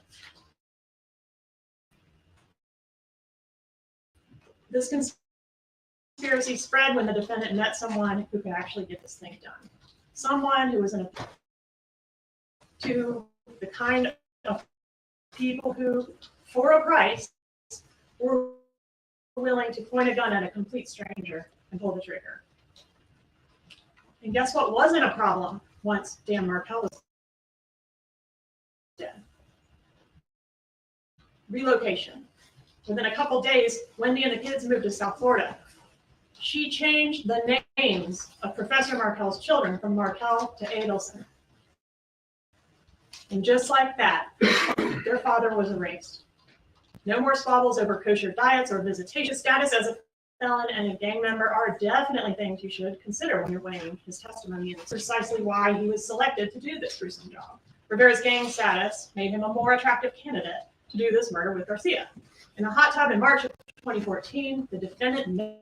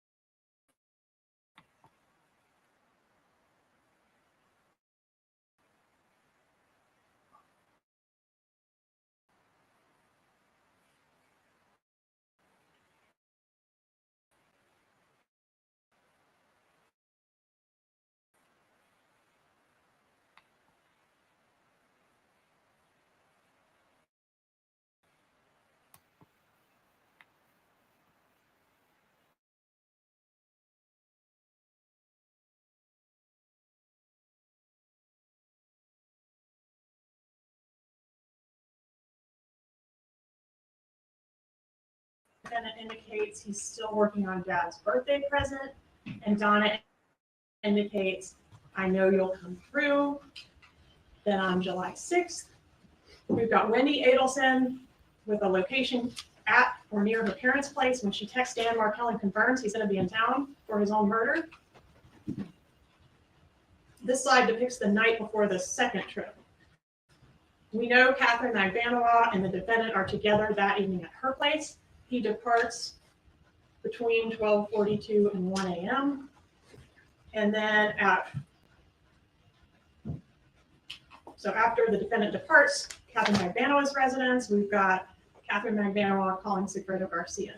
So within minutes of the defendant leaving, she calls Garcia.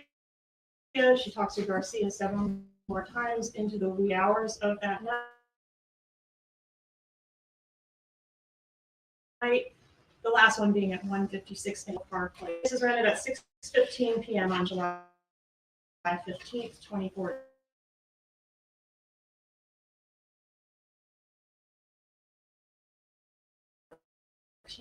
Prius is rented. So we just talked about the night before the Prius was rented. On the day the Prius was rented, we've got these two calls, several calls, including these two calls. Garcia and Rivera then depart for Tallahassee July 16th, about 2 p.m., and arrive in Tallahassee around 1 a.m. Although this trip was only about 36 hours from the time they left Miami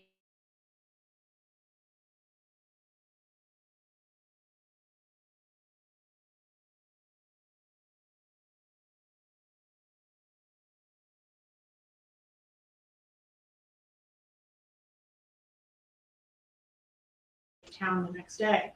And we confirmed that Dan Markell was in fact scheduled to leave for New York City the next morning on July 19th. It's hard to imagine how Luis Rivera could have obtained this information, if not in that pattern that we consistently observe in this case. Defendant to Magbanua, to Garcia, to Rivera, and back the other way.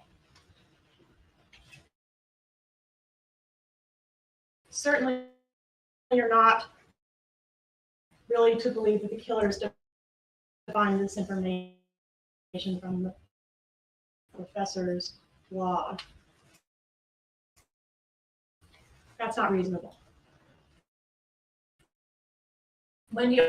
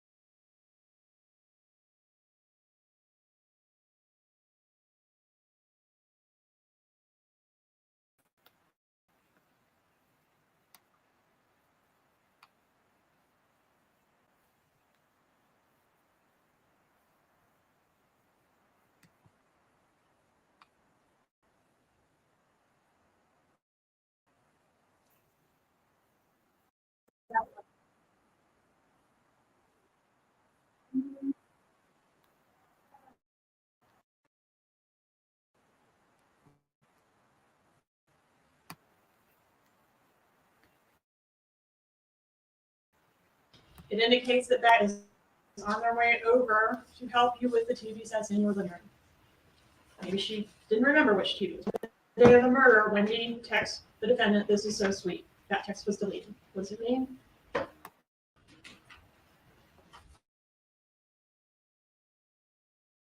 At 9:19 a.m., there's a phone call between Wendy Adelson and this defendant that lasts like 18 minutes. So this is about 30 minutes before the murder when they hang up. They say they were discussing this TV that was not repairable. The TV that he gave her as a divorce present because it's cheaper than hiring a hitman. Only you guys can assess if you think that might just be a coincidence and nothing more. The Prius is at premiere at 9:16 a.m. The last phone communication between Garcia and Rivera. Afterwards, the phones turn off, consistent with what Rivera told you. We turned our phones off because we knew we were about to commit the murder, and they don't pop back up until I think about 12:30. The bus video catches them turning onto Benton Road to do the murder at 10:51 a.m., whereby they pull up right behind Professor Markel in his driveway. Sigfredo Garcia gets out of the Prius, approaches the driver's window, pointed his gun, and fired. Dan Markel raised his arm to protect himself, but it was no use. Professor Markel was executed at close range, whereby Garcia got back in the Prius and Rivera drove them away. Markel was left there to suffer and die. If not for James Geiger, there's no telling how many hours he might have suffered there alone and unaided. He fought for his life for 14 long hours before he finally succumbed to his injuries. The autopsy confirmed that he was shot twice at close range with a .38 caliber revolver, consistent with what Rivera said they brought as the murder weapon. Next, he was stripped, x-rayed, photographed, and dissected because he had become a piece of evidence. When Garcia and Rivera get back on the road, bus video, leaving town at the time down to a 4-minute win, and 10:55 when they're caught. And then we've got the 911 call from Mr. Scott at 11 a.m. The first phone call that either Garcia or Rivera make after turning their phones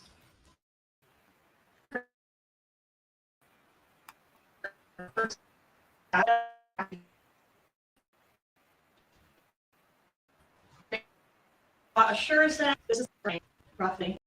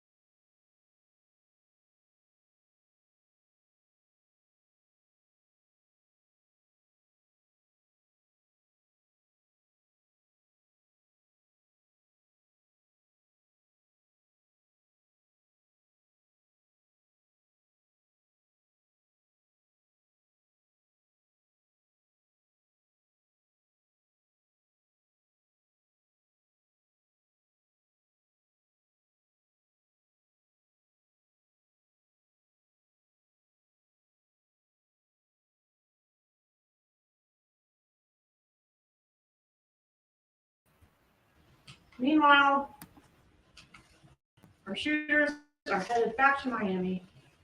They pop up on an ATM camera at 6:45 p.m. in Pembroke Pines, Florida.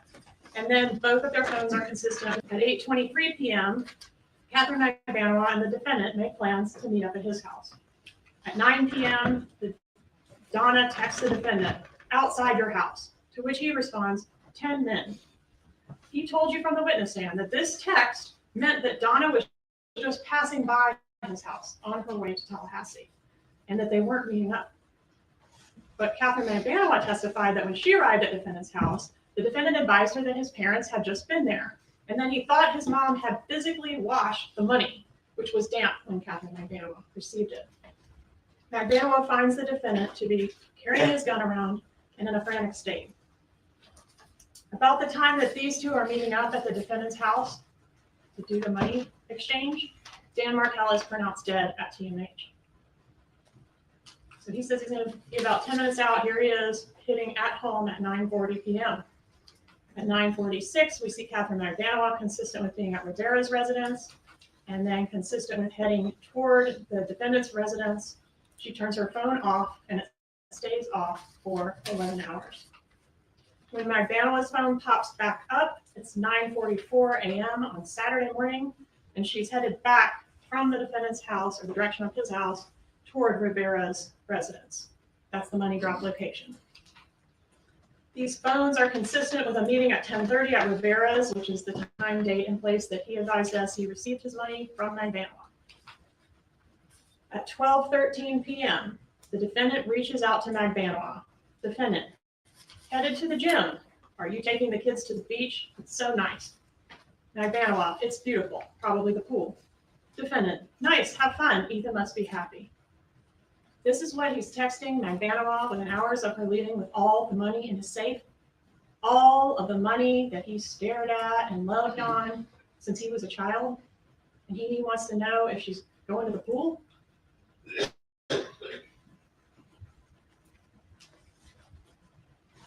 This might be a good time to remind you that the jury room is not a place to check your common sense. We want you to bring it in there.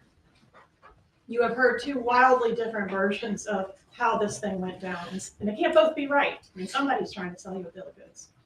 You were selected with the belief that you would be able to cut through the garbage and make sense of the evidence in this case and render a verdict that speaks the truth. A major problem for the defense theory is the idea that the defendant and Magdanois broke up after the murder, but then grew closer together over the next 2 years as she was collecting his monthly extortion payments. This is one of the more unreasonable parts of the defendant's testimony, or well, it's definitely in the top 4, along with Latin King extortion payment plans, hitmen that hire themselves to kill someone that their intended future extortion victim hates, and most unreasonable of all is probably that Charlie Adelson, the guy that talks so tough in the hot tub about his unsavory connections, an arrogant man of extraordinary resources, a prize fighter of verbosity, would just lay down and take this in silence. Let's review some of these love checks. We've got that one.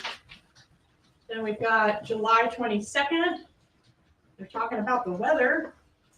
They're talking about prescription shampoo. On October 6th, the defendant says, I love you.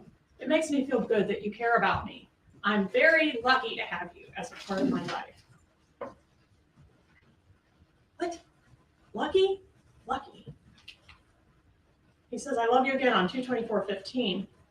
According to him, he's now been making payments for 7 months. He's had her on the payroll for 6 months. No Latin Kings have contacted him in any way about collecting his outstanding debt of $195,000. Yet he continues to pay and love on Catherine Magdanois without reservation and without the slightest suspicion that she might be in on this, and without the slightest concern for helping solve the murder of who killed his brother-in-law. Defendant says he believed Catherine Eyedrop wasn't taking any of the money even after he put her on the payroll. Checks are going to her because she seemed broke. Defendant's explanation for all the love texts with Catherine Eyedrop is that he felt sorry for her. He felt she was in the same position that he was in, being manipulated in the same way that he was. But the fact remains, folks, that she's taking his money. She's connected to the guy that's extorting him. She's connected to the guy that killed his brother-in-law. It defies logic that he would then proceed to grow closer with her. But he has to say that because he can't, there's no other way around these texts. It also defies reason based on what we know of this man, that he would take her for her word and just empty his safe into her purse and then keep paying, presumably forever, without asking any questions, talking about it all, or reporting anything to the police. Magdanois began getting checks from Adelson Institute 2 months after Markell's murder, and she continued receiving checks from that time frame up until the bump. The check stopped happening at the time of the bump, and you should be asking yourself what that means. Why did the check stop happening?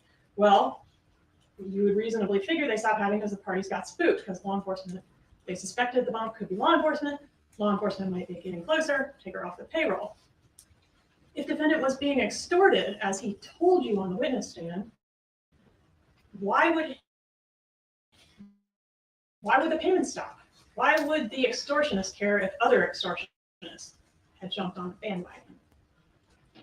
Why would the bump impact the defendant's existing obligations to the original Latin Kings?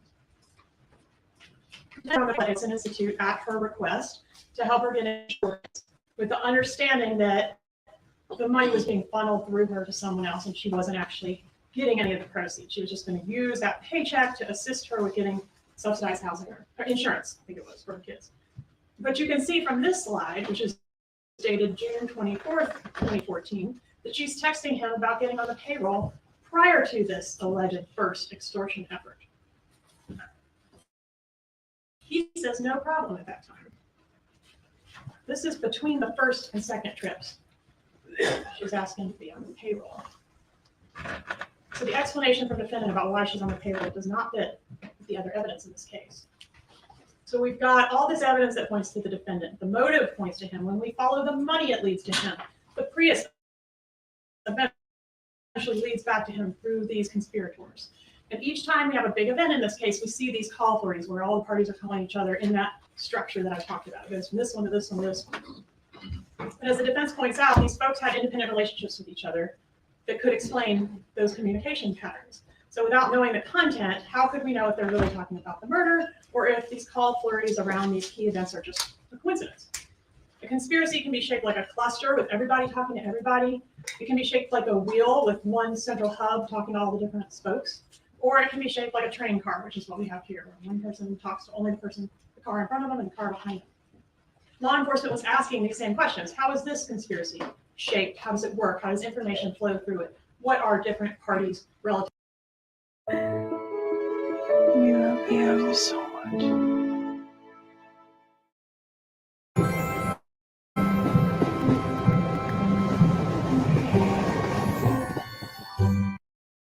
Roles within a conspiracy. The wiretap and bump were designed to answer those questions. Did you notice that Donna Adelson, see how the paper's folded in half? She didn't even look at the paper before she put it in her purse. She didn't think this was a process server. She knew exactly what it was the moment this man approached. And then she just goes about her business. Does she give law enforcement this valuable information that could be used to solve the brutal murder of her son-in-law? I mean, this guy that approached her obviously knows something about who killed Dan Markell, right? So surely she went straight to the cops. Nope. Instead, she goes straight to this defendant, who goes straight to Catherine Panama, who goes straight to Sigfredo Garcia. In that first call after the bump, Donna says she doesn't want to talk on the phone, but defendant can't leave it alone. He asks, does it involve me or other people? Her answer, well, probably the both of us. Probably both of us. He says, what's that? Probably the two of us. So you probably have a general idea what I'm talking about. He doesn't say, no, I have no general idea what you're talking about. He says, all right. He absolutely does have a general idea what she's talking about. And if they were innocent, as the defendant has claimed, and this was in fact a second extortion attempt, there is not a reason in the world why they wouldn't just say that. I got approached by another one. One came and paid me a visit today. It's happening again. In call B, the defendant asked Donna to take a picture of the bump letter and send it to him, and she refuses. Why? Are the Latin Kings going to see the text?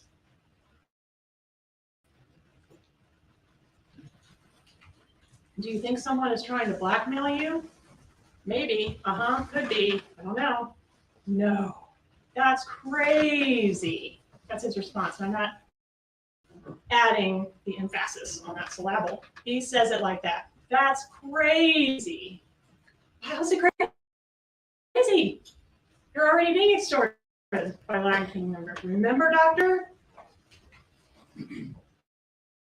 Says he had to come up with that part. Not to talk about things in the apartment or any place.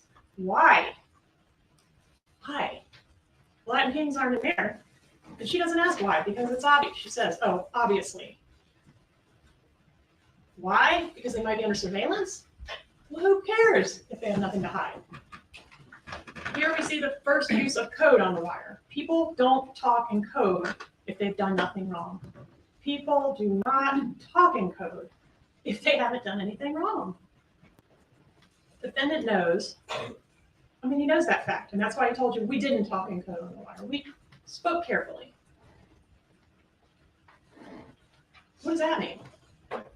Careful of what? Defendant also told you under oath that he regrets that his mom randomly used the word TV in this call as part of her careful talk. The defendant got Wendy Adelson a TV as a divorce present as a cheaper alternative to hiring a hitman. Dan Markell was killed by a hitman. Then the same TV is his alibi for the murder, a service appointment her mother. And then on the wire, Donna says, quote, "This TV is going to cost about $5."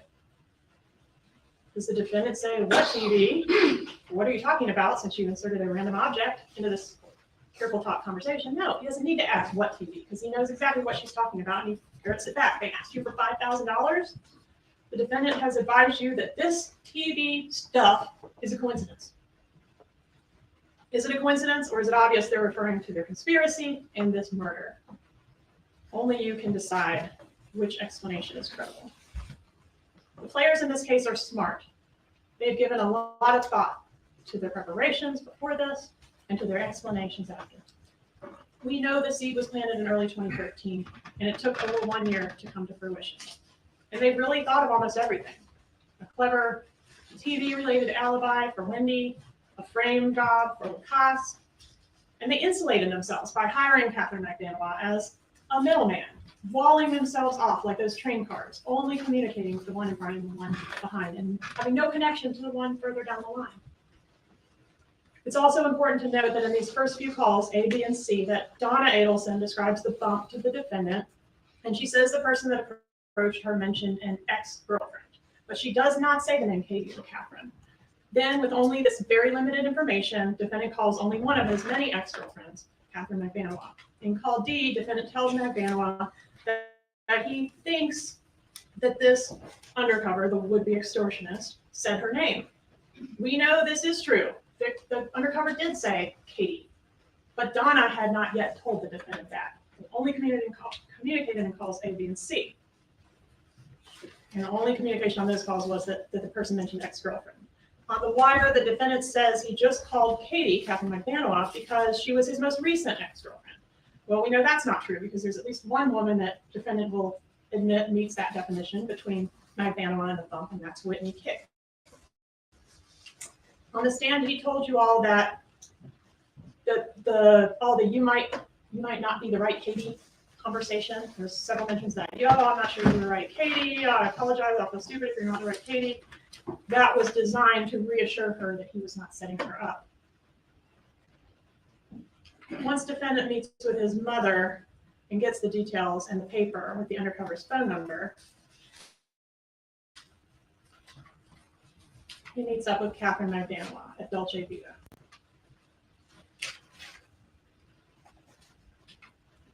If they had any evidence, we'd have already gone to the airport. Does that sound like an innocent man? Even if they bug your phone, you're still not talking about any of this. Talking about what? The cops would only bug your phone to get information about the murder. And if you don't have any, then there's nothing to not talk about. The cops aren't going to be doing a wiretap to investigate him getting extorted, which he hasn't even reported to law enforcement. So, not talk about what. Defendant discusses how he's going to start arming himself and is prepared to shoot. He told you under oath from the stand that he was being threatened and extorted by gang members for 2 years at the time that this recording was made. And now he's just starting to think about carrying a gun? Does this sound like a man that's been living in fear for 2 years? Does this sound like a guy who lays down and takes his lumps without question when threatened? Someone comes up to me asking for money in my house? He says that. Lines 23 and 24 on the top there. He says this as if it's a preposterous proposition that somebody would just walk into his house and demand money. Isn't that what happened to you? finds that preposterous. But wait, what changed? On the next page, he says, yeah. And when guess what? When the fucking police show up and there's a doctor, there's an oral surgeon standing there with a dead gang member in his fucking driveway, they're not going to come down too hard on me. This is the same man who took the witness stand and swore under oath that he was a victim in this case and that he had been too paralyzed by fear of gang members to come forward and report his victimization. Dr. Adelson on this recording is the real Dr. Adelson. On the stand, he was so controlled, so knowledgeable about his case, so practiced. But there is no way to explain away his statements on this recording. When the bump happens, you get to observe this defendant in action in his role as fixer or problem solver. He's working those phones, trying to get Katie to investigate the bump and find out if it's legitimate or not, and also trying to reassure Donna that it's just the cops fishing and it's nothing to worry about. The bump is an actual recorded example of how this defendant acts when he is threatened by a purported extortionist. And how he acts is the complete opposite of how he's telling y'all he acted in the first extortion. Number one, he does not stay quiet about the bump. There are multiple calls with Donna and Katie discussing the bump and what the next step should be. 2, he takes action. There are multiple in-person meetings with his mom and with Katie and eventually with his dad too about the bump and what to do about it. 3, he investigates the bump.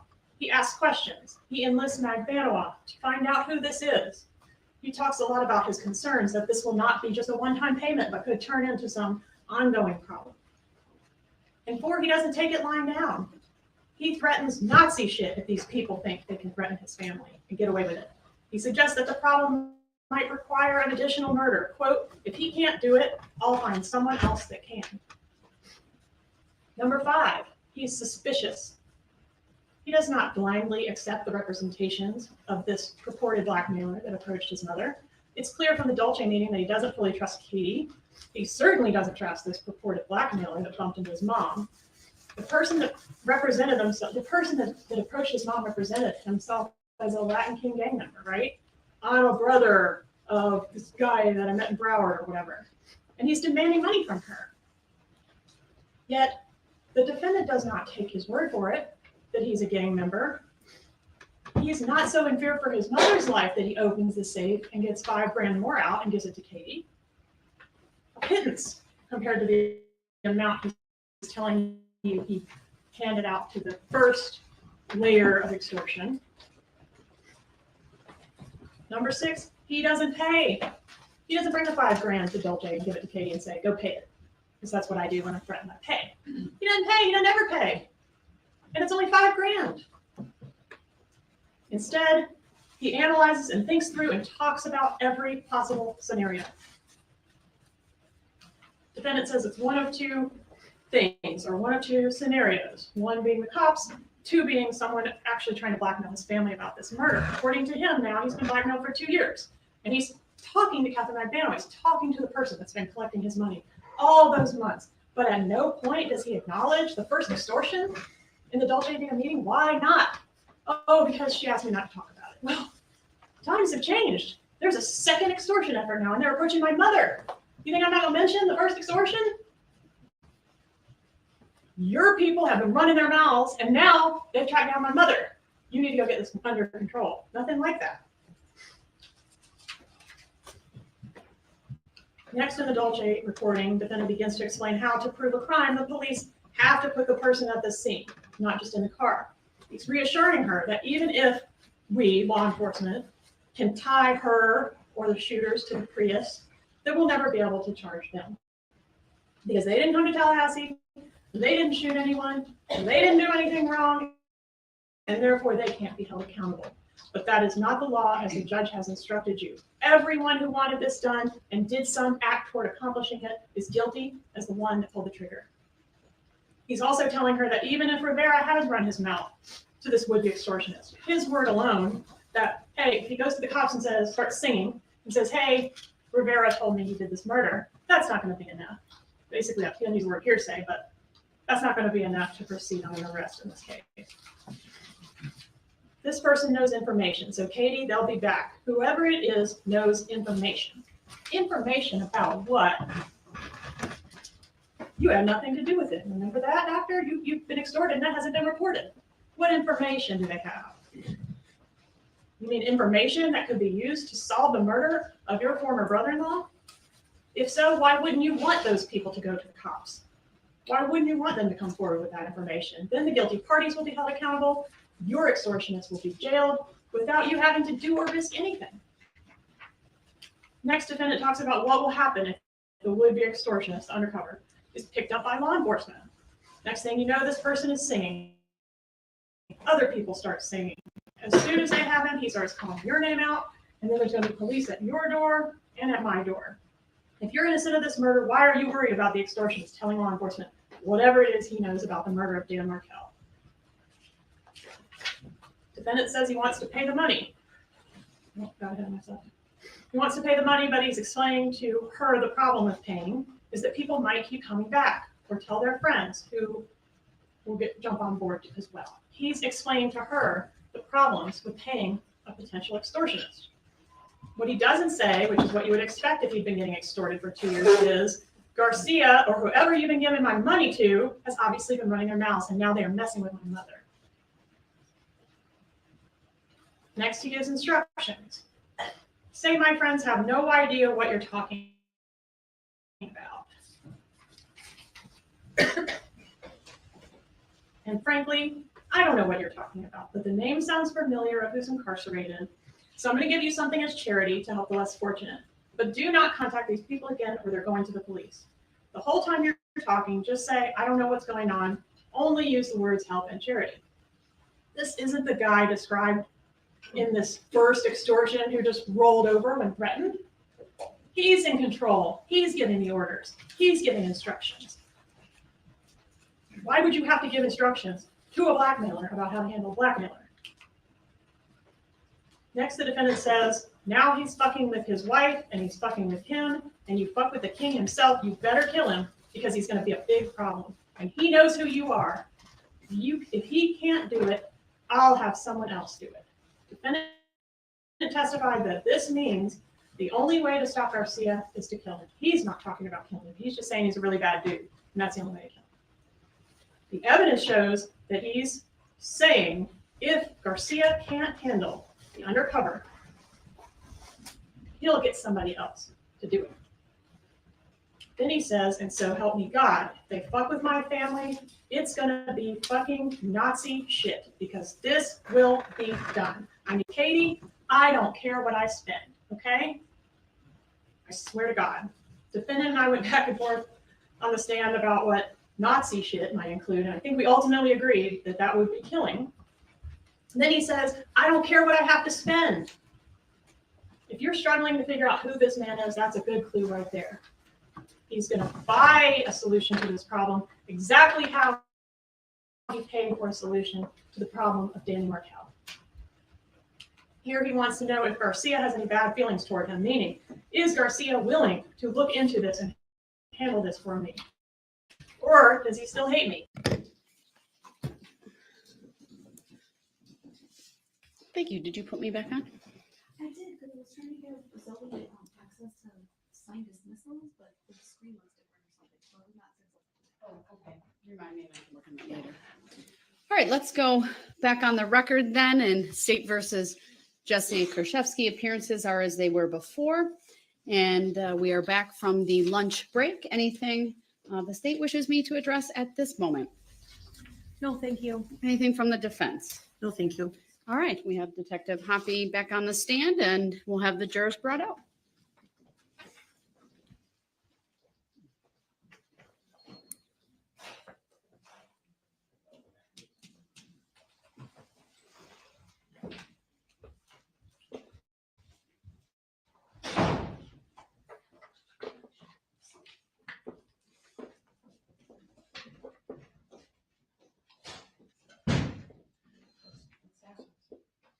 That's the microphone. She's just grabbing.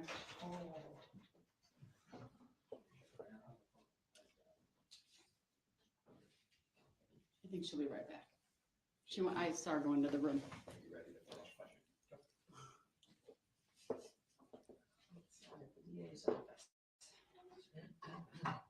Oh, she's coming back in.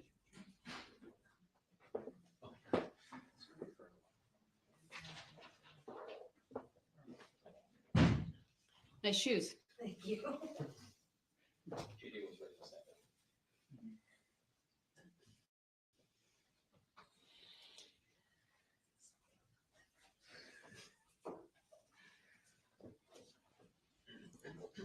It always seems like it's the hurry up and wait. It's a long walk, so to speak, down the hall. And it's extra long in this courtroom with the back hallway.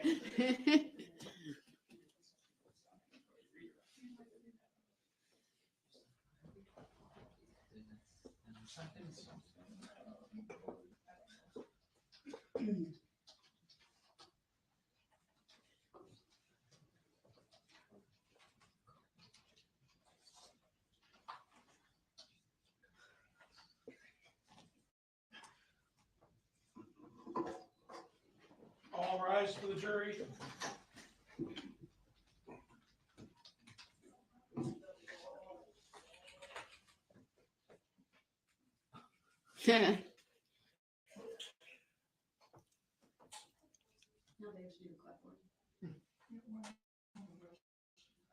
That's okay.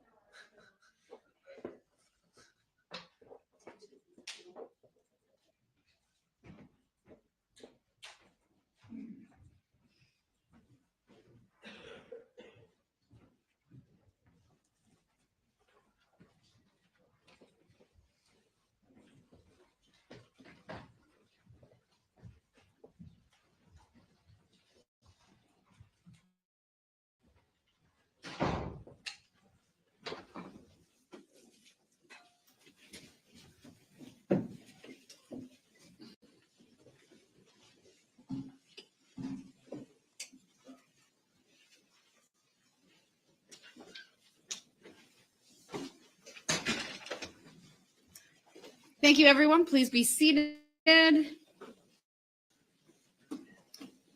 Detective Hoppy, do you acknowledge you remain under oath? Yes, I do. All right, thank you. Go ahead, you may continue. Thank you, Judge. Detective Happy, when we broke for lunch, we had watched the first few slides of Exhibit 206, right? Yes, And what date was that interview? July 16th, 2019. Okay.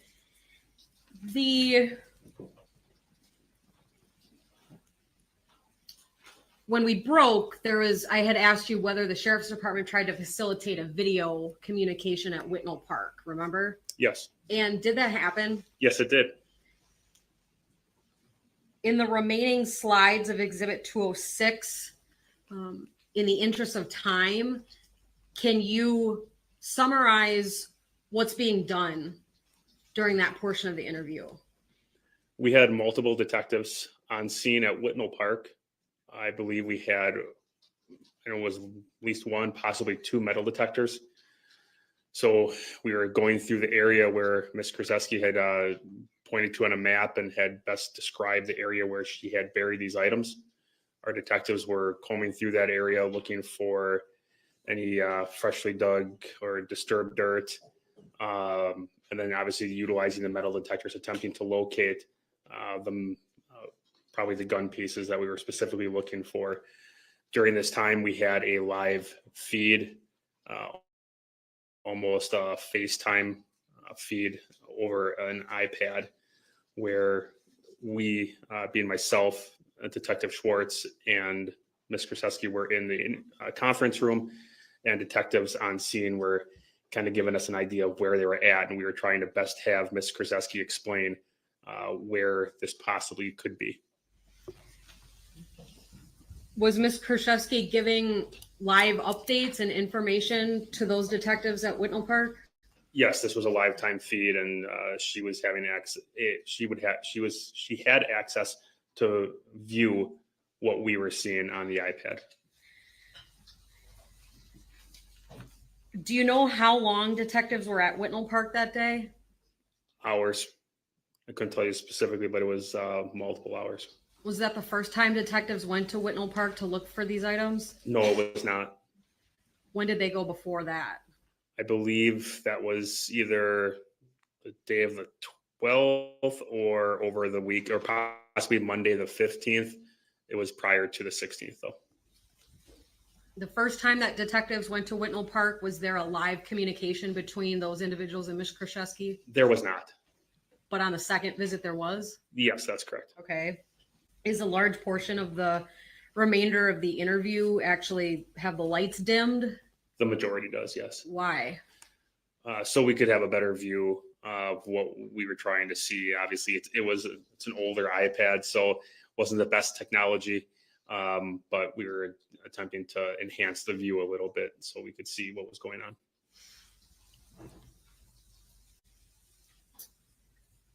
Were you able to see metal detectors being used during that search? I believe so, yes. Okay. In a clip that the jury saw already, you asked Ms. Kurczewski whether the gun was metal. Do you remember that? I do. Do you remember what she said about that when you asked her? Initially or later on in the interview? Initially. Initially, that it was, she believed it was an all metal pieces. Did that change in the remainder of the interview? Yes, it did. How?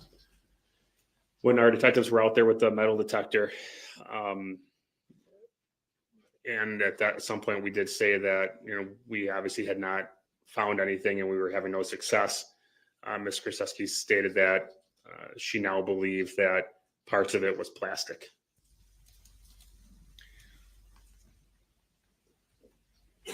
Did the metal detectors have any success in locating metal buried near that area in Whitnall Park?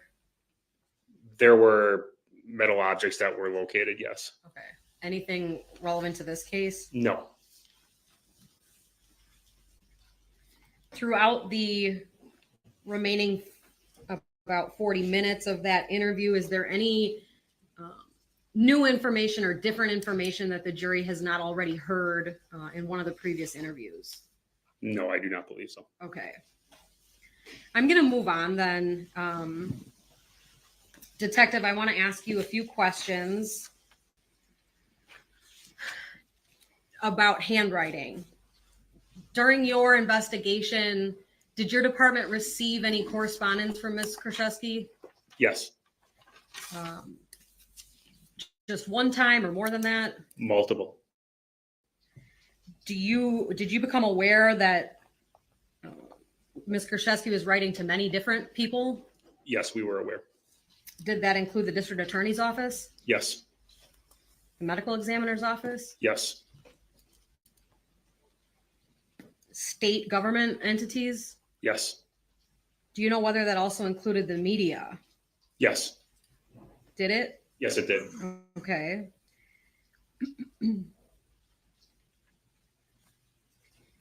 At any point in time throughout that letter writing campaign, did you reach out to the facility where Ms. Kurczewski was?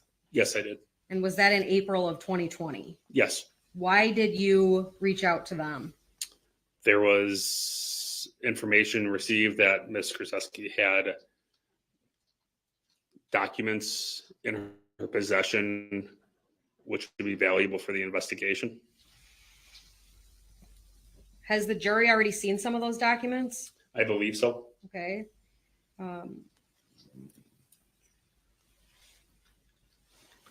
I would ask to please show the witness exhibit 56.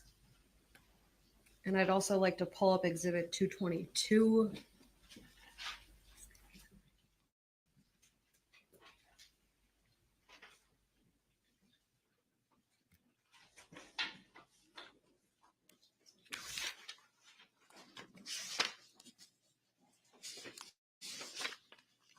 '56 has been received previously, so go ahead. Detective, and I guess we can publish at this point. I'll be publishing exhibit 56. Do you recall these letters being shown to the jury already in this case? Yes. And these were actually entered into evidence by the defense. Is that true? Yes. Switching to Exhibit 222, please, which is also already in evidence. Detective, what's the difference that you can see in page 1 between Exhibit 56 and 222? Going back to 56? Going back to 56, please. And then 222? Obviously, this one has been filed. Okay. Is that the same probate case that the jury's already heard about?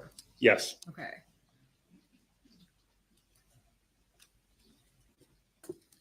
Do you know whether these letters were sent to individuals other than the probate case by Ms. Kurczewski? No, they were not. Okay. Going to Exhibit 56.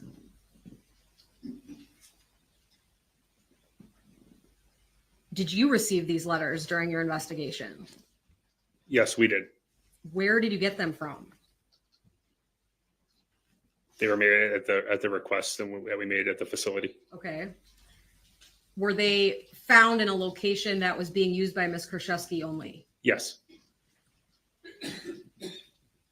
What did these letters purport to be?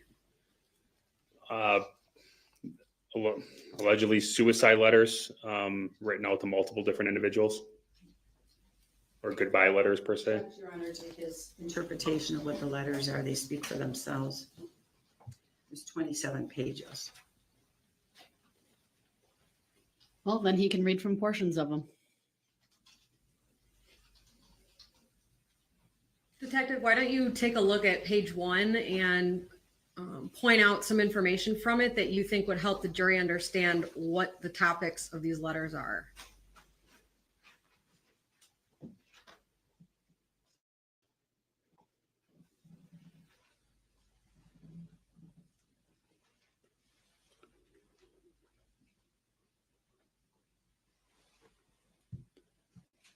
Based on this information, this again sounds like a goodbye letter. What does it say that makes you think that? Besides that, I worry about my cats. What will come of them? Please put them down and scatter them with my ashes. Going down to line 5. I want to poison them with me, but I don't know if I will be able to, if they are still alive when you find me, or I couldn't do it. And where did you get this letter? From the location where Ms. Kurczewski was at the time. And she was residing there? Yes. Okay. I'd like to have Ms. DeValcanier slowly scroll through the pages of Exhibit 56.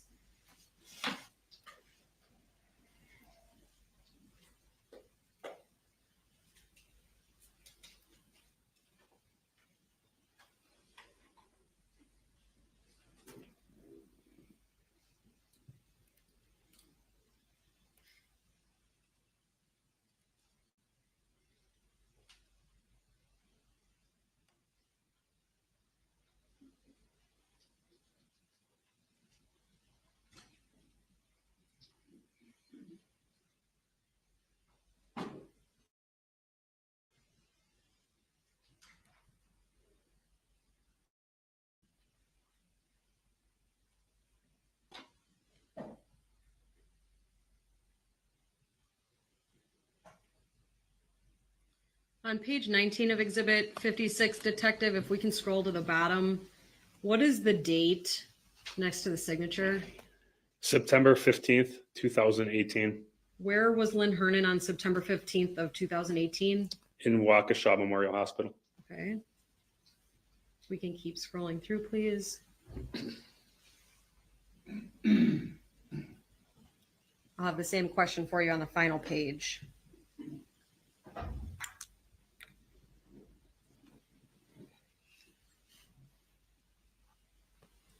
September 16th, 2018, Where was Lynn Hernan on that day? Waukesha Memorial Hospital. Do you recall, Detective, Anthony Posa testifying during this trial about some letters that the defendant gave him? Yes, Mr. Posa testified. Okay. Do you know if these are the same letters that he saw? I do not believe so. Okay.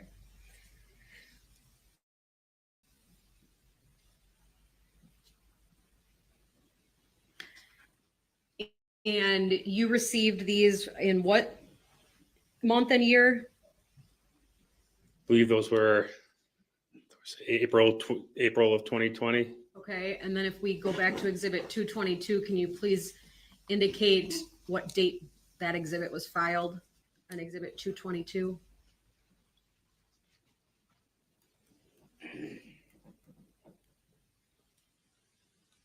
June 17th, 2020. I believe the last piece of our timeline in Exhibit 228 involves April. Can you please put the year next to it and just indicate that you received these letters in that time frame, please?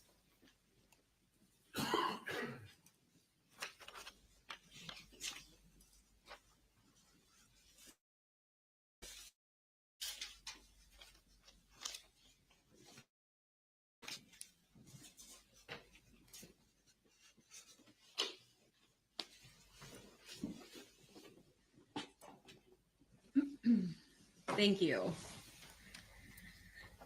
Detective, the last piece of information I'd like to chat with you about is more having to do with the downloads. So again, were you able to review Exhibit 168 in this case, which is Ms. Kurczewski's phone download? Yes. Were you also able to review Mr. Craig's phone download in Exhibit 170? Yes. Did you also get to look at the AT&T records that were obtained in Exhibit 172? Yes. I'd like to show the witness only, please, several exhibits, and I can list them off. Exhibit 168, 174, 175, 176, 177, 178, and 179.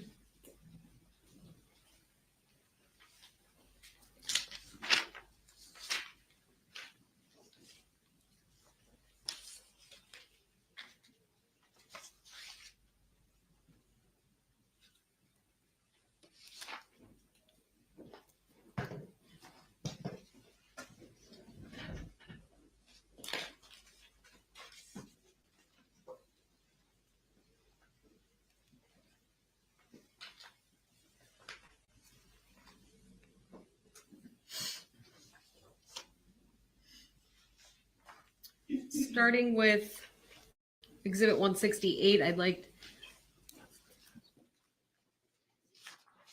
Oh, sorry, that's the download. Starting with 174, Detective, do you recognize 174? Yes, I do. And if we can scroll to the bottom of the page, do you know what this is? Yes, I do. What is it? It's part of the, I believe this is going to be the timeline from the cell phone download from Miss Kurczewski. Does it look like a fair and accurate copy of that portion of the timeline? Yes, it does. Moving to 175. Detective, do you recognize this? Yes, I do. What is it? Looks like it's going to be another excerpt from the timeline of the cell phone download belonging to Mr. Craig. Okay. Is this exhibit multiple pages? Yes, Have you seen it before? I have. Does it look like a fair and accurate copy of the portion of the timeline for Mr. Craig's phone? Yes, it does. Going to Exhibit 176, please. Detective, what are we looking at here? These are these are the cell phone records we obtained from AT&T in regards to the cell phone records for Ms. Kurczewski. How many pages is Exhibit 176? 11. Now, in this case, was AT&T able to give you some information about SMS messages? Yes, they were. Were they able to give you the content of the messages? No, they were not. What were they able to give you?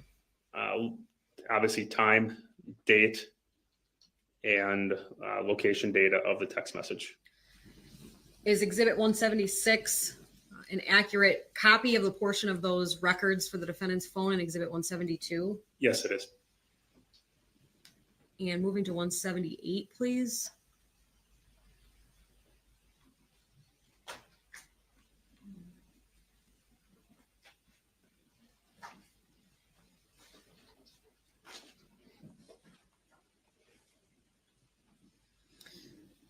Detective, do you recognize 178? Yes, I do. What is it? I believe these are going to be the call records for Ms. Kurczewski's cell phone. Do they appear to be a fair and accurate copy of a portion of those records? Yes, they do. In terms of exhibits 174 through, in terms of exhibit 174, 175, 176, and 178, are all these exhibits focused around a certain period of time? Yes, they are. What time frame, date or time frame is that? Basically, the date of October 3rd, 2018. I would move exhibits 174, 175, 176, and 178 into evidence. No objection. Exhibits 174, 175, 176, and 178 are all received.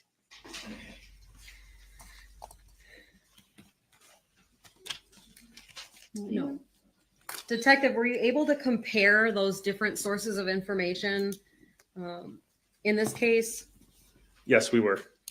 And based on all those different pieces of information, were you able to determine whether there were things missing from Ms. Kurczewski's download? Yes, we were. Was there? Yes, there were. I'd like to show you exhibit 177 and ask if you recognize what that is. That is the demonstrative exhibit of the download and cell phone, the cell phone download or the time excerpt timeline, along with some of the records that we received. Have you seen that exhibit before? I have. I'd move it into evidence, ask for permission to publish. No objection. Exhibit 177 is received. Permission to publish granted.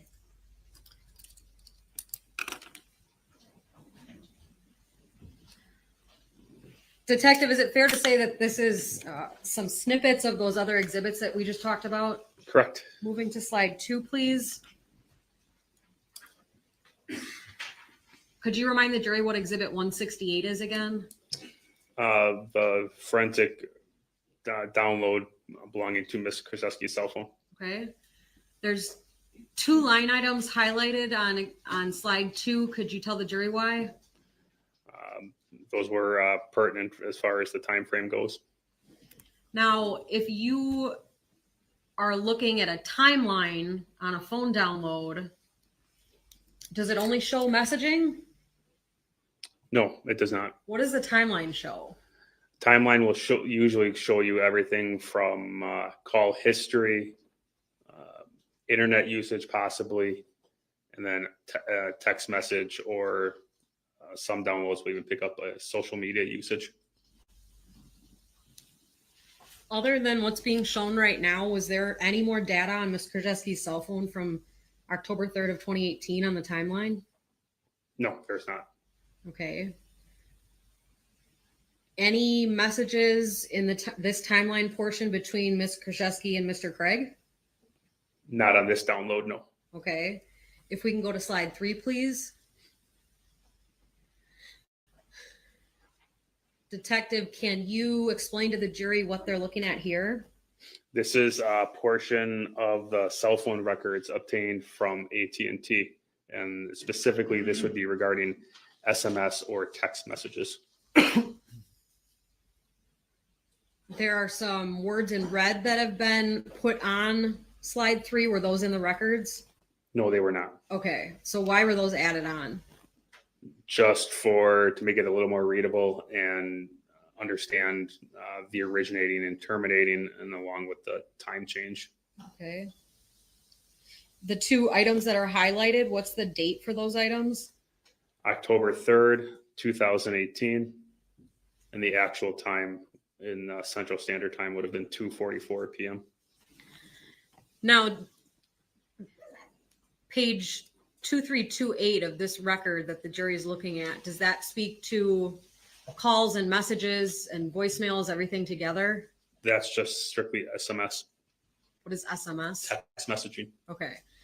Is every entry on this page from October 3rd of 18? Yes, it is.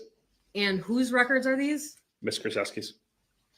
Is this record consistent with slide 2 that we just looked at? No, it is not. Moving to slide 4, please.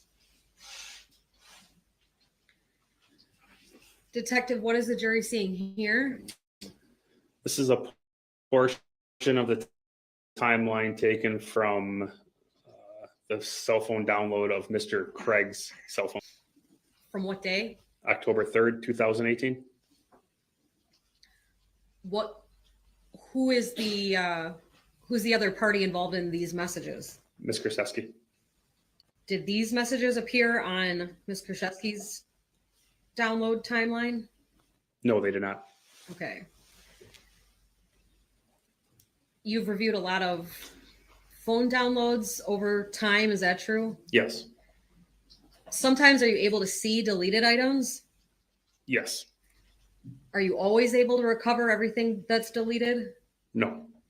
Specifically with Ms. Kurczewski's cell phone download, do you believe that all deleted items were recovered? No.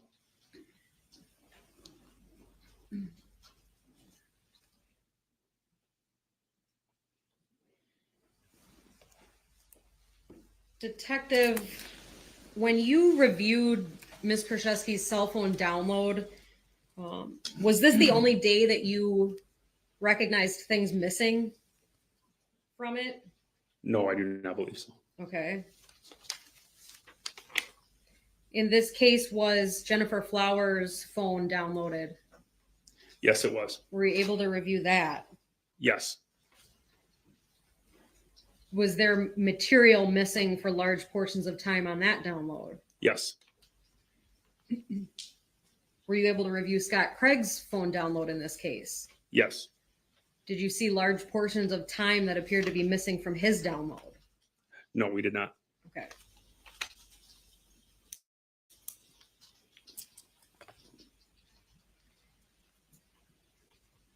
I'd like to show just the witness exhibit 179, please.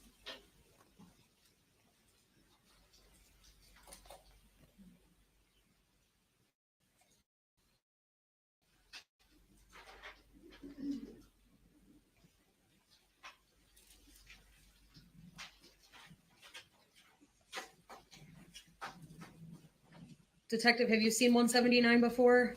I have. What is it?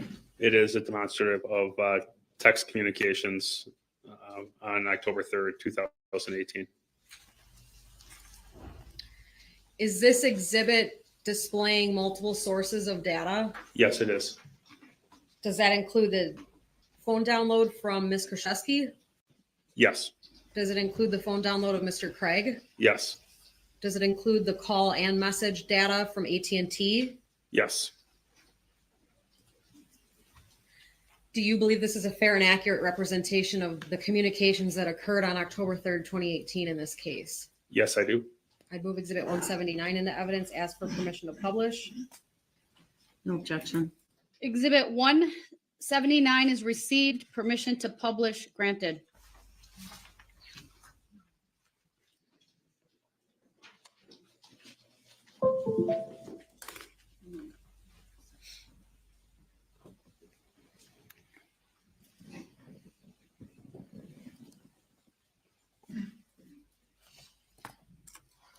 Again, Detective, is slide 1 giving some information for the jury about this exhibit? Yes.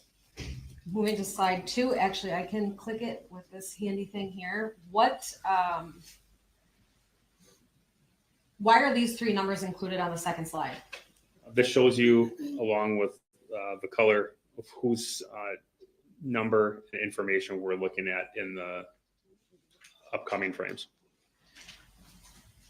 How did you know what Jennifer Flowers' phone number was? Through records and obviously our interviews. Okay. Moving to the next slide. Detective, I see on this slide that there's one box that's not filled in at the top. What does that mean? That means that the message was deleted and or that we don't have the content of that message So how do you know that there was a message at that time? through the records received from AT&T. Okay. There's 3 boxes toward the bottom that have white in them. Where is that information from? The AT&T cell records. The boxes shaded in pink or blue, where is that information coming from? From the download. Okay. So if you could please walk through this, it's not a very long exhibit, and describe for the jury what they're looking at. What does this mean? On October 3rd of 2018, we obviously have an unknown content text message from Ms. Kurczewski to Ms. Flower. And then there's no data until 11:52 when Ms. Kurczewski sends Mr. Craig a message stating, "How's it going?"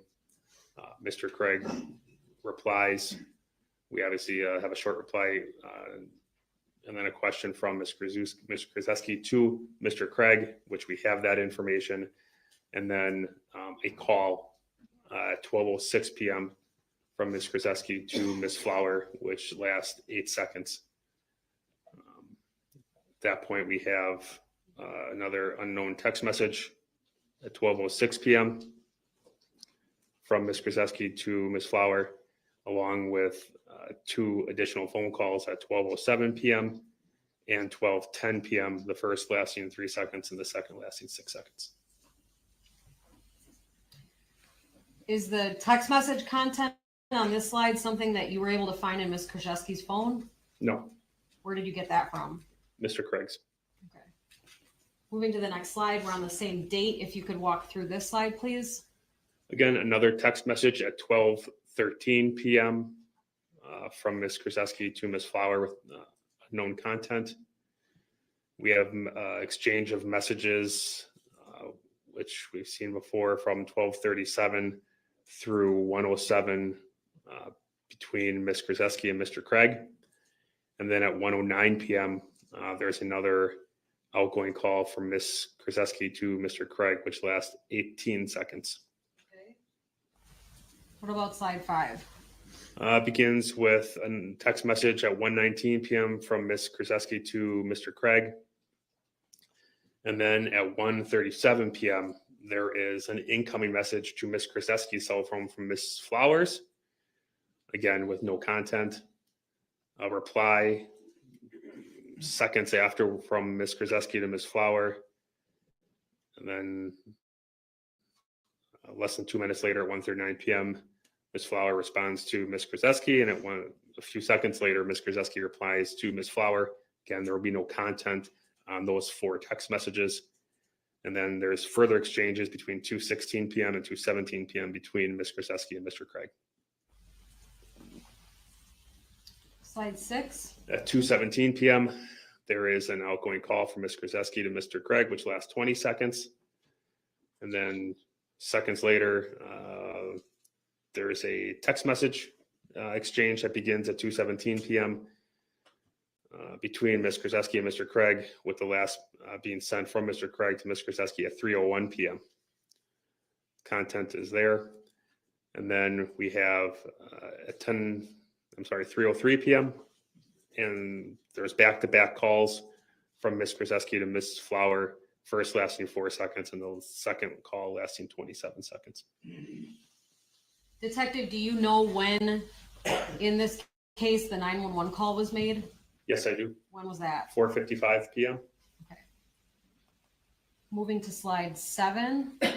Could you please walk through this, please?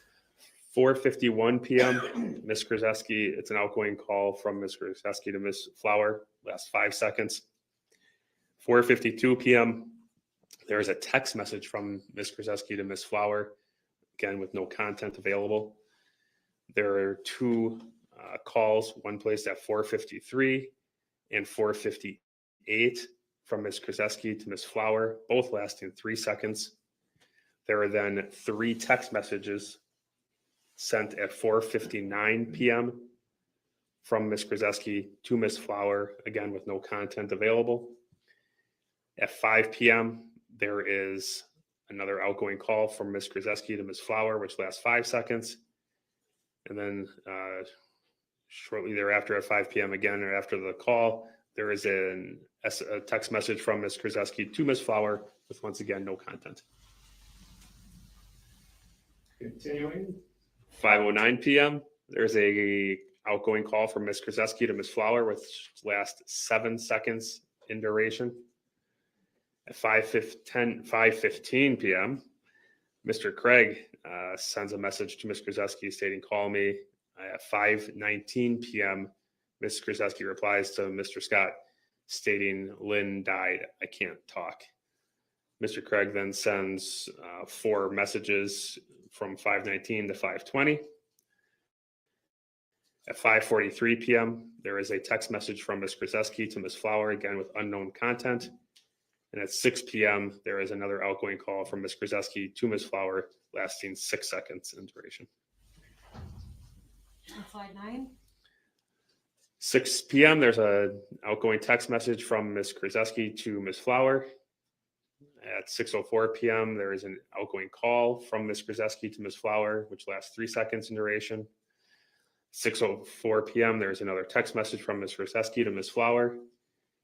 At 6:04 p.m., 6:06 p.m., and 6:11 p.m. and 6:15 p.m., there are 4 calls placed by Ms. Kurczewski. The first 2 at 6:04 and 6:06 being to Ms. Flower. First one lasting 3 seconds. Second one had no duration. The third call was placed at 6:11 p.m. was to Mr. Craig, which lasts 42 seconds in duration. And the last call, again, placed to Ms. Flower, lasting 5 seconds in duration. 6:23 p.m., there is another outgoing call from Ms. Kurczewski to Ms. Flower, which lasts 4 seconds. And then at 6:27 p.m., there is an incoming call from Ms. Flower to Ms. Kurczewski, lasting 7 minutes and 14 seconds. At 6:44 p.m., there's a text message from Ms. Kurczewski to Ms. Flower. And then there are a series of phone calls. The first being at 7:20 from Ms. Kurczewski, from Ms. Flower to Ms. Kurczewski, lasting 2 minutes and 3 seconds. And then from Ms. Kurczewski to Ms. Flower, lasting 2 seconds, which at 8:28 p.m. The next, again, at 8:28 p.m. from Ms. Flower to Ms. Kurczewski, lasting 44 seconds. Another one at 8:40 p.m. from Ms. Kurczewski to Ms. Flower, lasting 11 minutes and 57 seconds. And another call at which would have been at 8:12 p.m. from Ms. Kurczewski to Ms. Flower, lasting 10 minutes and 51 seconds. Detective, with the information that has been reviewed in this exhibit, did you ask Detective Schrader to create an animation in this case? Yes, I did. Why? Again, I wanted to see the exact location for Ms. Kurczewski during the morning and afternoon, along with the evening of October 3rd, 2018. If I could please publish Exhibit 174, slide 13.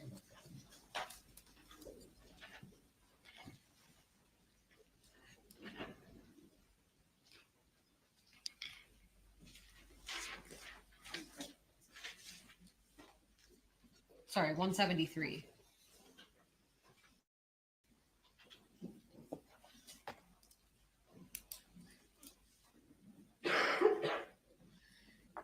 Detective, slide 13 was discussed with the jury by Detective Schrader. Do you remember that? Yes, I do. Can you please remind them what it is that we're looking at in slide 13? This is going to be an animation of the cell phone location for Ms. Kurczewski on the day of October 3rd, 2018. What's the time frame? 7:06 a.m. until 11:40 p.m. Along the right side of the exhibit, there's a column. Do you know what that is for? Yes, I do. What is it? That's just a time tracker. It basically shows the time as it goes all the way starting at 7:06 to 11:40. So as the animation is playing, if it was paused, would you be able to see where we are on the timeline of the animation? Yes. Okay. There's a few pins on the map. Could you explain those, please? Yes. One is, it says Jessy K's residence, which would have been the residence shared by Ms. Kurczewski and Mr. Craig at the time. And then directly below that is the residence, it says Flowers residence, which would be the residence to Ms. Kurczewski's mother, Jennifer Flower. And then in the upper left, you'll see Lynn's address along with its death location, which was obviously the home address of Lynn Hernan. Is there already one call or message being mapped on this still image? Yes, there is. Could you circle that for the jury just to orient them? And what time is that transaction at? 7:06 a.m. In terms of geographic location, where is that transaction occurring, or what tower is that transaction using? It's in close proximity to Ms. Kurczewski's residence. Now, this animation wasn't shown to the jury with Detective Schrader, but Detective Happy, have you seen it before? I have. Does the phone activity move locations during this animation? Yes, it does. Okay. Is it always going to use that red shaded area for Ms. Kurczewski's device location? Yes. Okay. We can clear the screen, please. And at this time, I would ask to play the animation through.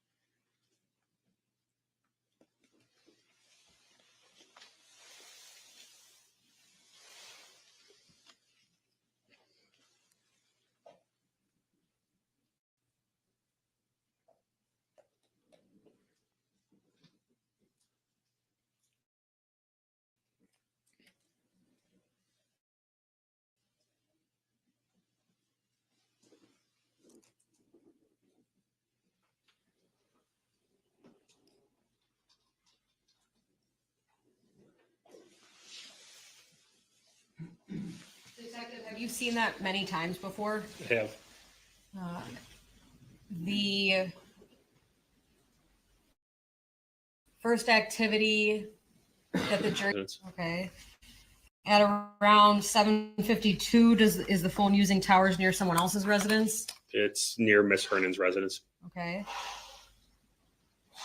Does that location change around 12 noon? Yes, it does. And ultimately, what towers are being utilized around 12 noon? It begins heading southeast. Okay.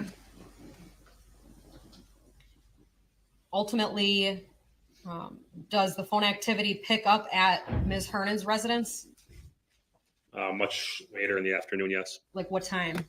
I believe the first one I saw was roughly around 4:35, maybe a few minutes, give or take. Okay. And the 911 call in this case was when? 4:55 p.m. Okay. At a point in time, does the map suggest that the device has moved away from Ms. Hernan's residence in the early evening? Overruled. Yes, it does. Okay. And does Ms. Kurczewski's device ever use towers near Ms. Hernan's residence again the night of October 3rd? Yes, it does. Around what time is that? I believe, if I recall, it was like somewhere around 8 o'clock. Maybe, and give or take. It might have been a little bit earlier.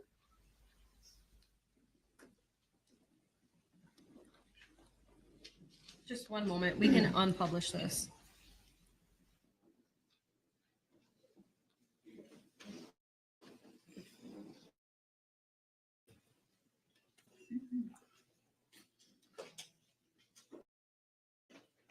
Judge, at this time, I would move it to 228 index, which is the time on the report. Exhibit 228 is received. And I would also move exhibits 188A and B into evidence. I believe that those were annotations that I never actually moved into evidence. That's true. They were seen by the jury, so they're received. That's all I have. Thank you. Let me see the attorneys at sidebar for a moment, please.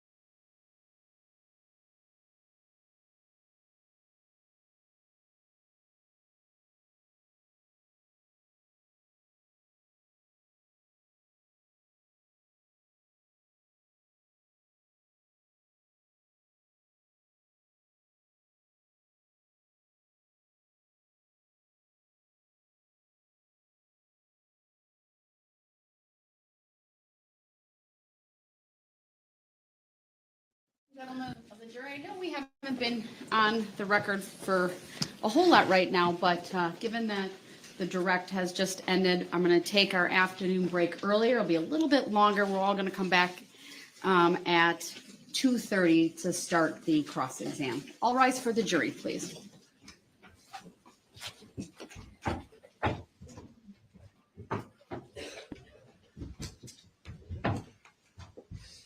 Okay, well, we'll go back to the closing examinations. The defense in Charlie Adelson's case finally finished up their remarks. We'll go through that in a minute. Yep, no, that was it. They're an hour and some into verdict watch. So, let's see. All right, Detective Hoppy, you can step down. Just want to put the sidebar. You can all be seated real quick. I had pulled the attorneys at sidebar because I did want to offer to Attorney Kukler on the defense the ability to come back and start tomorrow morning. But I didn't know if that would throw off witnesses that I know are slated to be here. And Attorney Kukler indicated that would throw off a little bit, but that's why I took the break, though, giving a little bit more time, coming back at 2:30. I want this, I'm going to have you focus on your cross. I'm not going to go through that motion yet until probably the state actually rests. So we're in recess until 2:30, everyone.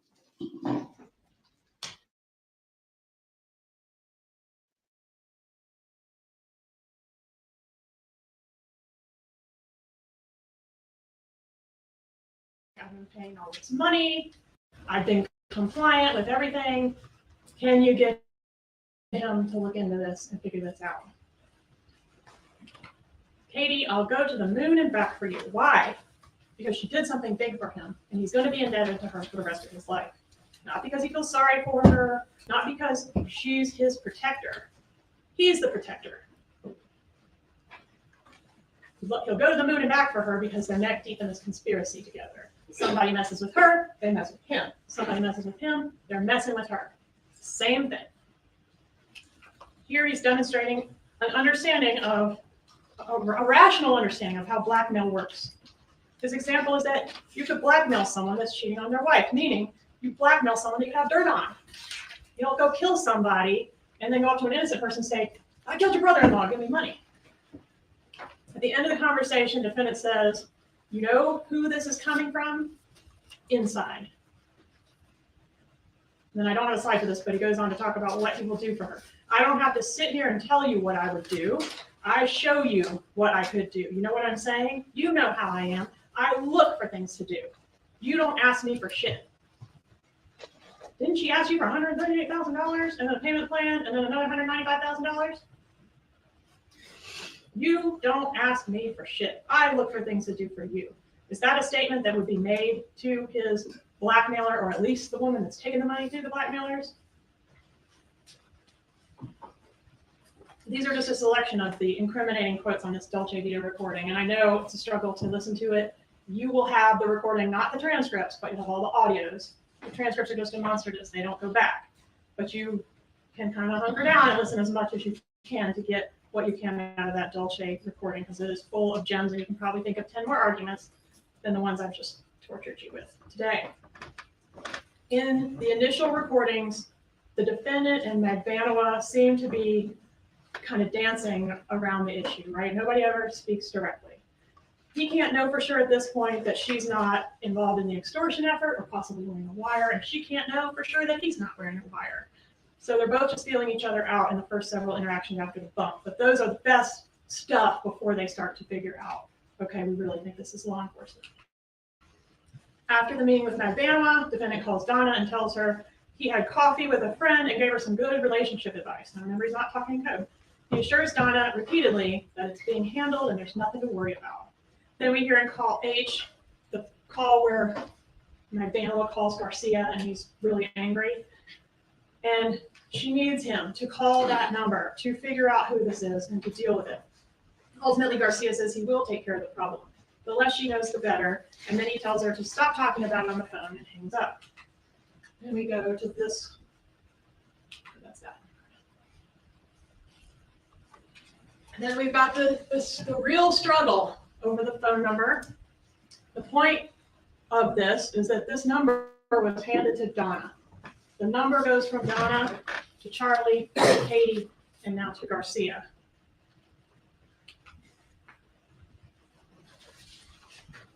Here in call J, we hear the reference to investment as code for the $5,000 extortion payment.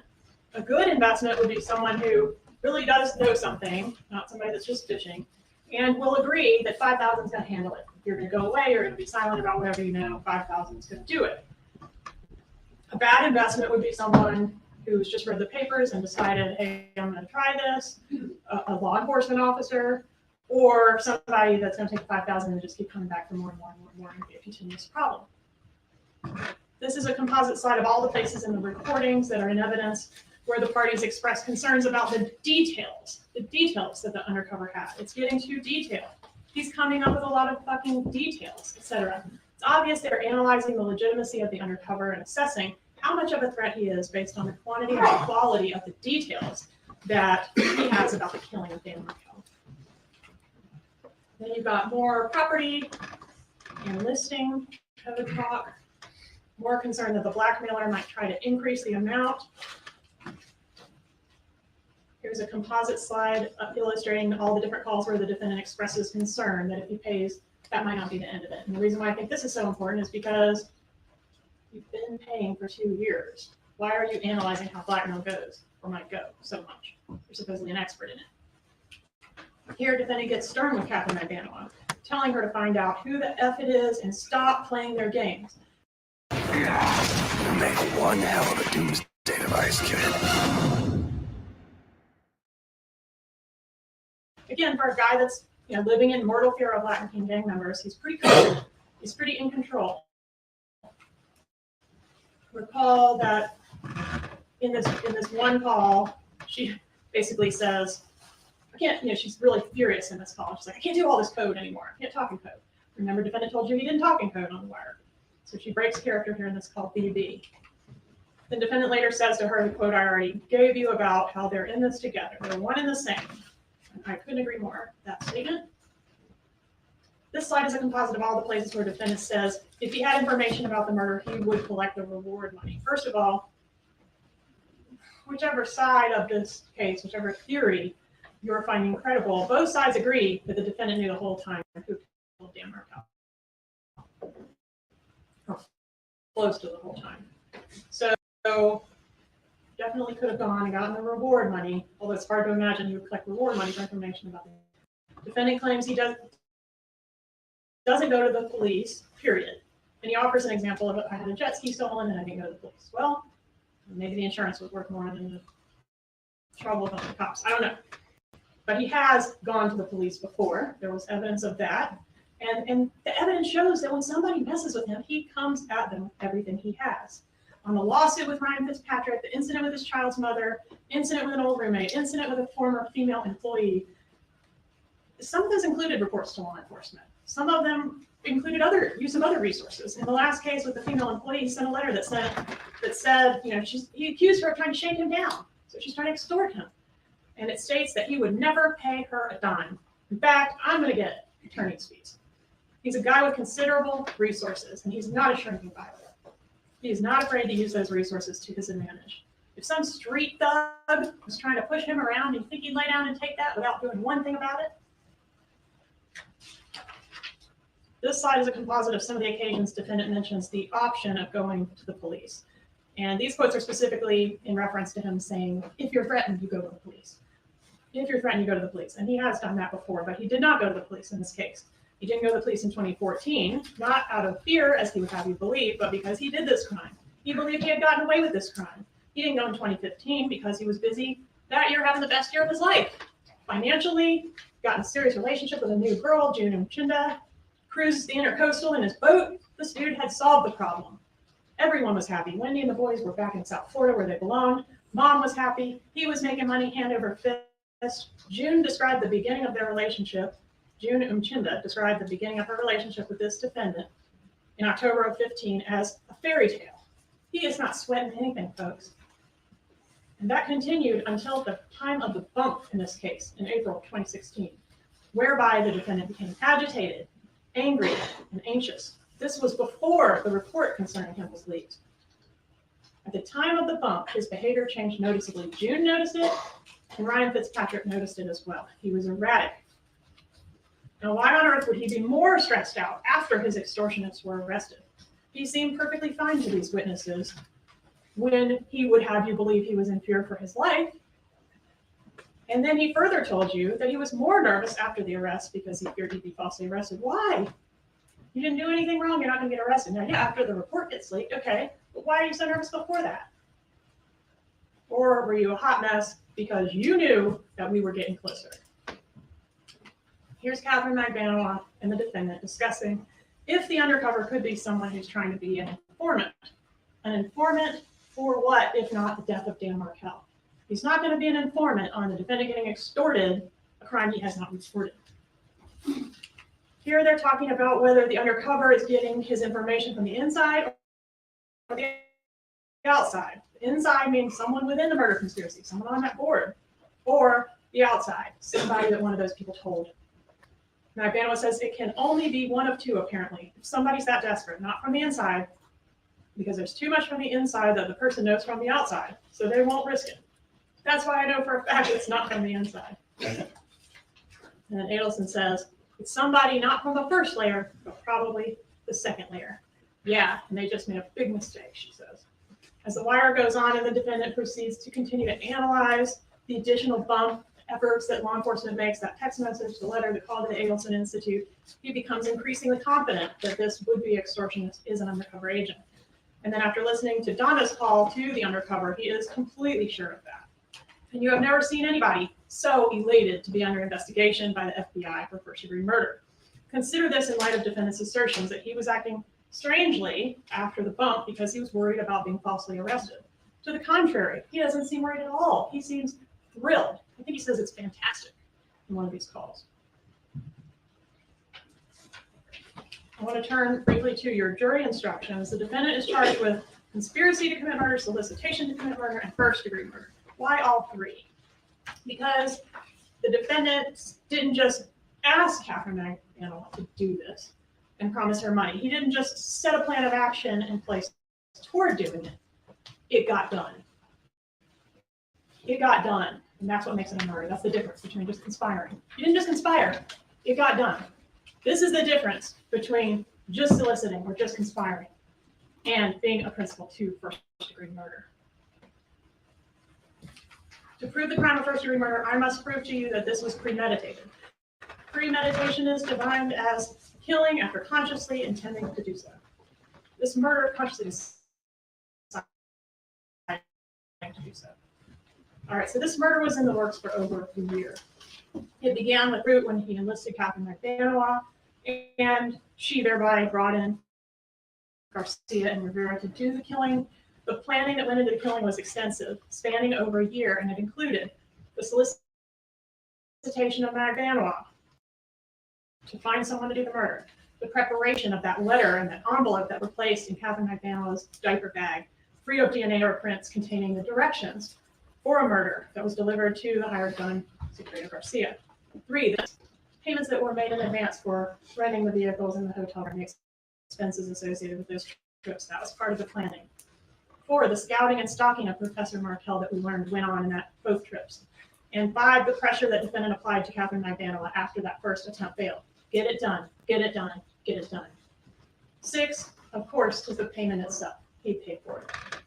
All the planning, all the meetings, all the precautions were coming to fruition when that hired gun fired those 2 shots that devastated so many lives on July 18, 2014. When you think about how this case was proven, we started at a single point, the crime scene, and we went in 2 totally different directions. We chased the Prius and we chased the motive, the bad blood of the in-laws. And the investigation could have stalled if either of these leads had resulted in a dead end. But all the little breadcrumbs led to the same place. The Prius led to Garcia and Rivera, which led to Magbanua. Bad blood and the divorce led to the Adelson family. The wire confirmed the defendant's specific involvement, not just some Adelson. That is. Then Rivera and eventually Magbanua confirmed his involvement as well.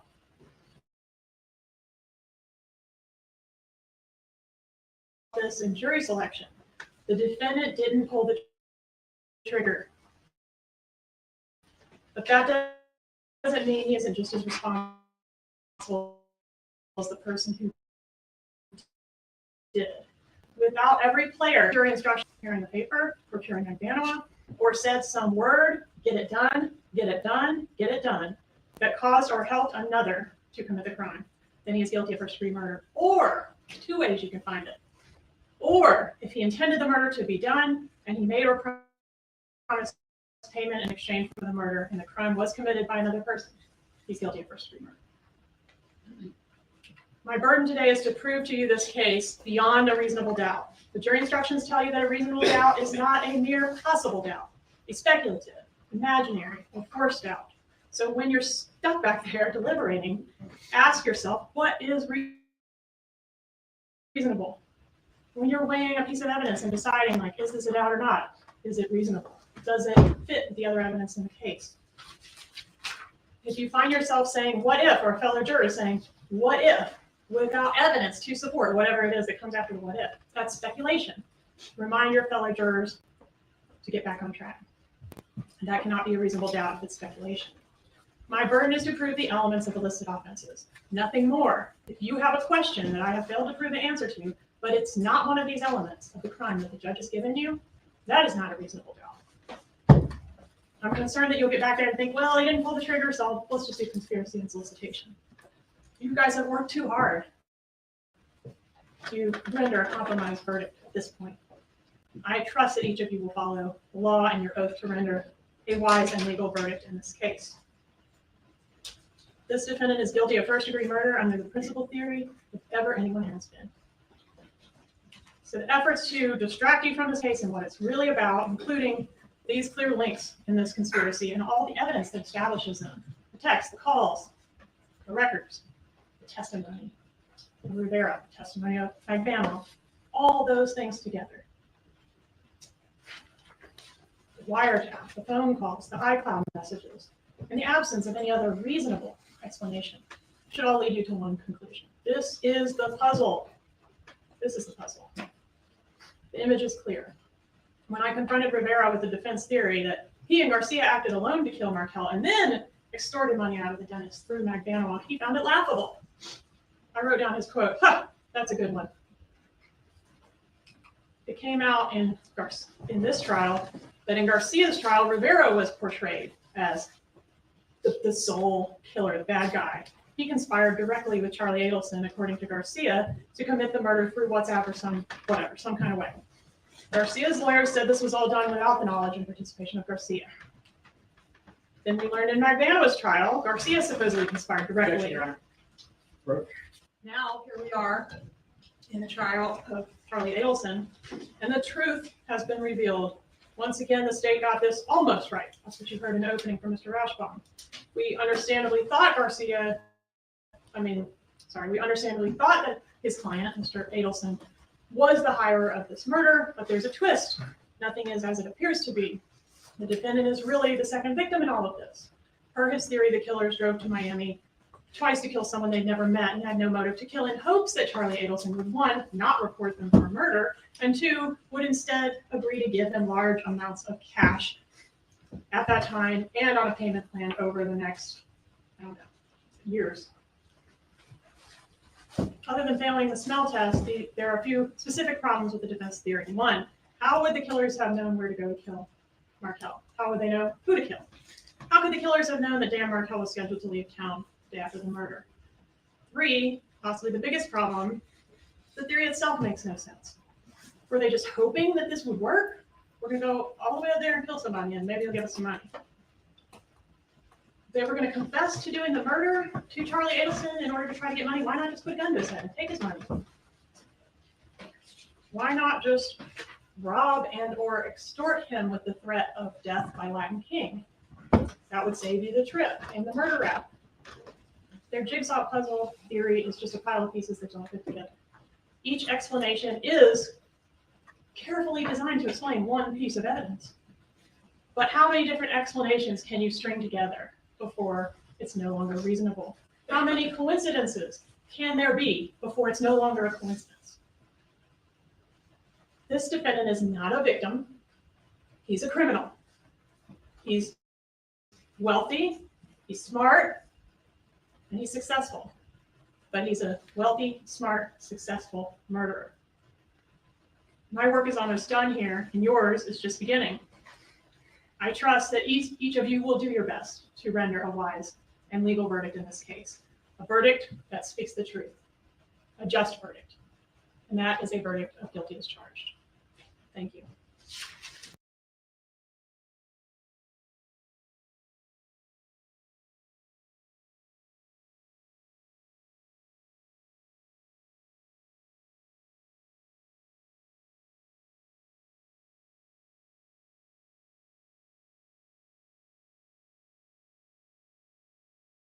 Okay, we came to an end of the prosecution's closing arguments, and we should be back any minute for the state to rest. So,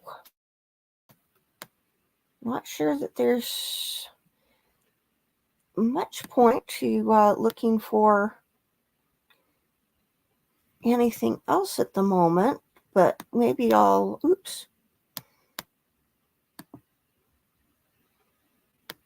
let's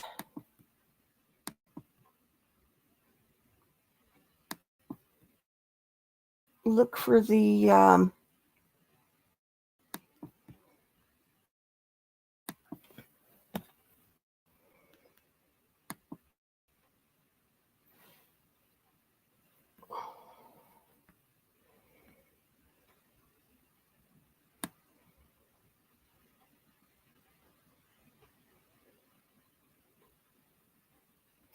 let's see, that's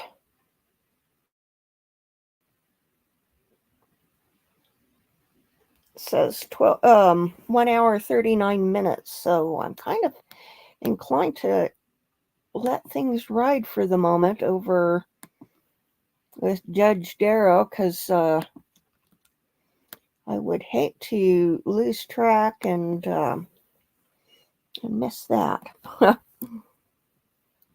No, this is afternoon break. The state is going to be resting when they come back. Well, let's see, we're going to have cross-examination, then the state rests. So the defense, I guess, needed a few minutes to prepare, so they decided to take an early afternoon break. So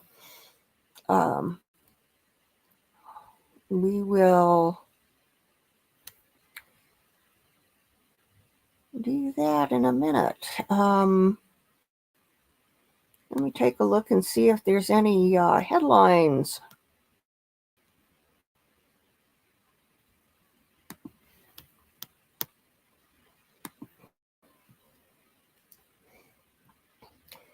I saw the headline from Michelle's Live that Richard Allen wants his trial in 70 days. He wants Judge Gall off the case. Don't know if either one of those are going to happen.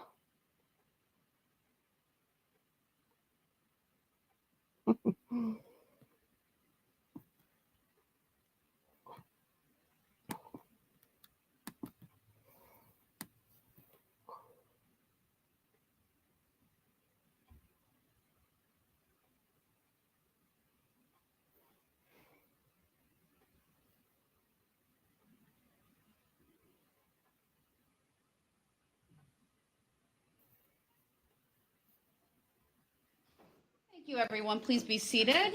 We are back on the record. Appearances are as they were before. Detective Hoppy's walking back up.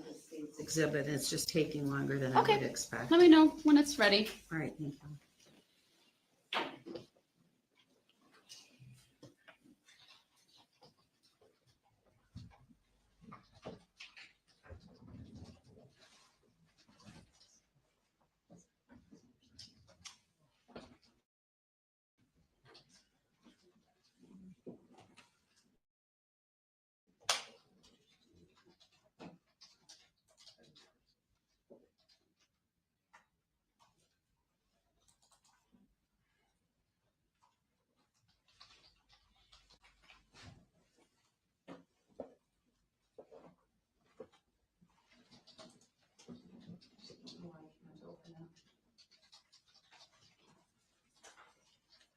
Which exhibit number? 173.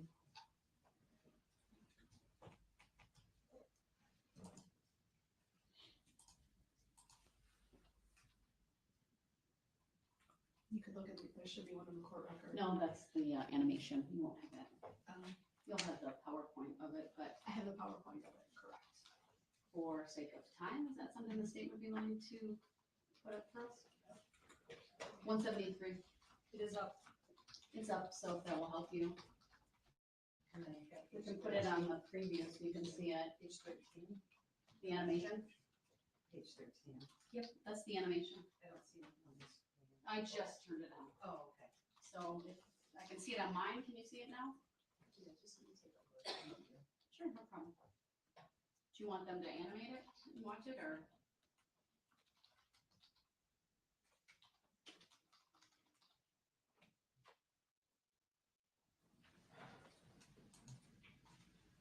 Yeah, I'd like to see when it gets to 2:36.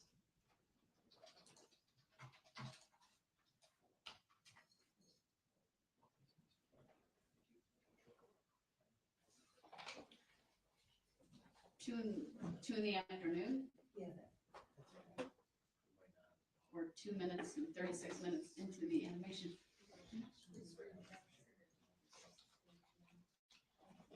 I see. At the bottom it says 2:36, but on the right side, it looks like it has 6:30. Yeah, it would be 62 there. So I believe the bottom is the counter, whereas the times on the right are the actual event times for either text or phone or any time that device is utilized. 6:30 PM then, is what I'm looking, oh. I can't, because of the way that this is set up, I just have to, I could pause it at that point, but I can't. Got it. Move it to that point. Okay. Got it. Thank you. I'm sorry, you said 6:30 what? PM. 6:30 PM.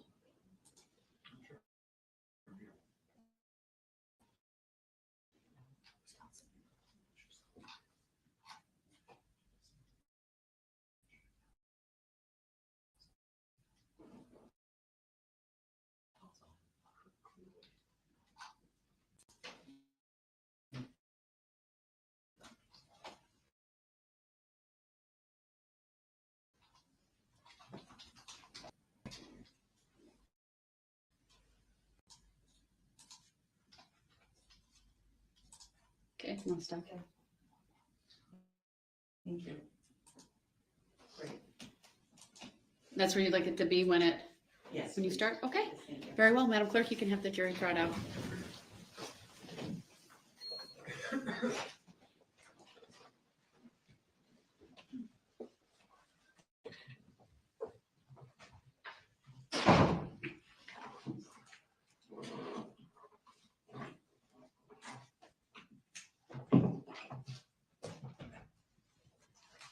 You want me to publish now with the hopes that the jury box has it on by the time they're here? Sure, why not?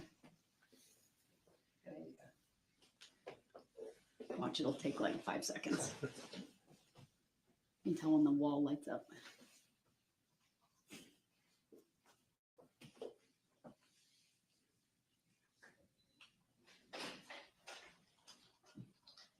Good thing I did that. It's not on yet. There we go.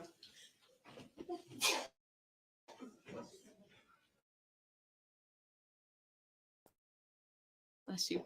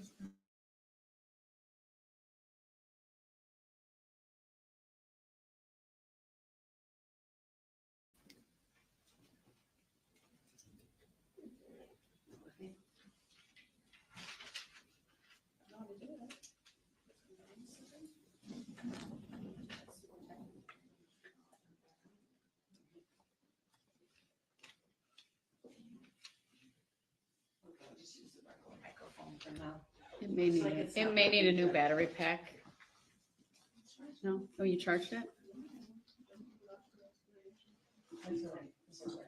Okay.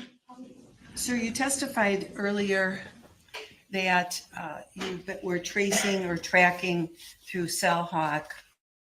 The department was tracking Miss, we have exhibit 173 on the screen. You were talking about that one earlier. Is that right? Yes. And you see over on the right side of the screen, it shows the time, a particular time. In this case, 6:31 and 43 p.m. Do you see that? Correct. And we heard earlier that when we see these marks that look like these two lines that come together, that this is spotting a location, right? General location, yes. All right. And you can see that when at this particular time, Jesse's cell phone is pinging at all sorts of different locations at the very same time, within a few seconds of each other. Yes. And that one can come down. It's my, I'd like to show the witness only an exhibit that I just prepared. I'll show it. The state will be able to see it too. I'm going to show you what I've marked as exhibit 617. Let me know if that, Madam Clerk, is the screen is not, still has that other exhibit on it.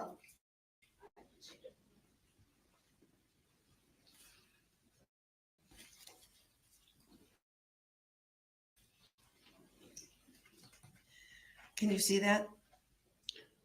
Yes, I can. Can you see on October 3rd at 11:52 a.m.? We also have Jesse's phone pinging at Lynn's address location, and at the same time, somewhere near Milwaukee County, it looks like the zoo. I would disagree with the location. I think we're further west. I think we're into Waukesha. As you can see, from 1152 north is Brookfield. East of that is Elm Grove. So we're well into Waukesha County at that point, it would appear to me.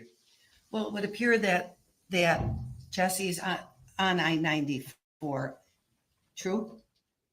The tower was over there, yes. And Jesse's pinging off a tower on I-94 south of Elm Grove, right? The cell phone mapping shows that there was a tower utilized there or being utilized, yes.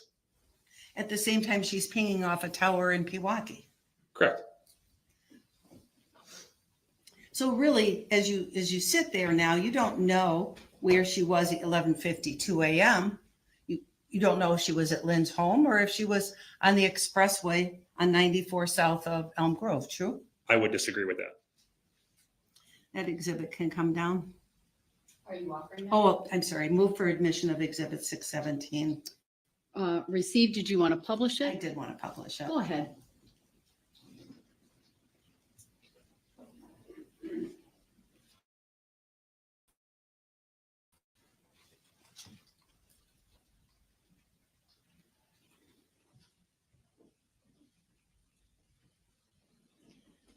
Looks like it's up on the jury box now. Letting the jury see that the phone is pinging off of two towers at the same time. Objection, that's a misstatement of what's being displayed. Sustained. Thank you. That particular. Well, I'm going to just switch to another exhibit. or another page on the exhibit. Do you see this? October 3rd at 2:44 p.m. Yes, I do. And do you see that Jesse's phone pinging off multiple towers at the same time? That's not what's depicted. I'm asking the witness if that's what he sees. Overruled. He may answer this question. They are not at the same time. Do you want this published when you do this? I would like it published. Go ahead. Do you see 2:42 and 2:44? 2 minutes apart? Yes. Jesse's residence at 2:44 and I-94 with Greenfield on the right at 2:42. Yes.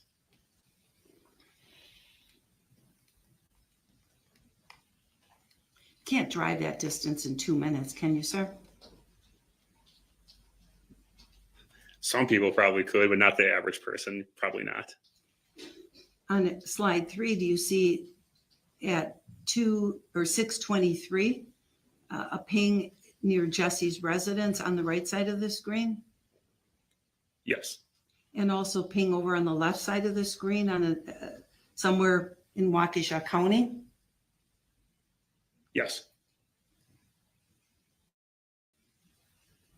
And at 6:27, the phone is pinging somewhere near I-41, heading towards Greenfield? South of Miss Kurczewski's residence, yes. And at 6:27, at that same time, pinning at south at Hales Corners at Jennifer Flower residence. Do you see that? Yes, I do.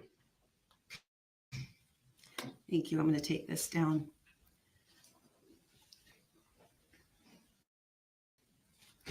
You were talking about the length of calls earlier this afternoon, suggesting that there's all sorts, I don't know what you were suggesting, but you were pointing out that there's all these short duration messages between Jessy and her mother. Yes, I was pointing out there was contacts there. I've never suggested anything.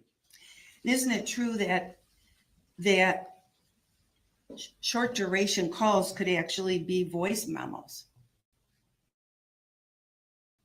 I'm sorry, what was that? Isn't it true that something that shows a short duration could actually be a voice memo that somebody is sending back and forth between two people? A voice memo on their phones. I would disagree with that, unless you're, I mean, voicemail is different, but if you're talking like a voice memo, I would disagree with that. You think voice memos are long? Not necessarily. Right. So short voice memos that you send to somebody would show up like those messages that you showed us today. I don't believe a voice memo. I guess I'm trying to understand what you're saying. Are you talking about like leaving a voicemail or a voice memo? Then I would probably say it's not sent through a phone line. It's not sent a voice memo.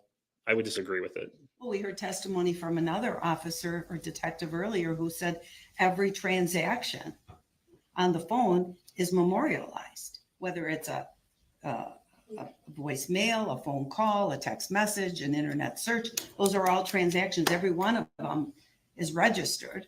Yes. Okay. So it's the same with a voice memo. I would believe it would fall more under the SMS factor, but that would be my opinion. Isn't it true that when you send a voice memo that they automatically delete after the other person has played them? Unless you physically save them, they delete off our phones. I can honestly tell. I'm not familiar with the deletion of a voice memo. Okay. You talked earlier about different items on different searches being deleted on February 19th of 2019, right? Not searches, files. Yes. Certain files were deleted on that day. Yes. Isn't it true that everything was deleted on that day? There were a certain group of files that were deleted, not everything. I'd have to look back on it, but there were a certain number that were deleted. Yes. You know that people sometimes sit down and decide to just finally delete things off of their phone, right? There's nothing unusual about that. No. And some people delete things regularly off their phones. True? True. Some people don't save text message, save their call history on their phone. They delete that too. Some do. And it doesn't mean it's for a nefarious reason. It's personal opinion. No, I'm not looking for personal opinion. You know that people delete things.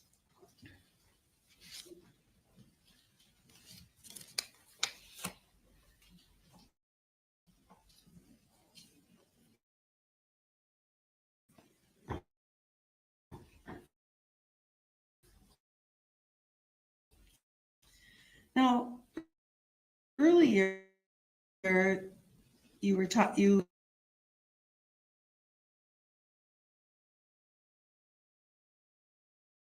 there's all this tetrahydrozoline in Lynn, right? You or the other detective talked about 60 times the amount, 160 parts. Remember all those kind of comments that were made? By the other detective, yes. I'd never made those statements. You never corrected that. Correct. All right. And so things were said like there's a boatload of Visine in her, right? Yes. And it metabolizes in 8 hours. I don't recall the specific 8 hours reference, but I do recall that there was talk about it metabolizing in the system. Yes. And all of these things are actually not true, right?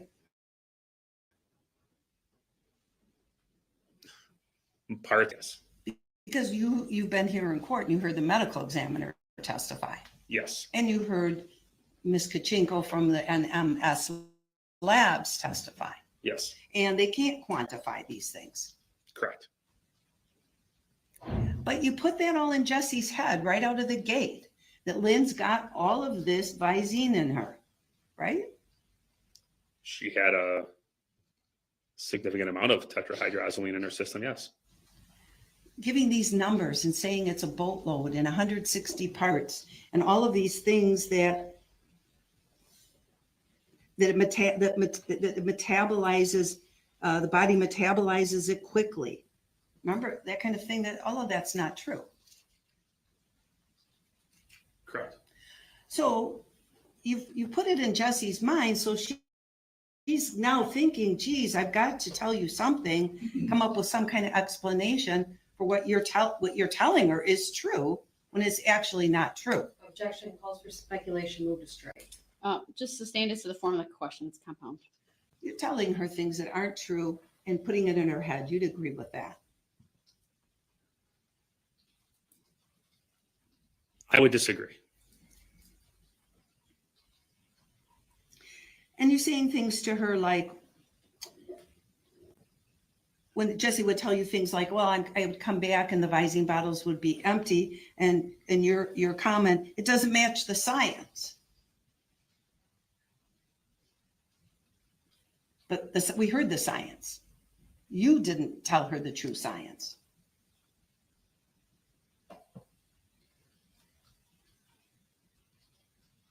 Is that true? Thank you. Is that true? You don't Again, know I would. this. You science, do you? Well, I know that significant portion of tetrahydrozoline shouldn't have been in her system.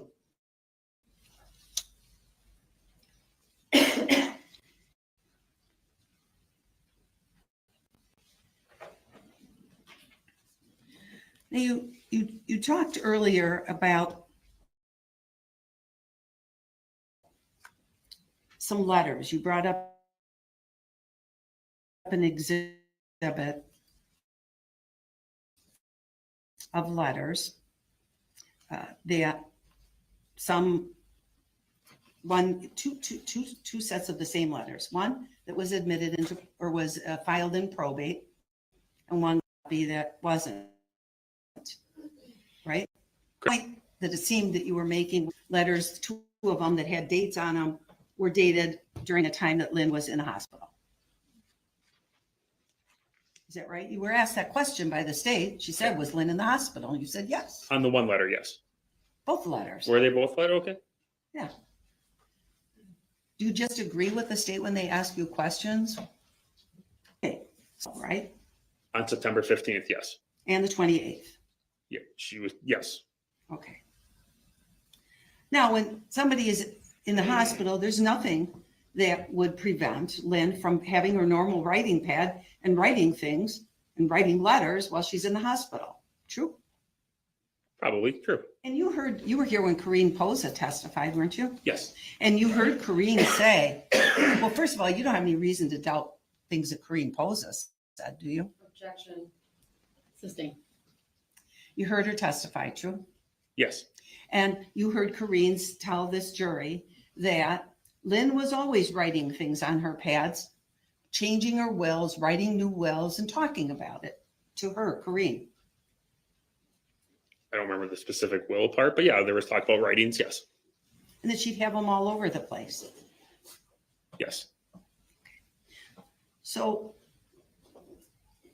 there's nothing to say that Lynn wouldn't have also been doing those same kind of writings while she's laying in a hospital bed for 2 weeks. Fair? I guess that's a fair statement.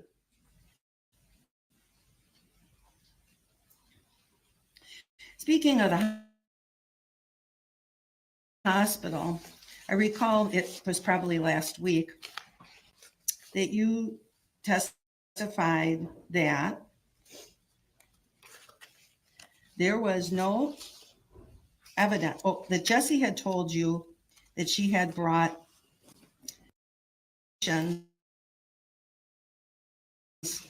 about that by the district attorney? Yes. And do you remember then you saying that there was no indication that that ever happened? I did not recall seeing any of that information, correct?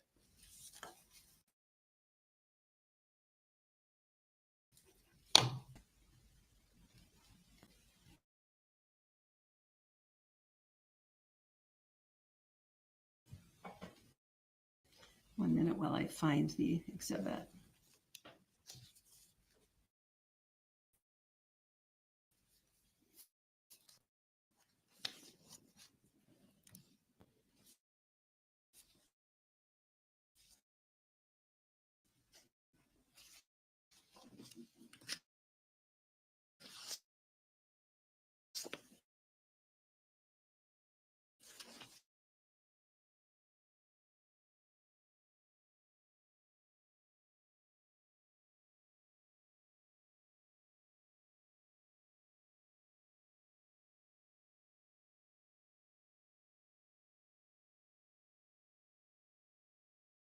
One, if you recall, sir, was the Pro Health medical records. You remember that, right? Yes. You were asked about that by the state last week. You recall that? Yes. Do you see that on your screen? Not. That I'll move down a little bit. Do you see? Okay, and I'm going to go to, before I make sure I get to the right page. Of course, it's not loading as quickly as I would like. 1 minute, please.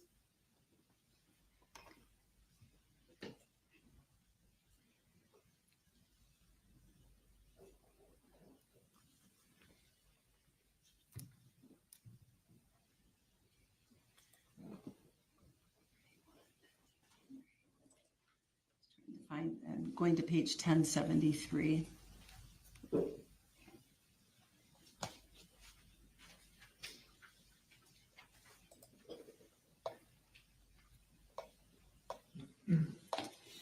I can't get it to load right now for some reason.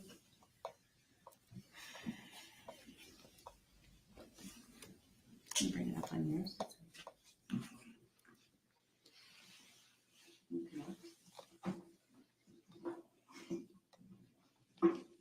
So not always with computers and bring it up. All right, do you see in front of you page 1073, sir? Yes. And I'd like to publish to the jury, Your Honor, this is already in evidence. Go ahead. I'll wait for it to come up.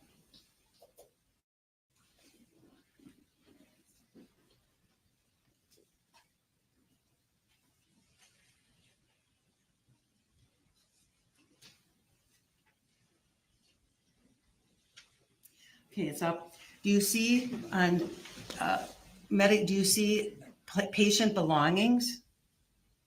Yes. Do you see 2 bottles of owned medications, patient-owned medications sent to pharmacy for storage? Yes. And that happened on 9/22/18. Do you see that? Yes. And then do you see that they were returned, if you go down a little further, please, Attorney Galaviz, that we see them returned to the patient on the day she was discharged? Correct. So you stand corrected on indicating last week that no medications were ever, of the patients were ever there at the hospital. True? I don't stand corrected. I don't believe this falls under the same circumstances that was described in the interview. Well, Jessy told you that she brought medications to Lynn, you can take it down, to the hospital, and you were asked if there was any indication in the record that the hospital had taken those medications from her. You said there was none. I've showed it to you, right? Is that true? That portion is true, yes.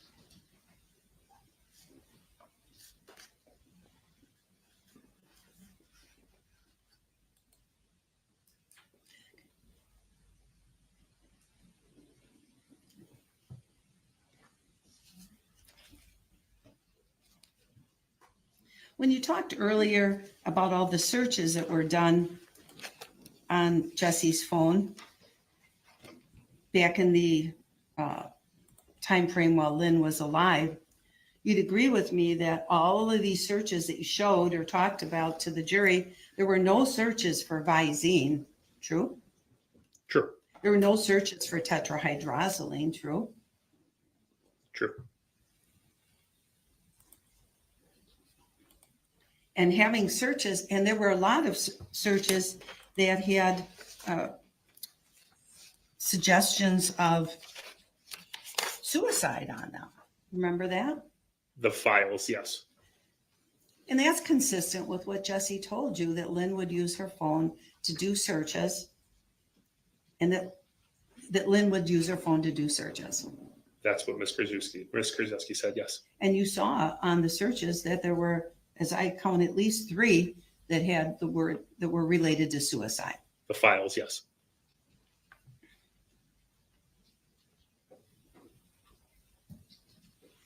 And it was well known that Lynn didn't have internet. Correct. Not only did Jessy do some searches for Lynn, you'd agree with me, wouldn't you, that her neighbor Jean Tennell also helped her look up things on the computer? I never spoke with Ms. Tennell. But you said that you're familiar with the whole record in this case. You're the lead detective, so you've testified to things in the last 4 days that other people have done. Yes, but to say I'm familiar with every single record that came in this case, as you know, I think would be kind of difficult. You do know that Jean Tennell would help Lynn look up things on her computer, don't you? Again, I know Ms. Tennell would assist Ms. Hernan. I don't know specifically about internet usage. Taking over the computer, mine seems to be working again.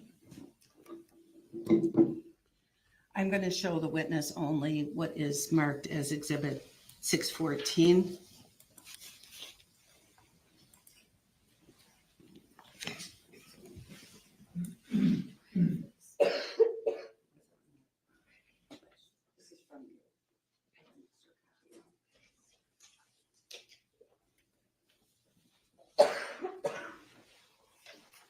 Discovery. Can you see the document that's in front of you? Yes, I can. And this was a document that was in discovery in this case. And do you see that this is appears to be a PayPal account of some sort?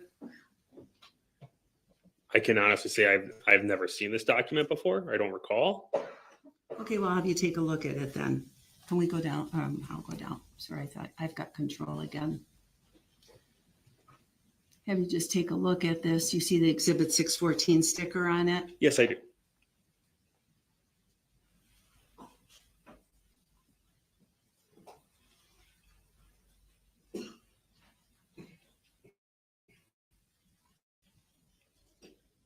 I think I've shown you. Is it right here? I'm showing you, it looks to be page 3. This is a 4-page exhibit, page 3. Whose email is being used for this particular PayPal account?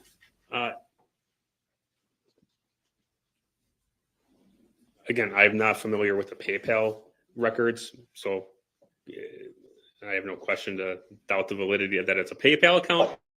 But the email account on this receipt or invoice or record is Tanel, TANEL 1263 at wi.rr.com. And if I show you page, the page above that, page 3, who's the principal's name on here? Lynn Hernan. With a P.O.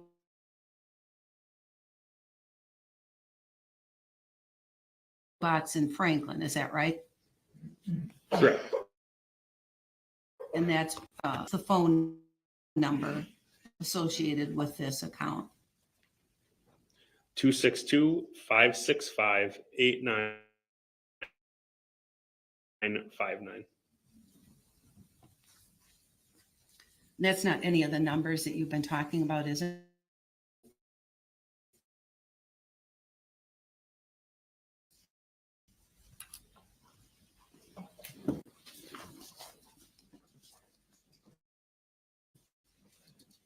I move for admission of exhibit. For this. This witness testified he doesn't know what it is. Sustain.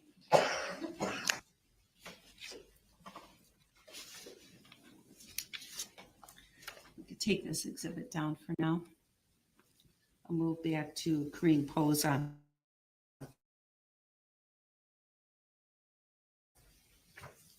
I asked you about Corinne Posa before.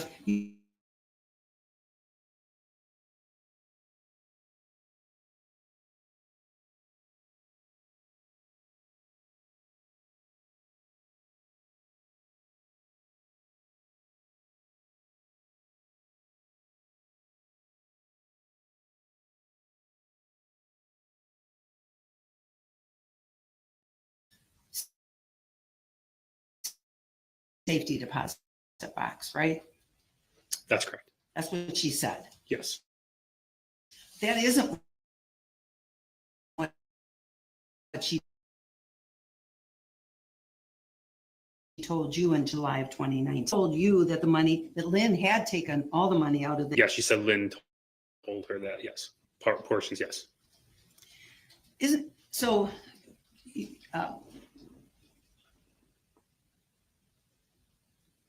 she also testified in court that she was very good friends with Corinne, even as late as the year that she died. She considered herself always a friend, a good friend of Lynn's, right? Yes. But isn't it true when that when you interviewed her in 2019, that she told you she'd been friends with Lynn for over 30 years? Yes. They had been close until the last couple of years. Yes.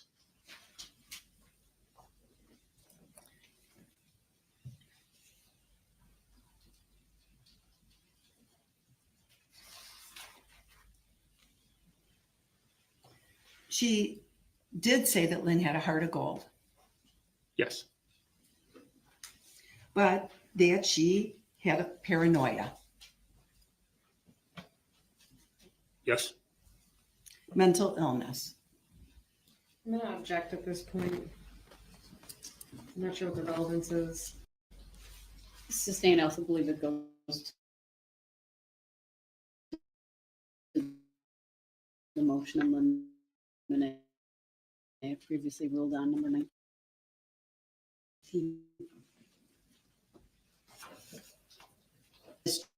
Jury in court in 2023 as to the money in the safety deposit box and her closeness with Lynn. True? True about the safety deposit box, yes. Well, she told you that as to the friendship, that they were very, very close until the last couple of years. Yes. All right. What's a jailhouse snitch? It's somebody who is providing information on another individual who's in custody. You'd agree that you heard Miss Sabani testify in court, didn't you? No? Yes, I did. She's a jailhouse snitch, right? I don't believe I've ever called her. That's not a.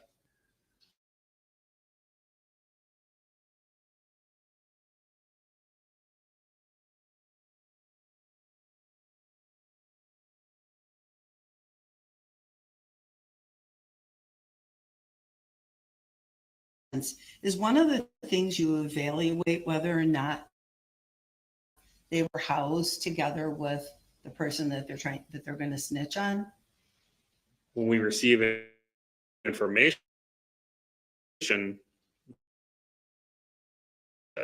checking out and verifying information.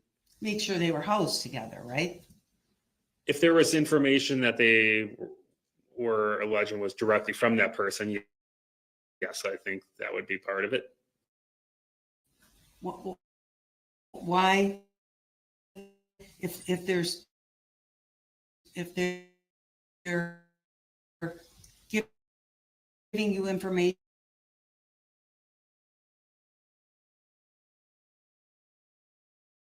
Party, so you're trying to confirm where they would be, if there was any contact, if they'd have contact through programs or any other means.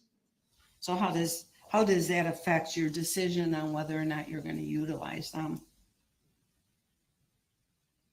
Well, there's a lot more that goes in that was stated. The information, again, what we could verify. It's a case by case basis. There's not any.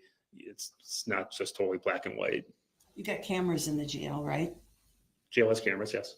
And you can look to see whether or not individuals are talking to one another. Yes. Or whether do people share cells at the jail? I know, boy, it's been a long time since I've been there, in our new facility, and then using the older portion of the jail. No, there really shouldn't be, but I do know that some cells are opened up when there is overcrowding. So, but basically, no, I don't believe there's ever two persons to a cell. And when they're opened up because of overcrowding, then people can really look at what other people have laying around. True? No, that's only at night. It's utilized for bathroom purposes, and it's usually monitored by the correction staff. Do they have TVs in the pods so that the inmates can watch the news, for example? Yes, they do. And some of the pods here are open pods. What's that mean when it's an open pod, sir? More of a dormitory style setting. I believe we have 2 pods, one for male, one for female, that are in a dormitory style setting. So you could have anywhere, again, this is just a rough, 20 to 30 inmates. I'm not sure how the housing is or how it may have changed from my time in the jail, but there could be up to 20, 30 individuals in one dormitory style setting. You talked at length one of the days that you were on the stand about Lynn Hernan's email account. Remember that? Yes. You'd agree, wouldn't you, that if Lynn is going to apply for credit online, if you're going to open up a charge or even apply for a loan online, you need an email address. Usually, yes. And so if somebody is going to help another person with those things, there would need to be an email address. Yes.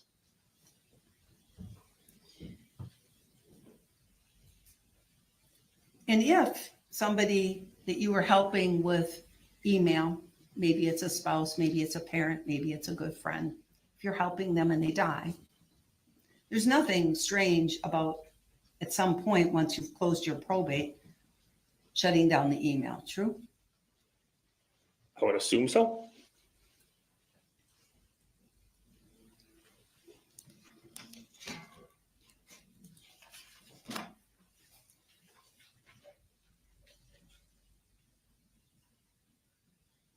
And if someone like Jessy is helping Lynn with her email, because you testified that Lynn didn't have any internet access herself, right? Correct. She doesn't have Wi-Fi. Correct. Those would be the two ways you could access. If you had a phone that could access internet or Wi-Fi, you can get on the internet, right? Correct. And she didn't. So there'd be nothing strange about Jessy accessing Lynn's email. In that scenario, true. Pretty much the only way that Lynn would be able to access anything would be on Jessy's phone. Objective vague. I'm not sure what we're talking about. Well, it's the same just as to the form of the question. When we're talking about 2018, when Jessy was helping Lynn, would you agree that the only way Lynn could access her email would be at her home, that she could access her email at her home would be by using Jessy's phone? If Lynn was the one accessing that email, yes. Or Jessy could access it for her, true? True. And give the phone to her and let her look at whatever she wants to look at. True. And you've heard from people, you know, from interviews in this case and so on, that Lynn liked to watch TV. She watched TV, yes. Nothing wrong with watching TV, watching a mystery, watching something and looking up information about that movie, for example, that TV show on the internet, right? Are you asking in general or are you asking about Lynn specifically? In general. No.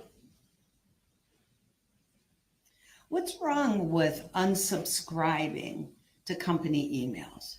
You suggested last week there was something weird about unsubscribe.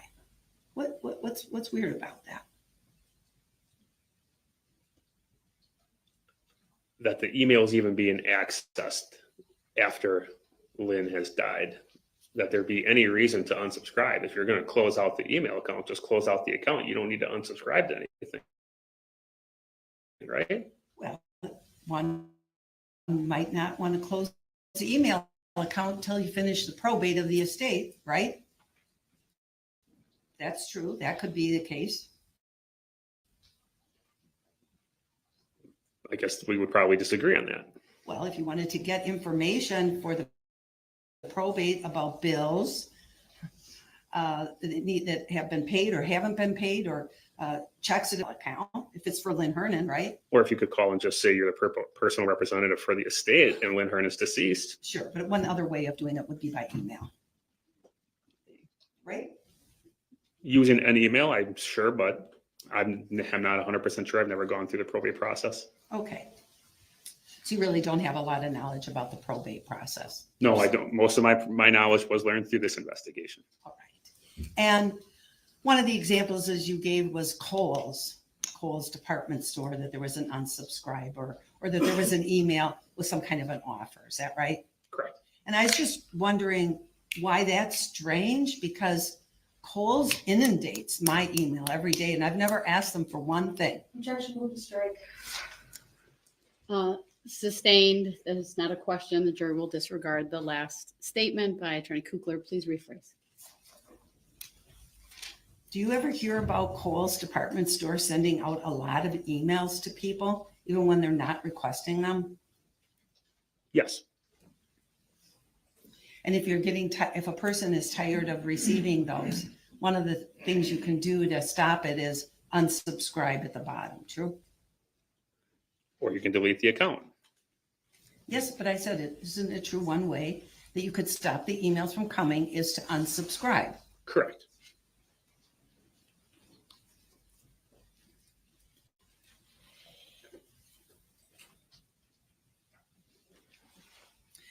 You suggested that there were some strange applications on Jesse's phone. Do you remember that testimony last week? Yes, I do. And one of the things you you spoke about, and I'd like to show this witness an exhibit, Madam Clerk, Exhibit 612, which I do have an extra copy for the state. Can you see Exhibit 612? Yes. All right. Now you said last week that one of the suspicious applications on Jesse's phone was called Hidden Menu. Do you was suspicious, right? Yes. Did you know that actually it's an Android virus? It's also, again, there's also hidden menus. Did you know that it's an Android virus? I was unaware of this information right here. And did you know that if it gets on your phone, that it can direct you, and it does direct your phone to random sites? Okay. Do you see Exhibit 612? Yes, I do. Is that what this, can you take a look at it and see if you agree that that's what in fact Hidden Menu is, that it's what is called a malware? But this one is, yes. Well, that's the one. Hidden Menu is what you talked about last week, right? Hidden Menu, sir. Okay. Did you research Hidden Menu? I am aware that there are hidden menus which allow you to hide information in different apps. Okay. Now you are? Now I am. Thank you. You're welcome. Move to admit Exhibit 612 and publish. Objection. Can you scroll down so I can see the full exhibit?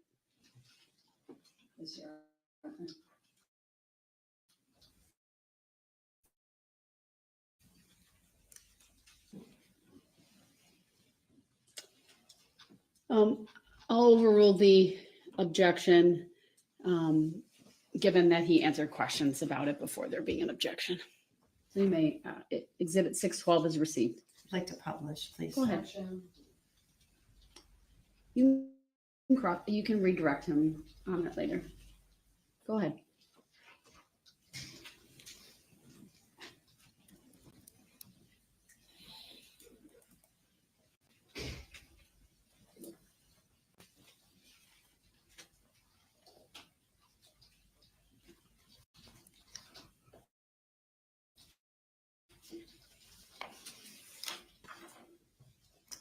Waiting for that to publish. I'm going to give Madam Clerk one copy. It's in the box. I'll put another one in this box here.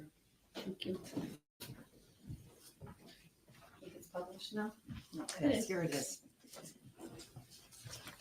And in fact, if you, it's a bogus application that Android users might find on their tablets and smartphones. Is that right? That's what this document says, yes. And then it, on page 2, it tells you what a person can do to apparently remove it. Fair? Yeah. Yes, fair. All right, that can come down. Thank you, Madam Clerk.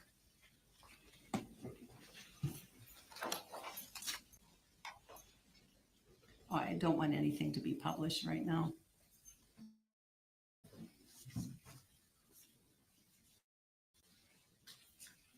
Testimony by law enforcement that there was no reason to believe that Lynn Hernan was receiving disability benefits or Quest cards, or I think those were the items that were mentioned.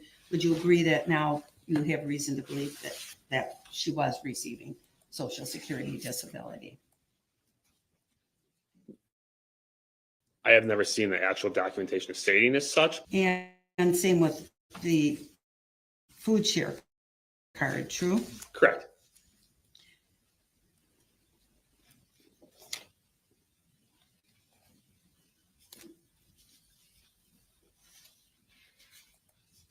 You said that you do hundreds of electronic investigations, I think is what I heard you say last week.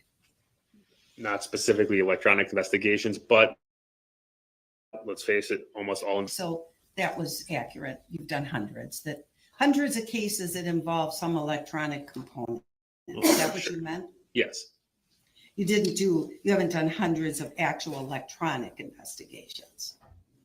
No, I don't think there's anything specific like that, but just in general, most investigations are probably going to have some electronic component, whether it's video, phones, downloads, something electronic. Yes. Usually when you have a case, you gather people's phones. That's pretty common these days, isn't it? Yes, it is. And your sheriff's department has the ability to access what's the information that's on people's phones. Yes, we can download a cell phone. Yes. And you can do that through programs that you have. Yes. Celebrate. It's one of the programs. Yes. And others. Yes. And when you arrest somebody on a case and they've got a telephone, there's a few ways you could get into the phone. One would be if that person gives you their password. Correct. And sometimes people will. Correct. Or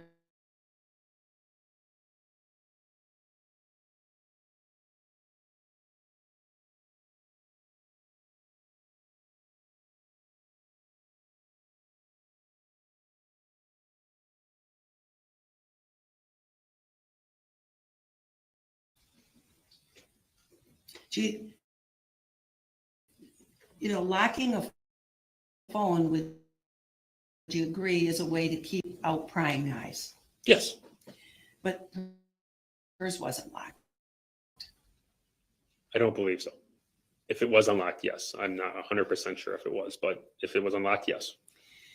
And she had just kind of a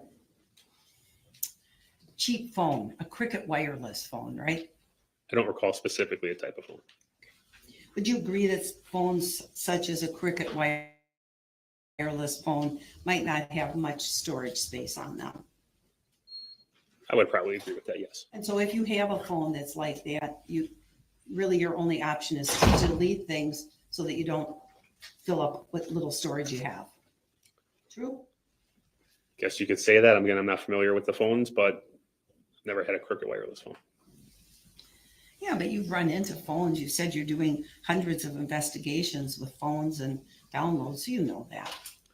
The storage and the data and which phones contain which is a little beyond my scope.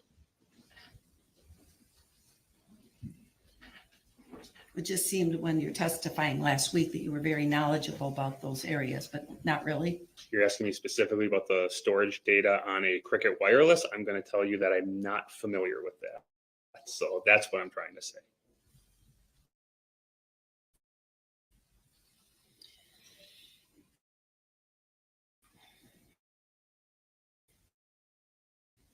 Jessy told you repeatedly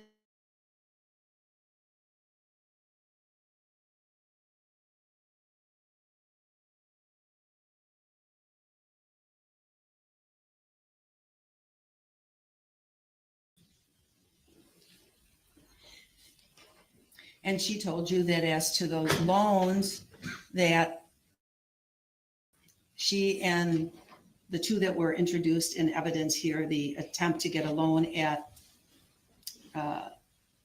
BMO, and then the actual loan that was received through Goldman Sachs, but went into a Wells Fargo, that Lynn knew about those and participated in those applications, right? That's what she said, yes. And you could see in the documents themselves, first of all, as to the one applied for BMO, that it was face-to-face in person.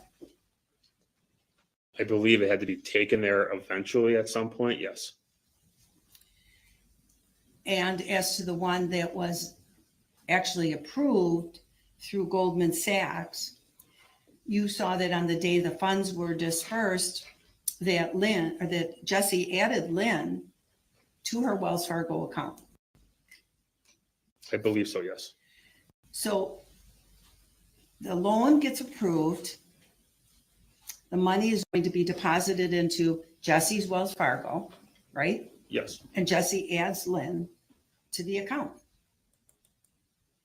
Right? All on the same day.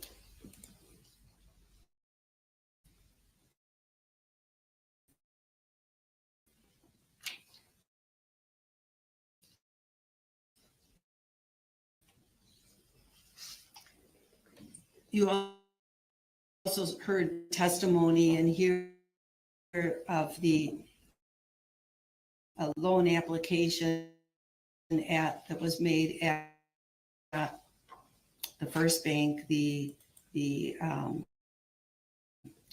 BMO, where Lynn's actual amounts that were in her bank accounts back, this was applied for in March, February or March of 2018, that the bank balances were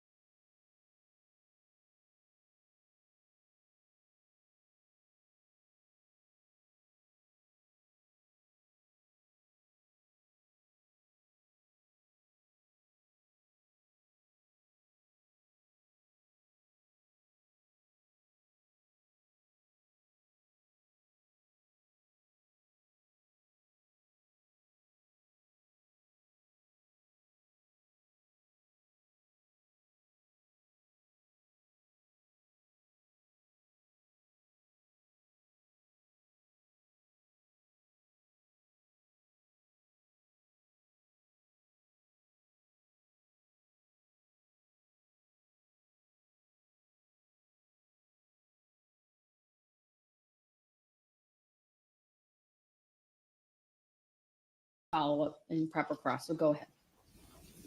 You can answer if you remember the question. Yes, you asked me, what did that show that Lynn was present? That's where I strongly disagree. I'm not talking about the accuracy in the numbers. I'm telling you, I don't recall specifically, but we'll disagree on whether Lynn was aware of that. okay. I understand. So you're agreeing that the accurate balances that were in her BMO bank accounts were accurately stated on the application. No, I don't recall that specifically. I can't say that without it being right in front of me. I can't tell you that much. Again, I didn't handle the financial crimes portion of this investigation.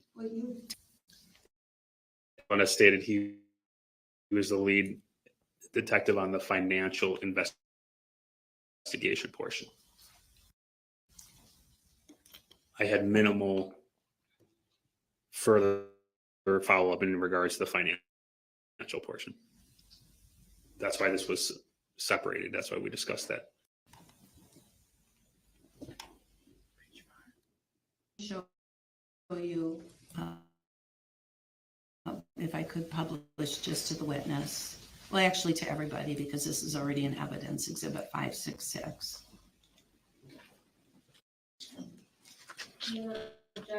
Let it again. Overrule.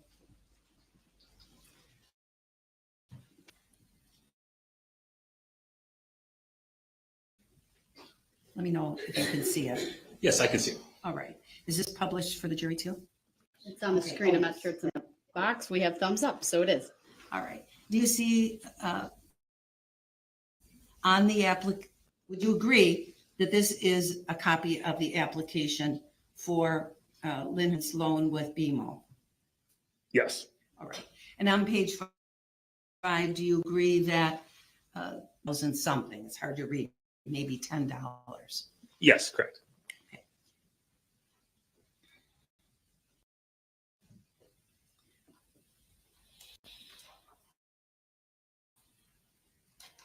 And do you agree? I'm showing you page 8 on the application at the bottom where it's circled, made a circle. Do you see this circle?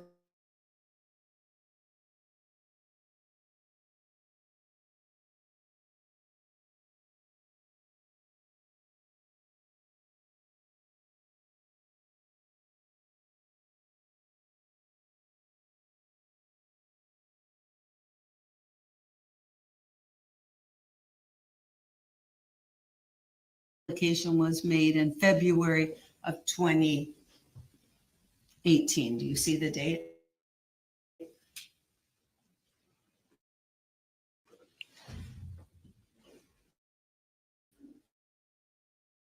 I see a date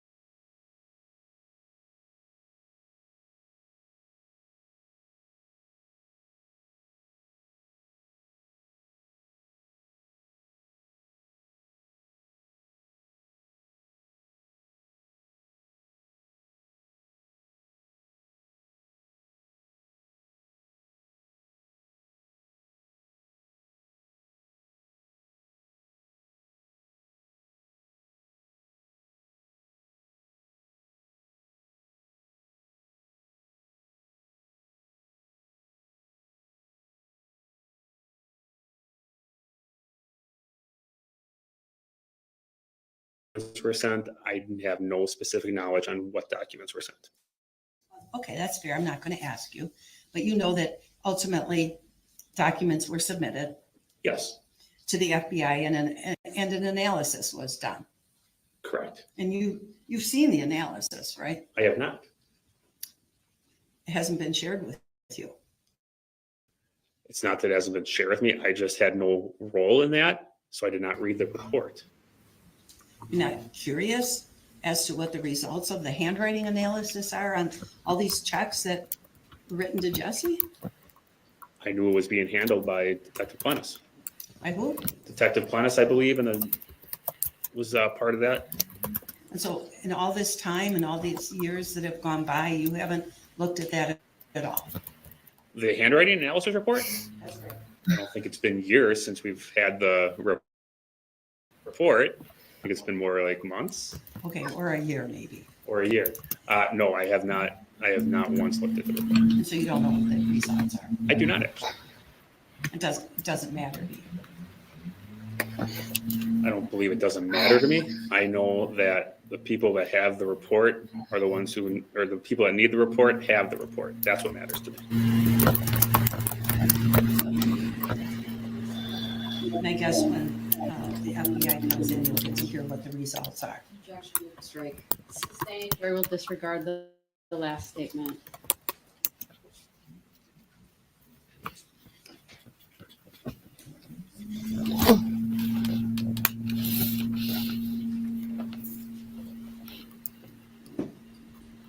Just gonna want to show an exhibit in a minute. Give me a minute. I know we to took our break a little early. How's my jury doing? Okay, good. I got some thumbs up, so we're good. Keep going. All right, thank you. I'm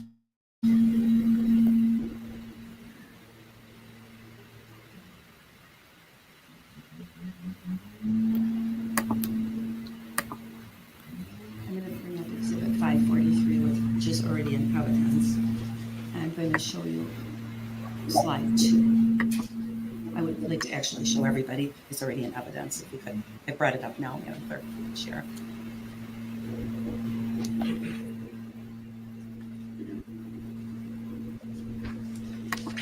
You've seen this photo before. Yes, I am. You can see the table to the right of Lynn, can you not? Yes. Can you see her water bottle there? I see a water bottle. Yes. Standing upright? Yes.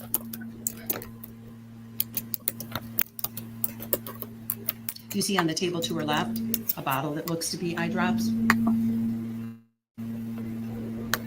I see the bottle.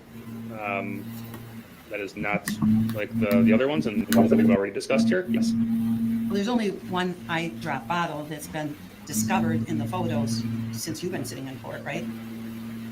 I don't think we've ever confirmed for 100% accuracy that that's an eye drop. Don't you remember Dr. B, my showing Dr. B a bottle of eye drops and she identifying that that is the bottle of eye drops that's at Lynn's home? Objection, that states the testimony. Sustained. In any event, you see a bottle there, that's true? That's true. And you see a water bottle to her right standing upright. True. True? All right. Now, I would like to show you in that photos.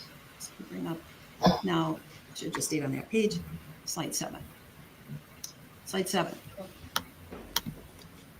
Do you see slide 7? I do now. Yes. Do you see now that eye drop bottle?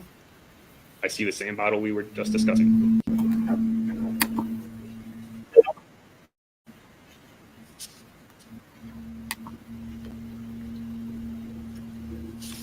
Now I am bringing up slide 11. There we go. Do you see now that the water bottle is tipped over? Or it's tipping? Yes, I do. Where it was standing upright before? Correct. It seems that things are changing positions a little bit while photographs are being taken. Would you agree? I would agree. Because there's 10, there's photo 10. Is that the same spot as we're seeing photo 11? The bottle is now tipped over. Yes. Thank you, that can come down.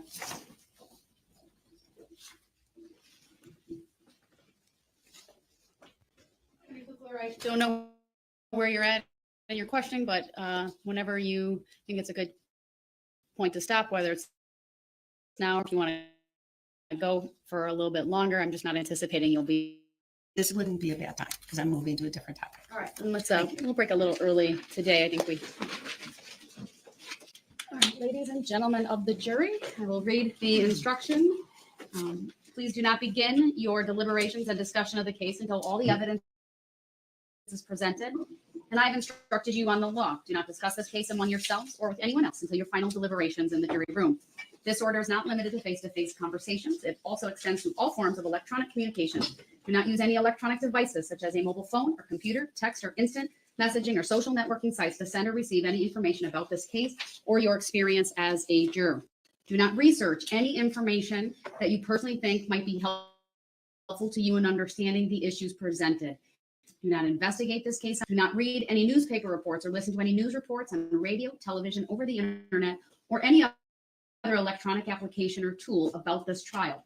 Do not consult dictionaries, computers, electronic applications, social media, the internet, or other records for additional information. Do not seek information regarding the public records of any party or witness in the case. Any information you obtain outside the courtroom could be misleading, inaccurate, or incomplete. Relying on this information is unfair because the parties would not have an opportunity to refute, explain, or correct it. Do not communicate with anyone about this trial or your experience as a juror while you are serving on this jury. Do not use a computer, cell phone, or other electronic device, including personal wearable electronics, applications, or tools with communication capabilities to share any information about this case. For example, do not communicate by telephone, blog post, email, text message, instant message, social media post, or in any other way on or off the computer. Do not permit anyone to communicate with you about this matter, either in person, electronically, or by any other means. If anyone does so, despite your telling them not to, you should report that to me. I appreciate that it is tempting when you go home in the evening to discuss this case with another member of your household, but you may not do so. This case must be decided by you, the jurors, based on the evidence presented in the courtroom. People not serving on this jury have not heard the evidence, and it is improper for them to influence your deliberations and decision in this case. After this trial is completed, you are free to communicate with anyone in any manner. These rules are intended to assure that jurors remain impartial throughout this trial. If any juror has reason to believe that another juror has violated these rules, you should report that to me. If jurors do not comply with these rules, it could result in a new trial involving additional time and significant expense to the parties and the taxpayers. You are to decide the case solely on the evidence offered and received at trial. With that, thank you. You are excused for the day. I'll rise for the jury. We'll see you tomorrow morning at 8:30.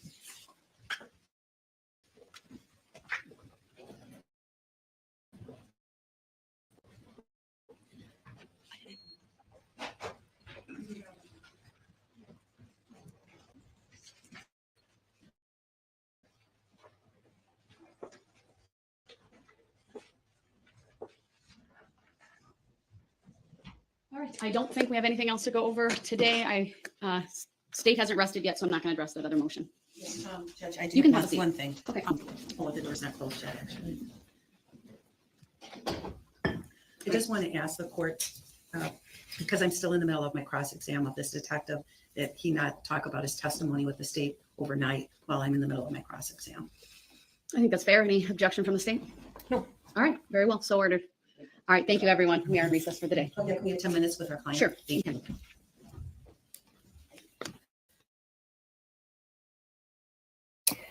Okay, I've backed up the stream with let's see. Let's go over here.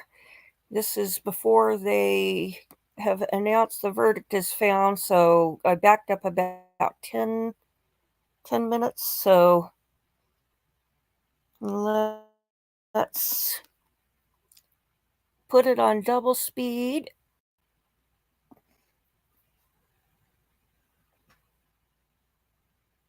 So that we get, let's see, 3 hours, 13 minutes, 39 seconds was the amount of deliberation before they had the verdict reached.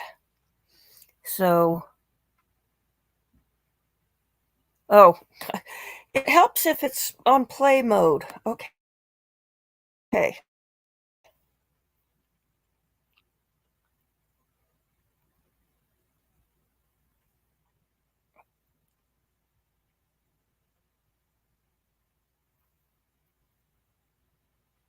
Okay, here we go. If there can please be no expressions, either of shock or anger, please have no reaction at all. We're going to thank the jury for their service, and then they'll be dismissed.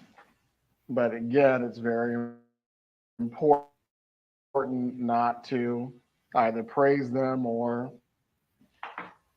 be negative concerning whatever the outcome is going. If you don't think you can control yourself now, so it does not become an issue.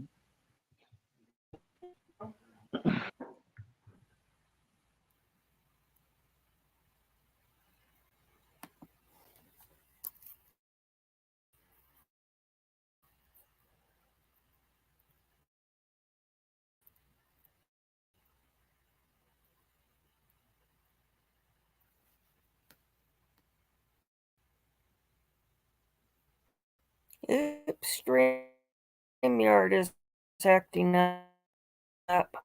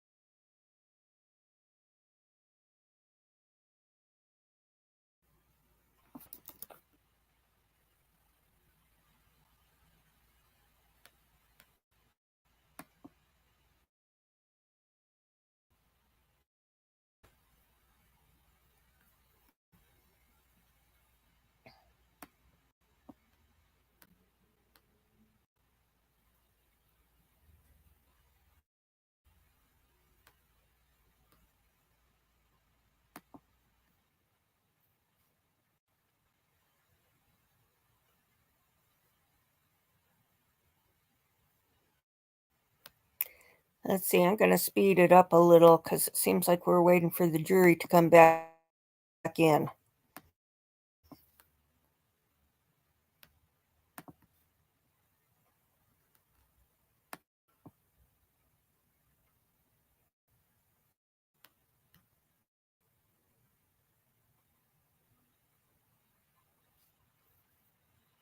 Oh, okay, that a countdown till when the jury's coming back in. Okay, I think. Is it counting down or counting up?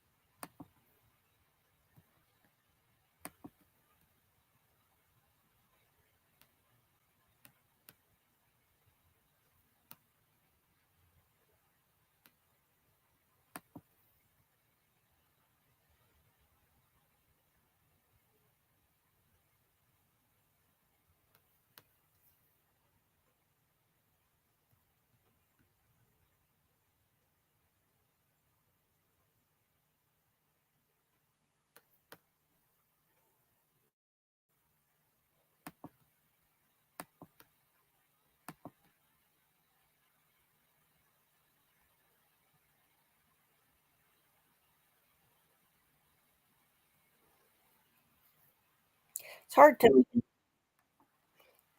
pinpoint the exact time on 8-hour stream.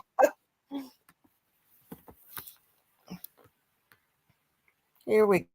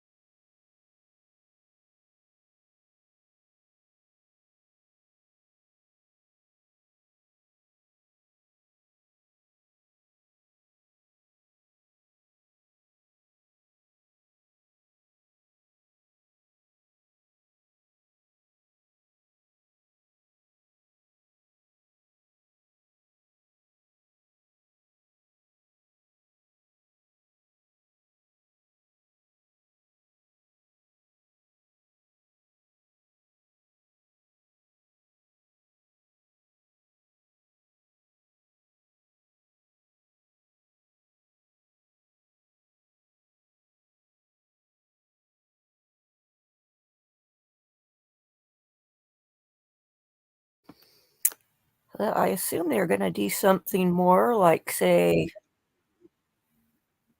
okay.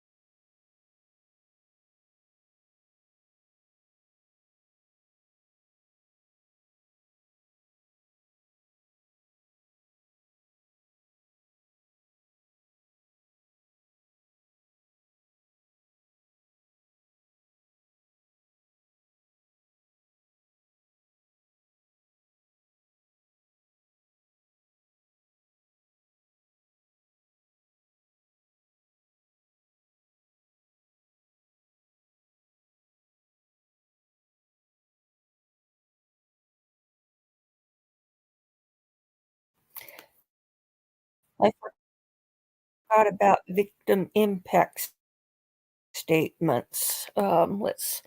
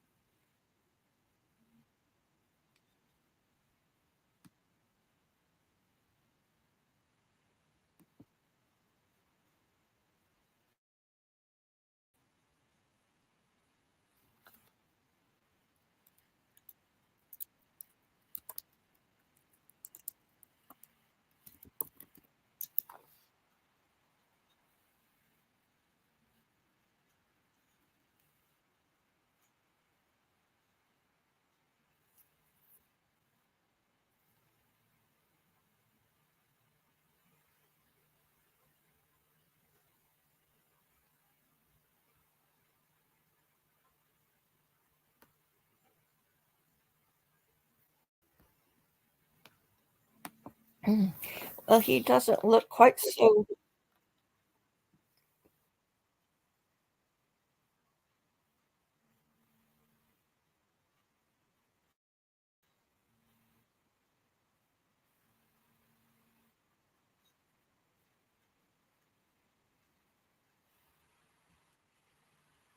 Okay.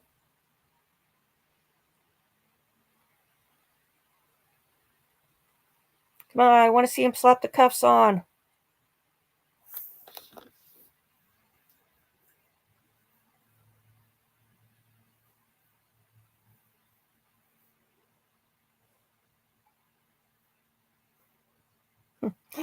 He looks like he can't believe that people didn't buy his who me act.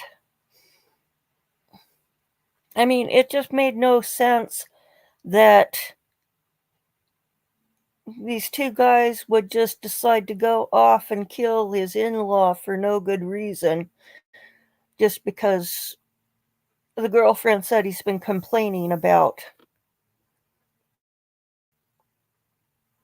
you know,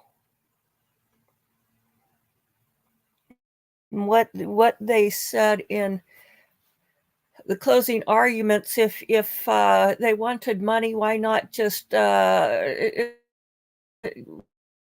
rob and kill him directly instead of going after the brother-in-law?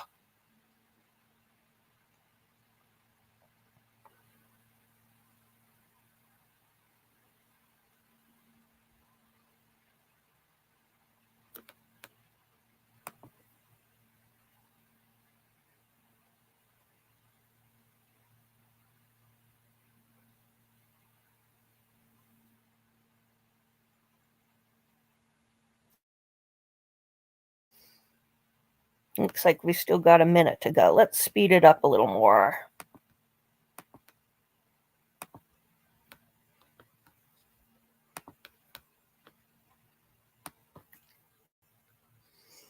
I know Matt was very engrossed in in watching this one. I never really had time to get into it because it was only an 8-day trial. And I mean, Jessy is a 15-day trial. That just doesn't make sense.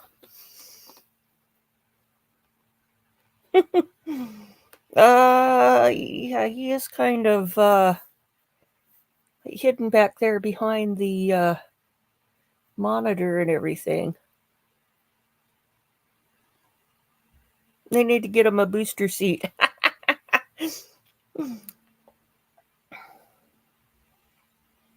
Oh, what can I say? I'm sure he's taller than I am by a good head. Okay. Here we go. Cuff time.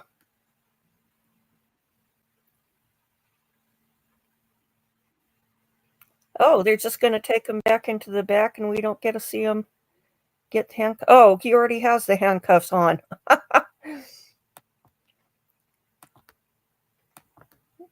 Okay. I guess they didn't unhandcuff him when the jury came in.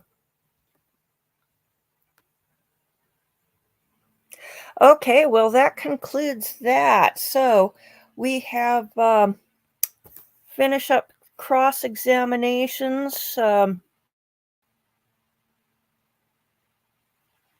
in the morning, and the state will rest, and we'll begin the slog through the defense trying to justify all of Jesse's financial misdeeds, saying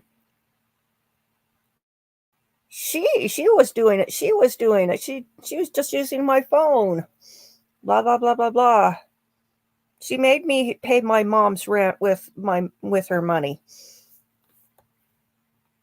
So, okay, well, I need to go check on my brother who's working on my yard.